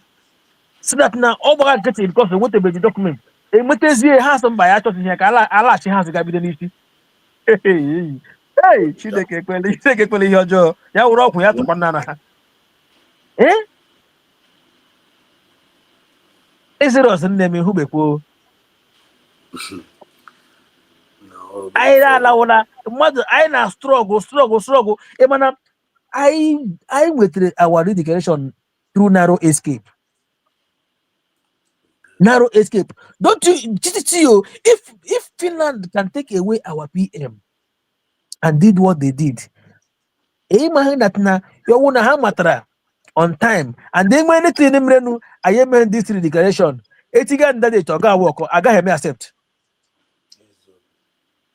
They will cancel it. They will not even allow it to happen. If it had about Oga won their country. Hi. People na buy after rejoicing. Our mother here no here now. Our mother now Twitter now. These are the people who they saw the war And finally, that which they fought for has been declared. Ihana mena uzika I wike bako mayono ala by. Remember our PM said it. Our PM say when we redeclared and we start pushing, it can take 1 year, it can take 5 years, it can take 10 years, it can take 50 years. But you can hear people talking. Okay, you say you are the decline, huh? Where is your office? Where is the government house in Biafra land? Where is this? Where is that? These are people that doesn't even do research to know how freedom is being fought. That is it. How you know how is the close to zoo or the possible? Hi, Chineke mere ndị mmadụ ebere. Chineke mere ndị mmadụ ebere. Ekele dere ja Jehovah na ihe anyị nwetegoro, because we made it, as our PM formerly, our DPM formerly said, we made it. We made it, honestly. That is why we are still here today preaching day and night. My people, those that have not applied for the ID card, the new site is open. Remember, the passport and driver license is not yet ready. The site is not yet ready working. So we it's only the passport, the ID card that is working. If you've not done that, go and do it. Endeavor to. That is what makes you a country. Even you first of all recognize yourself before other people will recognize you. When you hear people saying, who has recognized you? Who has done this? Who has done that? One name, those are mediocres operating in the black market because they don't know what freedom is all about. When you redeclared, you hold your line. Do everything you need to do to keep your country safe. And we have met all the criterions to be a nation. So that is where we are. Do not be deceived. We are on the right track. You can't seek recognition without being declared or being a nation. If Briggy is indeed what we use for recognition, why will our PM push for our redeclaration? We would have start with that one. Now we would have move on with that particular Briggy. We wouldn't have even bothered ourselves to start talking about redeclare again. But they will tell you when you declare, you come back. These are agents from the pit of hell. The zoo is trying to use them to destroy because they are planned to destroy that which we have gotten. Because zoo doesn't want it to happen. Finally, it happens. Now they want to use the agent within us to scuttle everything. But thank God for the kind of women we have in our midst. Resilience. Coming to all these people, you see Bam Bam Bam, you see Mazugo, you see Adocho, you see Ogenkere, you see Mamadabo. Look at all these people. Ask yourself this simple question. If our leader Mazen Nandekano is living that kind of life, tell you this tomorrow, tell you that the next day, tell you this the next day, will you follow him? Will you have trust in him? That's the simple question you need to ask yourself. Look at our PM. When he started, he moved forward and hold his ground. What he tell you yesterday, day for yesterday, is the same thing that he's telling you today. He's rather moving on, telling you, showing you what you don't know, telling you, taking you step by step. But all these charlatans coming out to pure rubbish. Check their records last 2 years and check their record last month. Check their record this last year and today. Then you now compare and contrast. Tell yourself if they are really there for you or not. You better wise up. I know My my brother, people. my Yeah, brother Triple Emeokweli well. yeah. Imana okwu na-abịa abịa, sorry for Oh, sorry, God. ịmana inyere na anyị na-agawa Aba, but nke ikpeazụ ama akpacha ha gazi na New York because I'm in New York. Uh-huh. No, no, wahala. So ihe m chọrọ ikwu oge nkere while he was mocking himself na that interview he was given. Ọkwa o kwerere na enwere declaration, right?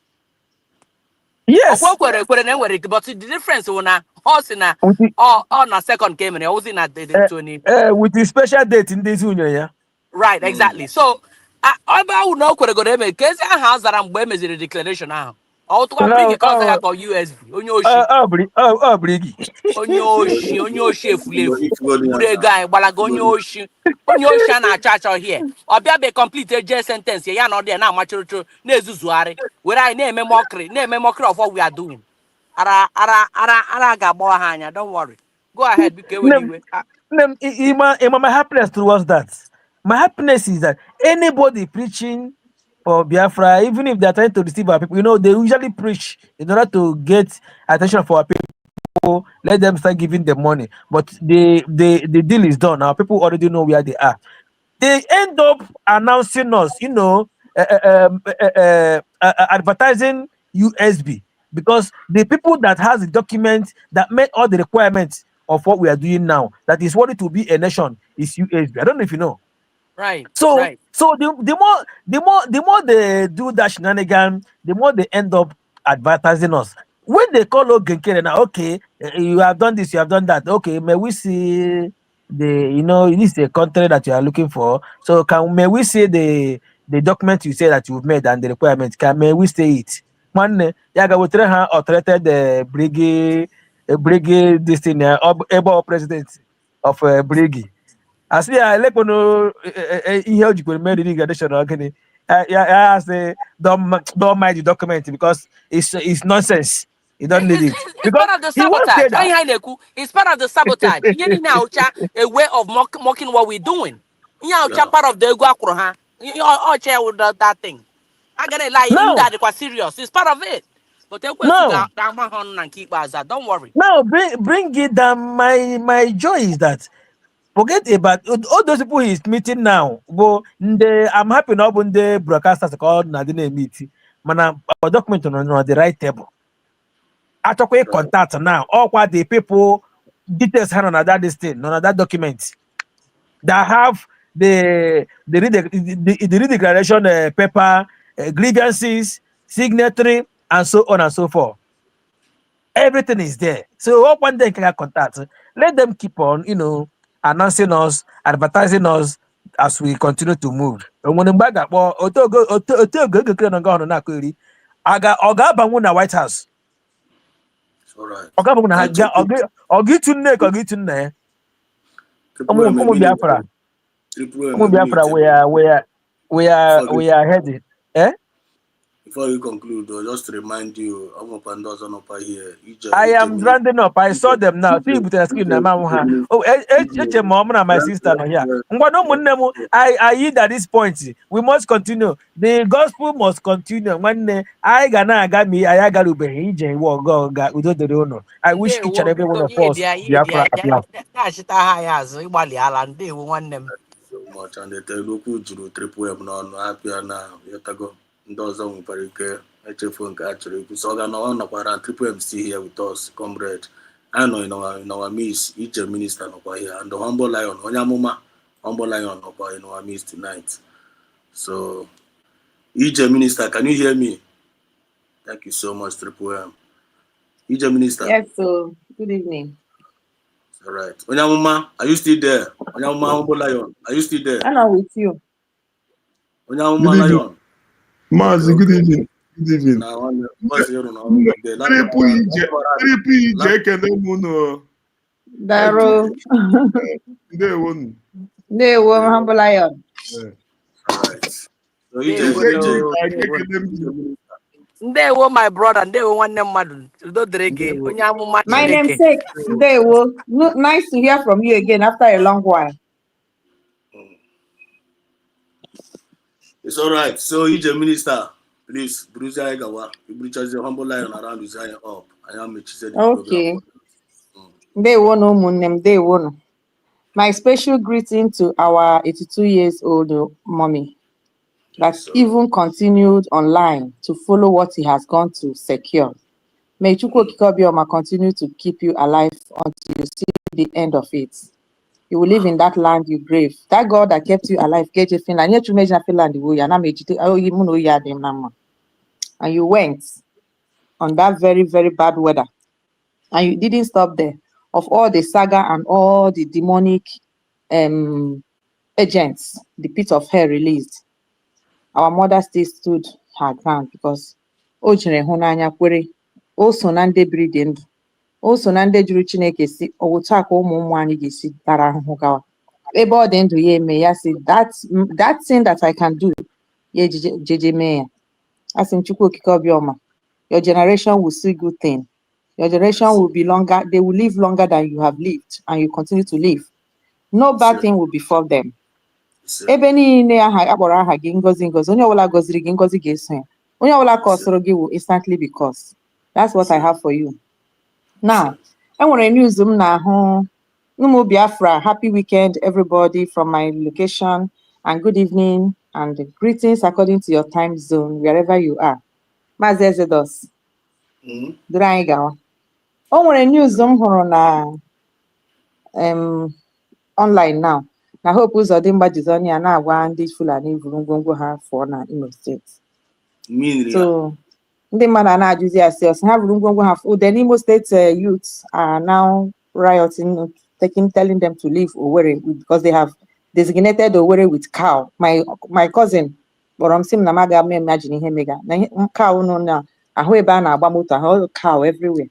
So now o jiri ọnụ ya si ha kwara. So ihe a na-ajụzi ya now esi ha kwara o nwere ọrụ ịlụ ha n'ime ọhịa ka esi ha kwara lawa north ka reason iji siri ha kwara or because ịhụ na ihe mere na Anambra steeti ekwela ha onye winere onye ha dobara na Anambra kemgbe ahụ old Anambra State.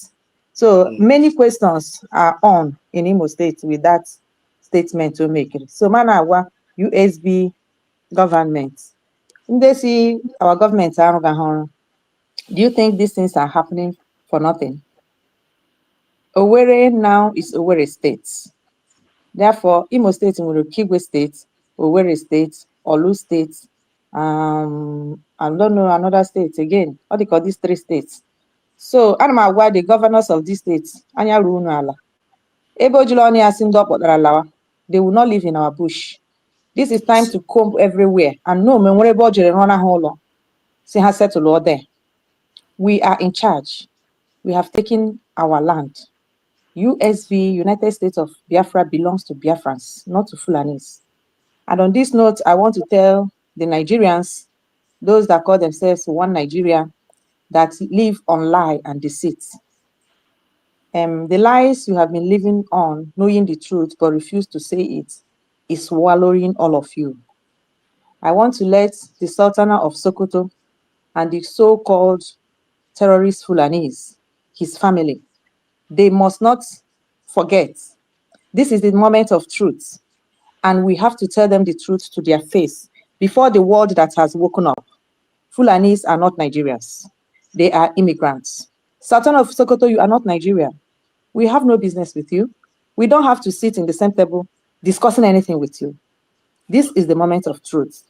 Tell your people where they come from and take them to that place. We have no dialogue with you.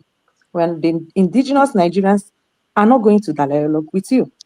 And that is why you want to destroy everybody, because you are looking for land where you will grab and stay. But in your wickedness, immigrants that is accommodated, you want to destroy your landlord. Nature is destroying you and your people now. And it cannot stop until it sees you off the planet Earth. You are wicked breeds, and your wickedness is paying on you full time. The Chukwu Okike Obiama of Biafra land has woken up people. The children of God's cry has reached heaven. Yes. And the pit of hell can no longer exist. You must depart. You are not a Nigerian. You have no land there. Uthman Dafodio, you are a descendant of Saudi Arabians slaves. Go back to where you belong. That's where you belong. We know your history. Even as much as you try to suppress history in that enclave, according to our DPM, enclave of hell called Nigeria, the truth cannot be suppressed. And we, the children of God, the Chukwu Okike Obiama, the people of the United States of Biafra, those that heaven fear, the deep pit of hell fear, and heaven protects, we have woken up from our slumber. And we say never again. Yes. And we are not sleeping even as some of us are sleeping, and they are sleeping in lie, knowing the truth in them because of fear and because of long throats of their own, because they refuse to be brave, because they have mixed blood. Those women that you people rape, part of their seeds among us. But you know what? The original seeds are here, and we know who we are. And you're not going to tell us who we are. We tell you where you come from, because you are not a Nigerian. This is moment of truth, Fulani and Sultana of Sokoto. It is the moment of truth, and the truth will continue to be told. And you must accept the truth. Now, coming to the pastors, any Igbo woman or Igbo man or Igbo family that is still going to any church that is a pastor of Muslim converts into Christian, I say shame on you, woe on you. You are your problem. And what you are handing over to your children is problem, because you refuse to see. You are blind in the spirit. Your hater can never love you. And you, the child of God, is the one that's supposed to tell Satan the history of your father. And you sit there, they are telling you your own history. Every convert pastor, Muslim pastor in Nigeria came for an agenda. If you want to know, why are they not talking? Why do they still hate the Christians they are sitting with? Why is it that the pains of those they call their members are not touching them if they have no agenda? And the children of God called Igbos, you are the one that bought the jets that they are flying. You are the one that bought the land that they are using.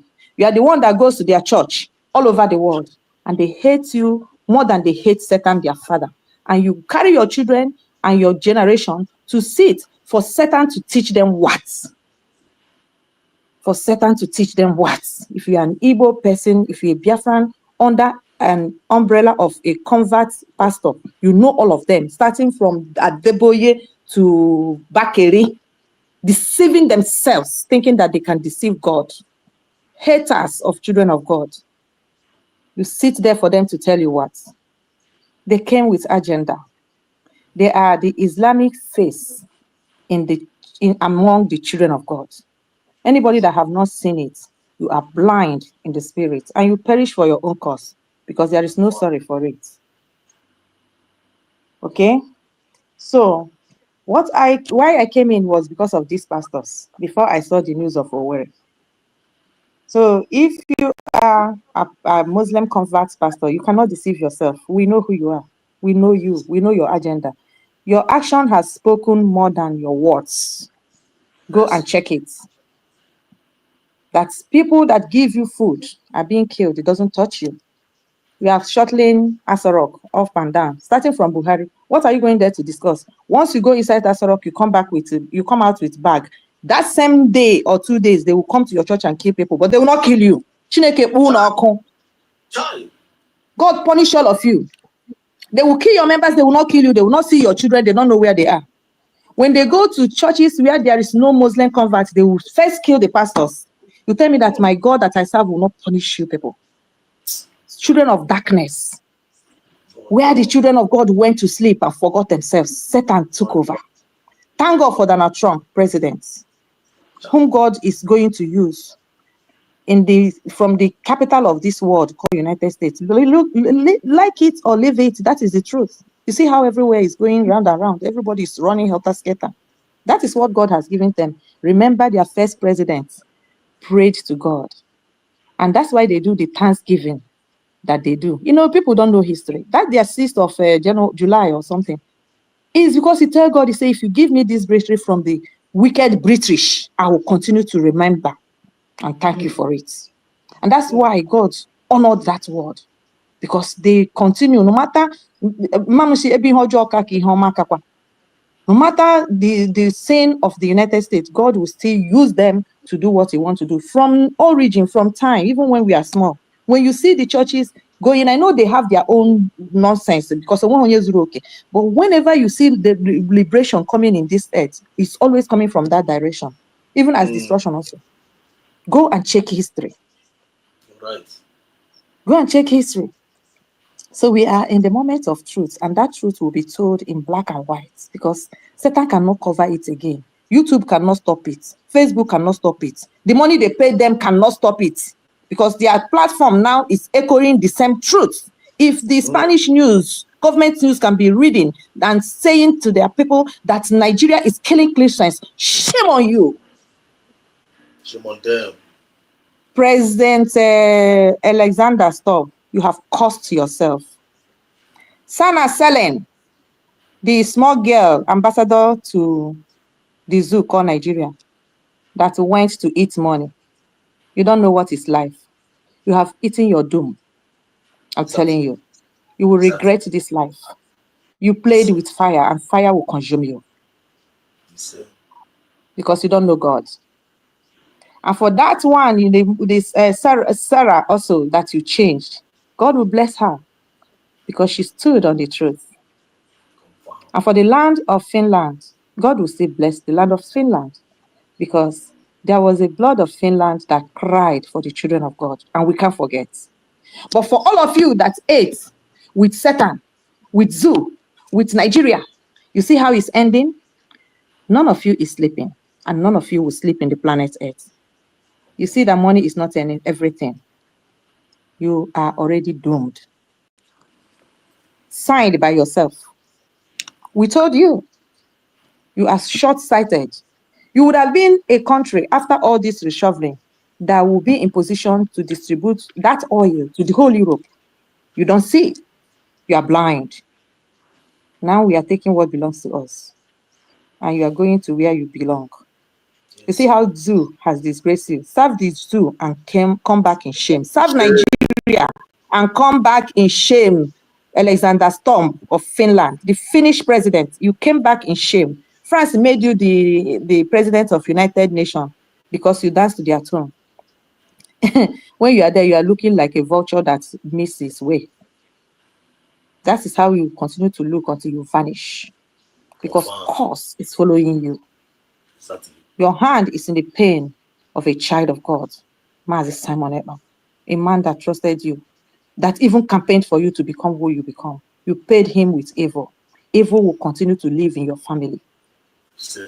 My dear people, like my brother Triple M said, where we were last 2 years is not where we were last year, and it's not where we were this year.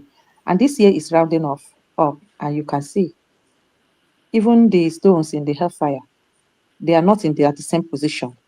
Everywhere is balagara. And until nothing can stop us.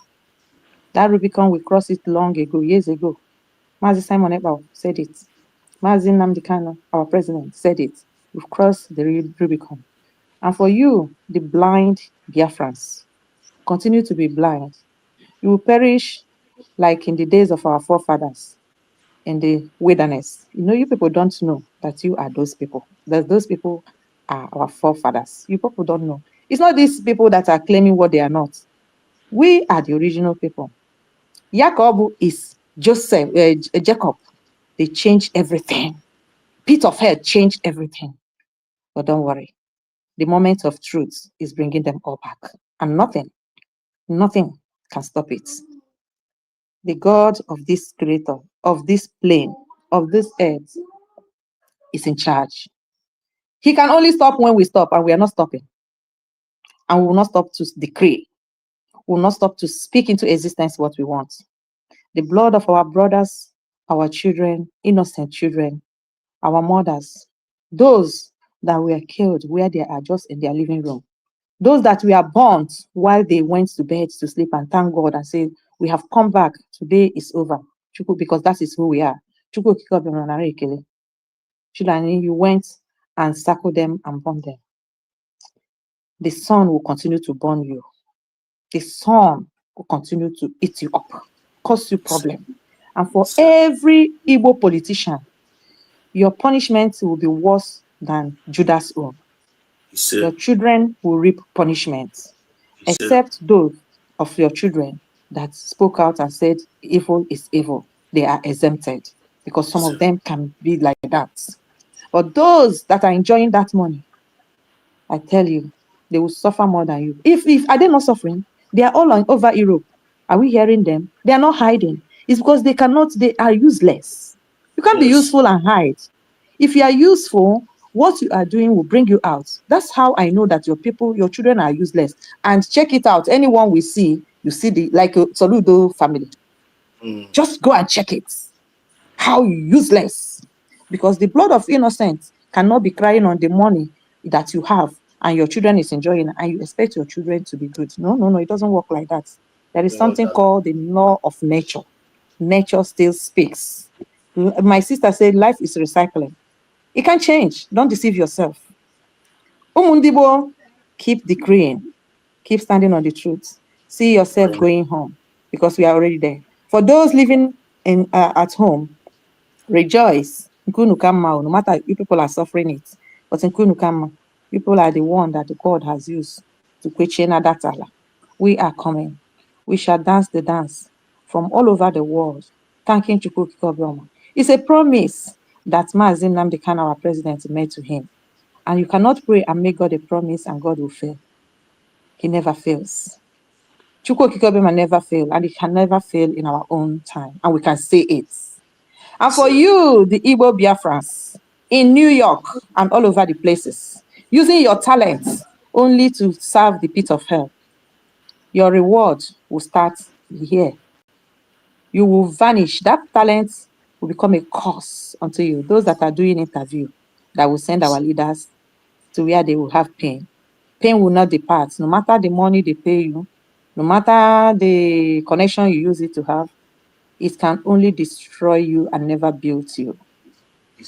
Your own is double portion of the politicians. Your breed can never exist among us. You are wicked. And there is no peace for the wicked. Thank you, my people. Kachukwu Kikobia Manemi Honeme. Why we continue to do what we are doing? Come and support the United States of Biafra. That is your nation. You have no other nation. You have no other place to run to. The world has turned to community. If you don't want to know, if you cannot read, if you can go to internet, you go to listen to gossip, useless people cashing money out of your stupidity. Because if you have what you want to do, you don't go to internet to go and listen to people that are not making any impact in your life. You use your creativity to go and sit, waste your time. You know, some people 24 hours like I am here, 24 hours is short. And you have that time to go and listen to something that will even destroy you. Shame on you. The world has come to community. Government needing as this shit. Just go and touch it. When the time comes. You have a useless passport. If you are not from that place, you are not from that place. Go and check your passport. You have an alphabet. Amụọ gị n'obodo ahụ amụọ. Bụrụ na nne gị wụ na nna gị wụ immigrants, ma nne gị wụ onye ebe ahụ, nna gị wụ ị nwere nọmba. Ihe gwago na ihe ngụrụ agụ ihe nji mara. Eshi ngụrụ ya ka nshi chai. Nchi paspọtụ ndị obodo nọ n'ihe ajụrụ m ya ajụ. Ajụrụ m ya ajụ. Ị ga-ahụ eziokwu ga-azọpụ ụkwụ na shi. Ajụrụ m ya ajụ. So ị nara gị ya otu ahụ esi nye gị aka gị chara gị. So ichekwarasị iji paspọtụ ndebe, iji paspọtụ ndebe, iji paspọtụ mana ajụzi gị wụzi n'onye ole. Ihe osi ihe ọjọọ mere unu. Eji m paspọtụ Amerịka, eji m paspọtụ England, eji m paspọtụ Germany, eji m hey, ala bekee ọwa ibe nne unu. Is the West your maternal home? Those that are own the West, those that are citizens, the true citizens of the West, how many are they of your own are they holding? And you are proud, you are holding this passport, you are holding that passport, you are holding the other passport. Everywhere is passport. You don't know second term, you don't know first term. You want to go and reap the work you don't even know. You don't even read their history and know how they. That's why many of us here are just what we are. Because you don't even know the history of where you are. Because if you know the history of where you are, nobody will tell you to go and fight your own. Go and fight your own battle. And for Chukwu Okike, the lights that are here, those that are stood on the lights, those that are at home. Kwechiri. God has already given it to us. Nobody can take it. It's our own. We didn't write application to have it. And we didn't write application for God to make us, shower us with his own love. That is the jealousy. That's the only crime we committed in this earth. But it's not our fault. And he who has given it to us will protect it and protect us. Udo. Yes. Thank you so much. Thank you so much, our own Ichedi Minister. Okay, why? Your friends have heard you. Thank you so much in all you do. Mazi Ombolayon, Yamuma, one and the only. Yamuma, are you still there? I'm not go late that side of Veno. Mazi Ombolayon. ọkwa kọnụ ga ịkpọrọ m na mechajiri m sef ndewo maazị chukwu gozie gị n'ọnụ omenalụ ndị m ekene triple m onye eziokwu triple m nyere anyị gawa na idis ọ na-adị m ka onye okwuchakwa na ekwucha ọwụ onye eziokwu Anointing the too much, never triple M. I swear okwu anyị ọnụ I don't tell you. Ezinne je, thank you so much. Ikwu onye ya Biafra anụ na avenue ndị niile n'ọhịa acha ndị eziokwu ọwụ anyị nwawo odoze rising sun ahụ anyị kwụ n'eziokwu ndị eziokwu ka anyị ga-ekwugide tụnyere mgbe anyị ruru na Biafra. Maazị biko ị ga-enyetụ m opportunity ka m were this your platform rịọ justice maka that guy aha amanụ m ọ dị allowed. Justice or no? That guy aha nọ na-akpa anyị isi na anyị hapụrụ onye otu anyị ifu na akpọkwara gị aha kwasịrị ịhapụrụ onye otu unu unu achọghị ịchọ maka the guy. The woman the woman just asị na the woman na ọ bụ otu anyị na ọ nọ na-akpọ mami ugbu a na ọ pụtara this guy enwere one guy ọ na-anọ na Twitter ka m na-eji afụ the guy. Okay, nwaanyị isi ọcha. That guy nke ọ na-ekwu okwu na anwụrụ ka m bịara na steshọn go bịa tinye ọnụ. Yes, ịma ọ pụtakwara na-abịa na-asị na the guy na anwụ ha anwụ na the guy na o megere program na YouTube o wetakwana the boy ebe the boy megere program na YouTube o wetakwana ebe the guy chenjiri afọ ya. So the thing not the very painful. After ọkpọchiri anyị sign bịa chọọ maka the guy. So ugbu a na those people ahụ nọ na-ata gị na ọwụ ndị ha USB ka m tinye ya na that ka hapụ dịka ndị those people ọsọ nọ ndị amị ndị USB ọ bụ ezi na-asa ozi ndị amị hazi ọsọ ndị amị ha na ndị USB jọsụ n'ọchọ ka ha rọbishie the guy. Na that guy ahụ na-akwụrụ that guy ahụ ụgwọ ka ọ bịa mee those guys ihe aha na the guy na ọwụzi na those guys aha ọ nọ na-ata gị ndị amị USB na ọwụ original na Biafran liberation na that guy. So then the guy now he did not show any proof that the guy dị ndụ ya because of all those people kpọrọ ya. Those people have cautioned her si ya na ọ na-emebichi afọ ha maybe ha nyere ya warning because otu o si pụta gosi na those boys threatening ya. So she have to come out and started talking. That is my brother the thing the thing gbara anya mmiri o the thing gbara anya mmiri and ịma mgbe o wepụtara that guy na-epre ozi chọrọ izigara ụmụ Biafra based on the justice one net feel free now. Thank you.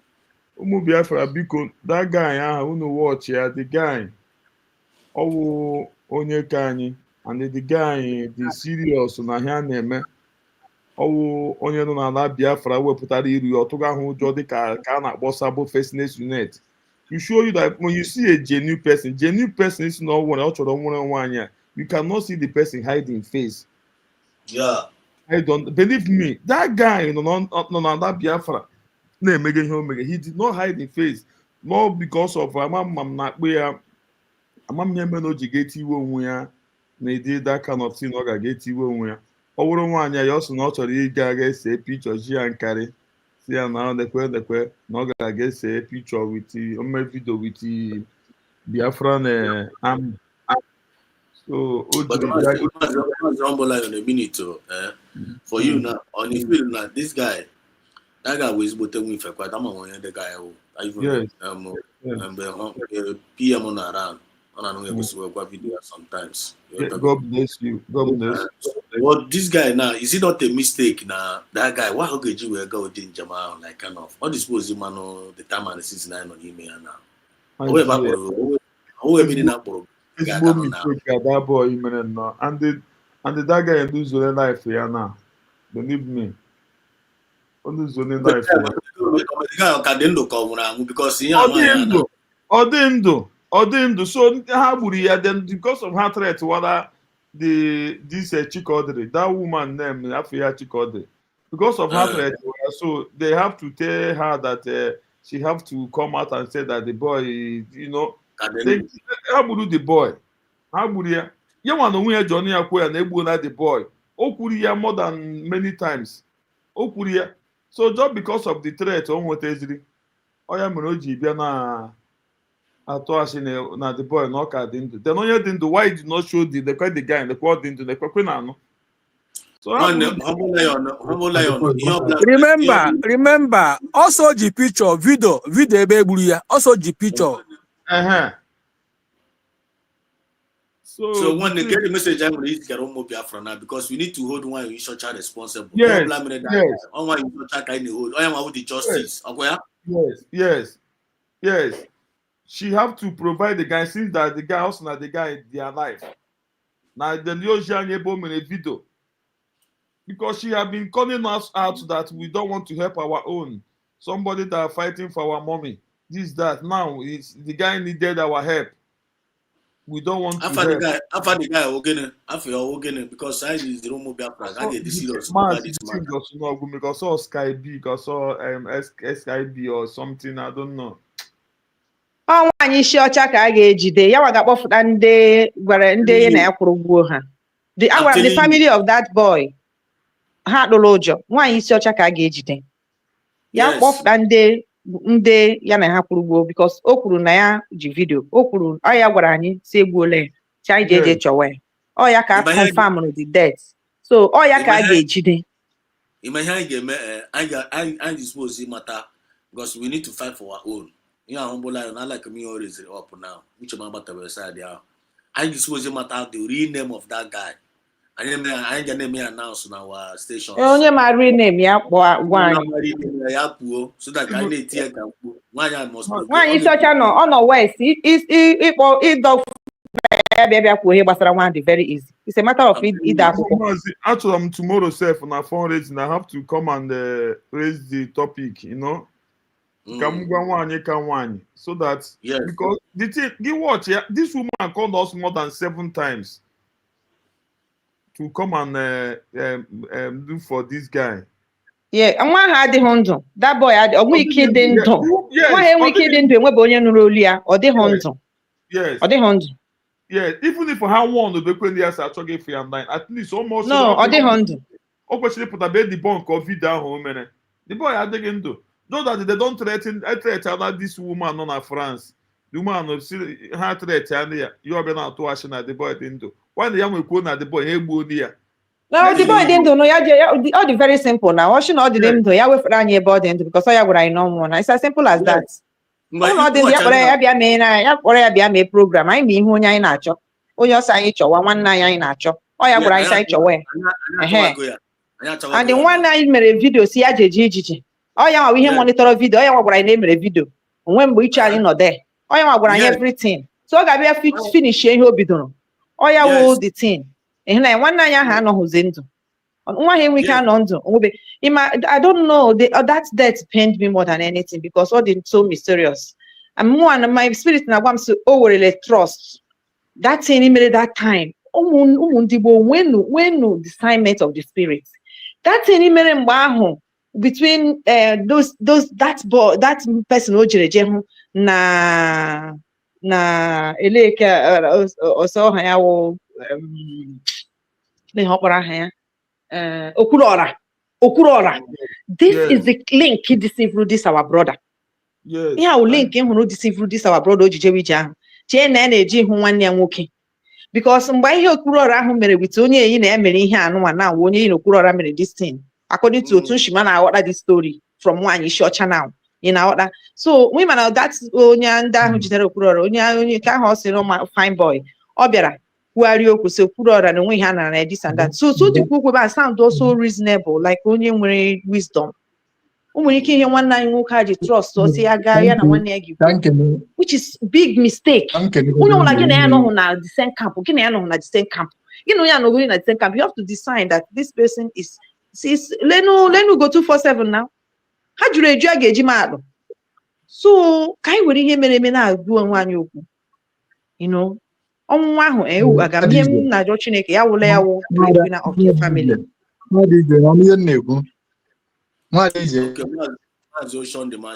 continue. Exodus, I agree with you so much. Yeah, thank you very much. Humble. Ndewo. Continue. No, go ahead. I just can tell you Mana Okua Ibn here, they all very, very good. Anukum run good program watch Mazi Exodus and others are on good program. You got to have listened to it. Mana of who I am Kitana any quicker and is you got to give money house social media space. You got to Obuna way one hour the Obuno way La Subana France and do to that guy.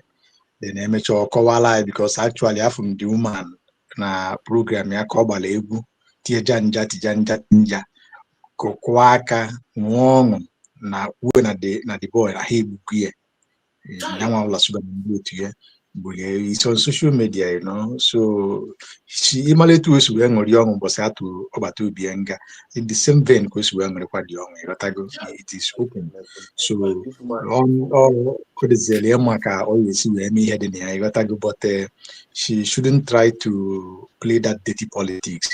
Maybe we should not allow her to target on a DPM at all. So I will not but notwithstanding the government I want social media can equally make a personal appeal on our own. We will be making the appeal just like Mazonia Mapuye here. Then only the government, on a personal note is fine. Or what nature you can fundraising well, or man or the much advice we are there. You got to go, then you know the way to present it, which is going to be more better. But because the woman on a tag this no, for her to be tagging it on a wrong person will not push people to just come out because maybe you only near relevant. She's not relevant. She's dead and gone. But I mean the one is social herself. You got to go. So you're not in case about no, you cannot do that. Yes, and we will not blame the boy and the boy. See, what I saw, what I see there is that the guy is a very person with a genuine heart. When you are truthful, when you are genuine, you will do unthinkable without looking back. Some of us had that experience. So the guy just with genuine heart, but even what I know on such a situation or occasion, can he book was say send down on 100,000. Then I see 100,000. At least I will know your meeting. Did go my church? I would have. I say na 100. I say 100,000. Biano they file. You weekend the luanya of ma and do DJ ama being that no face ama or kwesiro imi na man obure fota na wata kri jerije asonye welezi bubi. So let us just pray. Okay, maka wona wasi na France na akwatu be wata kri ao piano itina nda akwatu bi watago. So onwe ebo de benya nyabia nyara kola nya oda emba because the man onye wana ikunye government nya na ndo otuye with nwa anakpo gini ka anakpo nwa ya I've had a bong and cast non leg and casting out boy is Lagos now. Kirafia, Ogi Chukana be a coggin. China Macassi couldn't go within the hand and so we should be very, very tactical and careful. arapụ ịbịa kọrịrị ya esori ya dajụgharịba ịghọtago. So onye ahụ enweghị iwe na mbata ajọsị mbata because of then mmụọ agha nọ na-akwụ na-egekwara ịghọtago. Thank you very much everybody. This thing is not all about giving her relevant. This is about somebody's life. You know. A minute, humble lion. Here would be a matter of relevance. Here a matter of urgency and a matter of concern. Because this guy, watch ya, and it was in your program. I saw you analyzing that issue. Even I called you. I called him live on that program. My concern. Even when we hear that boy, that day on with video, according to the him and for that day, the guy made a video saying no, Panchamona gauge. And Jema, no one will talk as we did. None of them Biafra. Onye ọbụla dịrịkwa aware ọnwụ na-achọ ya achọ ma afọrọ ya ka a marakwa na otu a ka o si wee gaa. Amami ghọtara otu ihe the guy kwuru. And after that video ahụ, I'm losing from the guy. And ọ nwaanyị a onye bubutekwere the video, the same nwaanyị isi ọcha bubutekwere the video ahụ wee na-ekwu na one of us na-eji na ka ebe na onye ọbụla ji wee gba nkịtị na-efie na and onye ọbụla gba nkịtị. So now he raised the topic. So we are going to hold that woman responsible. There is nothing like a relevancy. And we will hold her accountable. The woman get provided that boy. Now, all was gentle Commander Holy Ghost. Otakos will set her up. So this woman, now, everybody who supporter of the USB government, and I get information and I get our enemies. Yotago, and I get the information and I hear now on the ground setting up. And we need to be very, very careful. We need to be very, very careful because once onye and Diro na erikori the jinga jogologo. I already everybody now. I got to be very, very careful. So much humble and continue. They were mazi. And the thing I will him got just get when the fundraising. After fundraising, one wait time for communicating with us. So all the time I'm getting the issue. I believe that she will have time for us. Like she always have time after fundraising for us. We used to interrupt with her. Some mom get raised the team mass. So him na try mata the original name so that once she they watch also even if she can be watching us here now, but you don't know. So something the guy according to that woman Chikodre, also na the woman also na the guy but gentle to Yahoo fuck up. So the guy, this boy, they don't count the guy in fuck up. So ya mere haji mgbaha ya haji ruya rutia. Akuna no. Haji rutia. Oh, a kind of on under their watch. So on a normal on a very good day, you'll be a $4. According to the way this woman Jimeya in a way, everybody can understand it. That how that guy fought the victim. And Bob and I be gentle to Yahoo. Tap or there. But yeah, also the woman she name and give watch ya man no say yes, yeah, exactly. Then all you have to do but the guy and that kind of thing now which you get by again. Yeah, oh, that person on behalf of that person also suppose also to be to I reach too. Because here we can hear akpa. Onye ahụ o kwere ihi agawa ka ya gaga zọfụta. Onye ahụ ga-anọkwa na the picture because onye ahụ onye mara ndị na-emekọrọ ihe o jere ije kwuola ya okwu. Atọghịla m ka m chọọ that name na TikTok and m enwetawu that person ahụ. Onye ahụ ebe a ga-ebido dị sef before ya ruo na nke nwaanyị ọcha because onye nwa ka ejere ịzọ and onye ahụ nwebụ onye nụrụ ya okwuru okwu kemgbe ihe a mere. Atọghịla m the thing ka m chọta afọ ya na TikTok but the thing and me enweta wu ya no ya mere no ji dịka no afọ don't try write the guy, you know. Amacha n'ụzọ deri ya. So the thing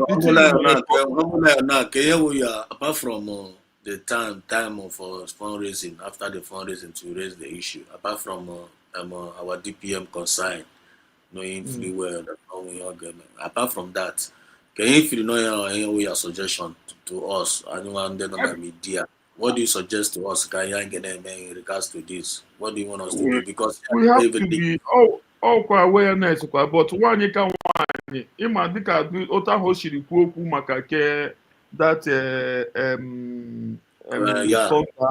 Yeah. thunder. Yeah, I Mm. believe when she speak like the way things must only happen. Yeah, we brilliant idea now. It's a go Yes. Only to make a tweet. But the DPM need to make a tweet. But also Yes. make a thunder. Now one ana choko di onya acho. And then the Yes. broadcast the one in short chamber. Because when you short chat, you know you set the woman up. Now the guy na got condemn to Yahoo. Na program. Yeah. Yes. And then when you short chat they against anything of na condemn because so to Yahoo na ana ego na azo. Yotago. On the gentle Yahoo, now get raise unnecessary underground fundraising in the name of non support on the ground. Or with the money over send or way and okay, chuku. Yotago, Angie the thing where neighbor business, the Chineke naga walk. Yotago, Angie neighbor business. Because I'm feeling no way brave kind of at this Biafra movement. A man if I name with them more. Yotago, we know them. So only need make it that tweet. Now so person, and I try. And they hold when you are responsible. On one I kind of hold responsible. Straight to the point. And then so bad when they catch cut one because no yeah cheerful we go here. Thank you so much. Thank you so much for the opportunity and the join. Yesterday, ejim phone by a phone ma own a volume problem. So I am in so I cannot talk. I thank you so much. God bless you all for the great job that we are doing to get what we are looking, and we have gotten it. I believe that is my hope. I believe that we have gotten it. We have gotten it. Thank you, everyone. Mazi, continue with your good job. God is your strength. So, thank you too. Thank you too. One nke gwa na emegodi self karịrị nke mụ na-emebe because ihe anyị na-eme na channel go there with nwaanyị a nwanne mụ a ga-eme ya grace dị iche yotago mụ a ga-eme ya na nwanne you dey over try ịma ifunanụ grace dị iche onwere onye ga-eme ihe anyị na-eme n'ike na ya na tutis wetado nwaanyị ahụ na bomba to bomba I'm telling you. So if not to be a France Britain na-ese eme ihe ọ chọrọ inye gị assignment ọ ga-enye gị the grace ị ga-eji wee na-eme assignment ahụ ọ ga-enye gị onwe na-enwe department o nyere gị ọ ga-enye gị the even go myself ga na-adị surprise how are you doing it. That is what you are doing and the ọrụ na-arụ na-amịta mkpụrụ that woman is gone and that ga-ejide shit. Ọ wụrụ ka ị ga ọnwụọ na onye nwe na onwe ya finiri ya. Imagine onye nyere super chat na edijo na-eti na-ajụ ma super chat ọ ka na-eme exist. Ọ ka na-eme exist. Imagine. So just for you to see, oh, she have gone forever. She have gone. Where be you from? Oh, Ghana. A shop that kwesịrị ikwuru ya na ga Biafra ya no just that achọrọ m ịhapụ ya maka ewe ndị ị ga-ahapụ ya ọbụla ya pụta kwụmọ. But ọ wụrụ kedu ume na ya nọ onwe ya mama na ọgwụ na imagine she cannot because she is desperate.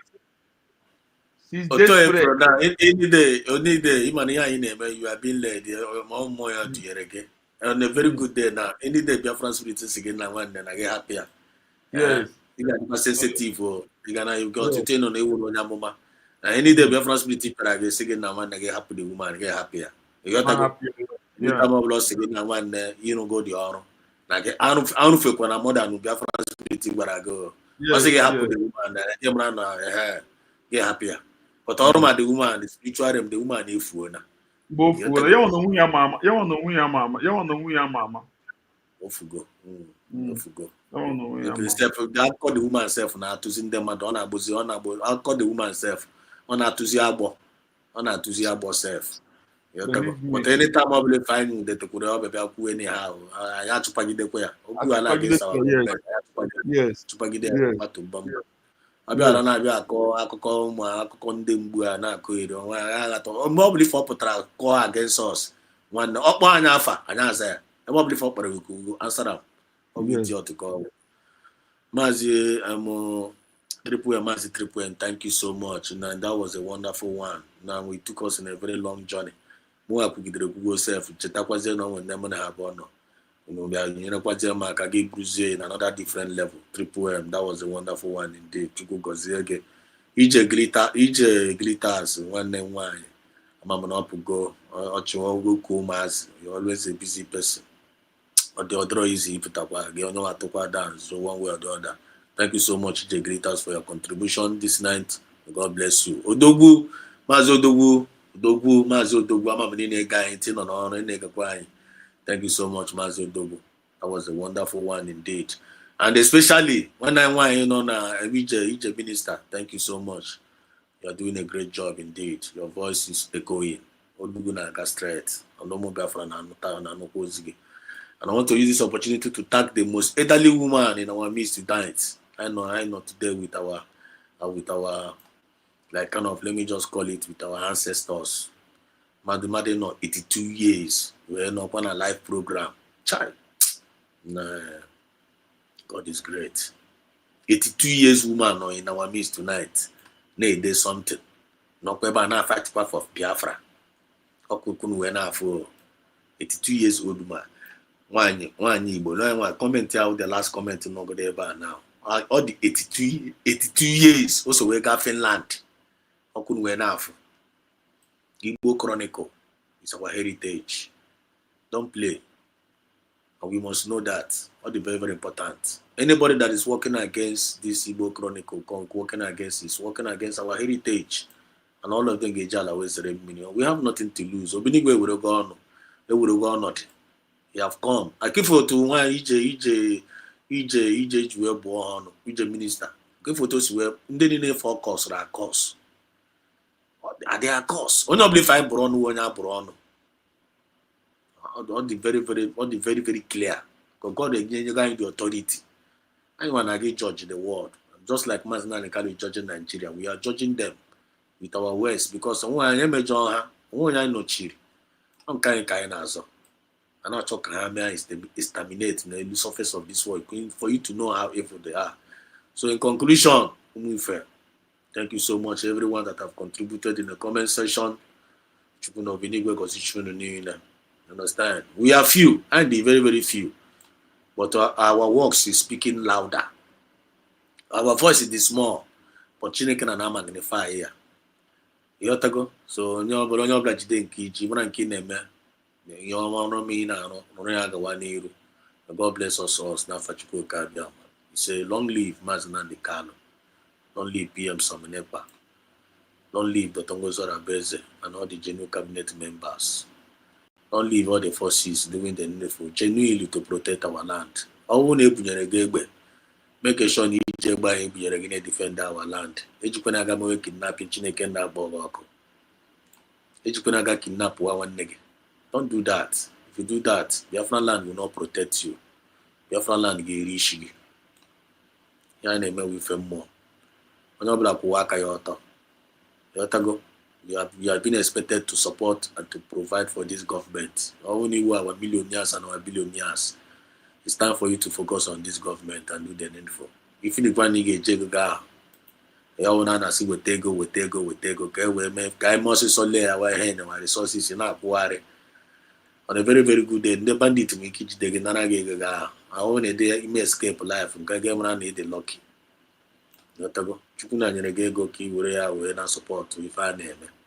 Which I decided where Jana, Ijaga, we are not going to pay me out of Banco.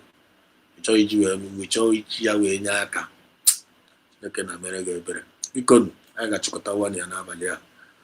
Obinigwe anugo do anyị n'abalị a. Because tomorrow is another day. All our platforms, Mazi Humble Lion, every other person that is speaking, my Kazi Kai Report, Elena TV, Jose, Namden, Zekona TV, Mazi Chino, Atri Biafran TV, Nikki Agnes, and then Progress the Analysts, Reference Superstars. Ifenine. Abobunu so when is Ozioma, when I make Kaneme, Chipuna Banyu Medidesha Ike. May he provide for us. If I get you now in your own way, because we are not hoping on the government to do anything, we are just serving. It will be Ocha. serving.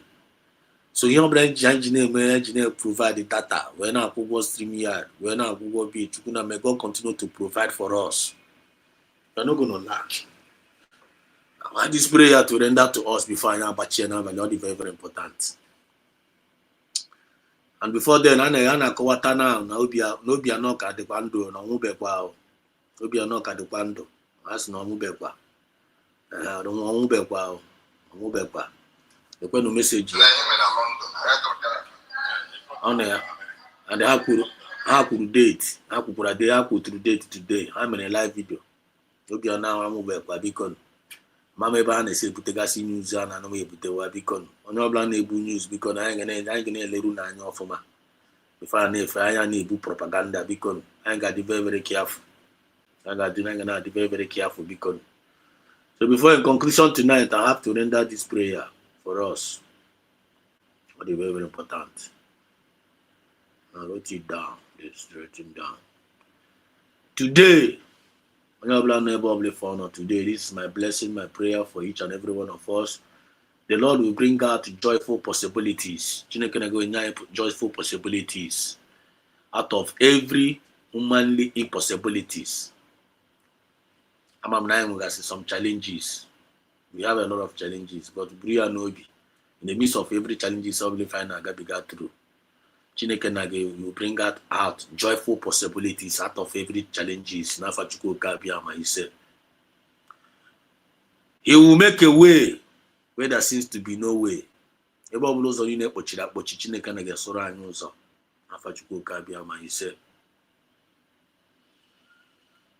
Your set time will never become your setback. Your set time will never become your setback. Your star will continue to shine above every obscurity of darkness. Every obscurity of darkness. It's not our portion. No. Okwu ọnụ ka Chineke na ji wee ka ụwa okwu ọnụ ka o ji wee mebie ya. Anyị ga-eji okwu ọnụ anya okwu ọnụ Chukwu n'anyara na-create our own world. Ihe ọbụla chọrọ ka ọ na-eme na this Biafra movement, use your mouth. Onwe ndị na-ebelieve, onwe ndị ịma ha na ike dị n'ọnụ. Anyị ga-eji ọnụ anyị na-agụrụ nwa anyị ọfọma and na-agụ efe ọ na-eme live. Ije ka nọ here, ije minista. Ka ọ bụ kwuru okwu the other day. They say that na ihe ọbụla rọrọ Chukwu na ọ na-eme ya. Ije, are you still here? Ije. Okay. Ihe ọbụla ọ rọrọ Chukwu na ọ na-eme ya. So onye ọbụla mepe ọnụ ya na-aga ọfụ a, and ọfụ a ka m na-agụkwuru unu here. We will forever find favor in the sight of Chukwu Okabiama. Anyị kụọ aka, ọ ga-emepere anyị. Anyị like ya, ọkụ anyị na-ahụ, anyị rịọ ya, ọ ga-emepere anyị ụzọ. Ọgwụ, ọ ga-provide. We will forever find favor in the sight of God and man. And the grace of God will break every protocol into pieces. Every protocol will be broken into pieces. Protocol equals in our marriages, in our homes, in our businesses, in our career, in our projects. Every protocol equals break here into pieces.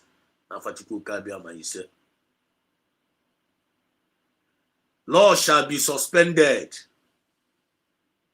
Established procedure shall be set aside for the manifestation of the promise of God upon our life.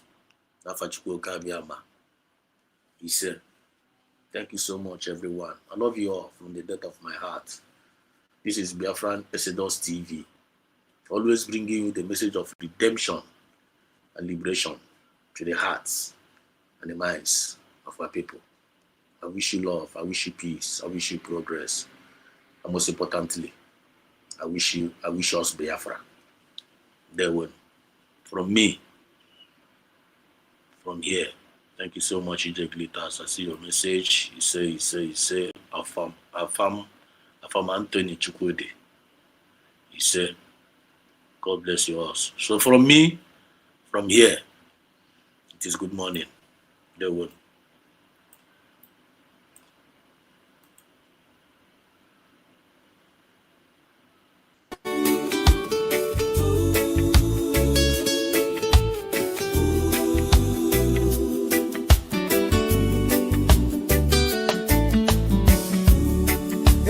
16, 1984, they came at dawn, accused but never charged, 6 years withdrawn. But in that darkness, a deliverer was born. His name, Chiroma.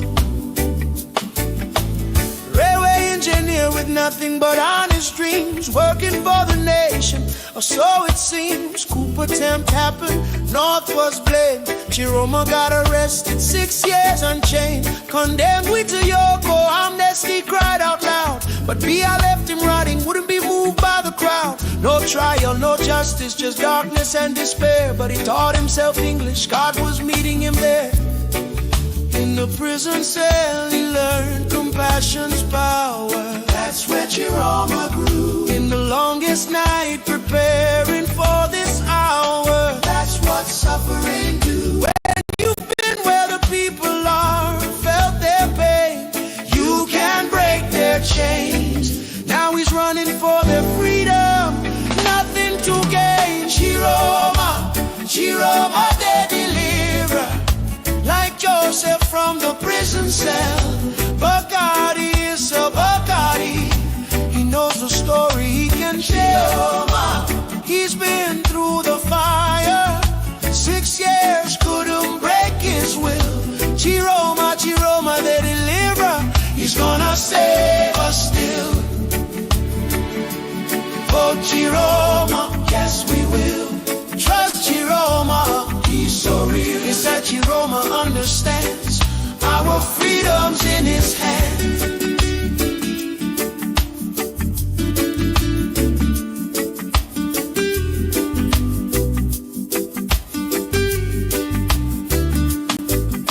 They try to break his spirit, thought 6 years was enough. But trials only make you stronger when you're made of tougher stuff. From prisoner to minister, then back to opposition. Because he saw the suffering, needed a new vision. June 24, 2025, he walked away from power. Said, I can't defend this system for one more hour. Left the government to fight for you and me.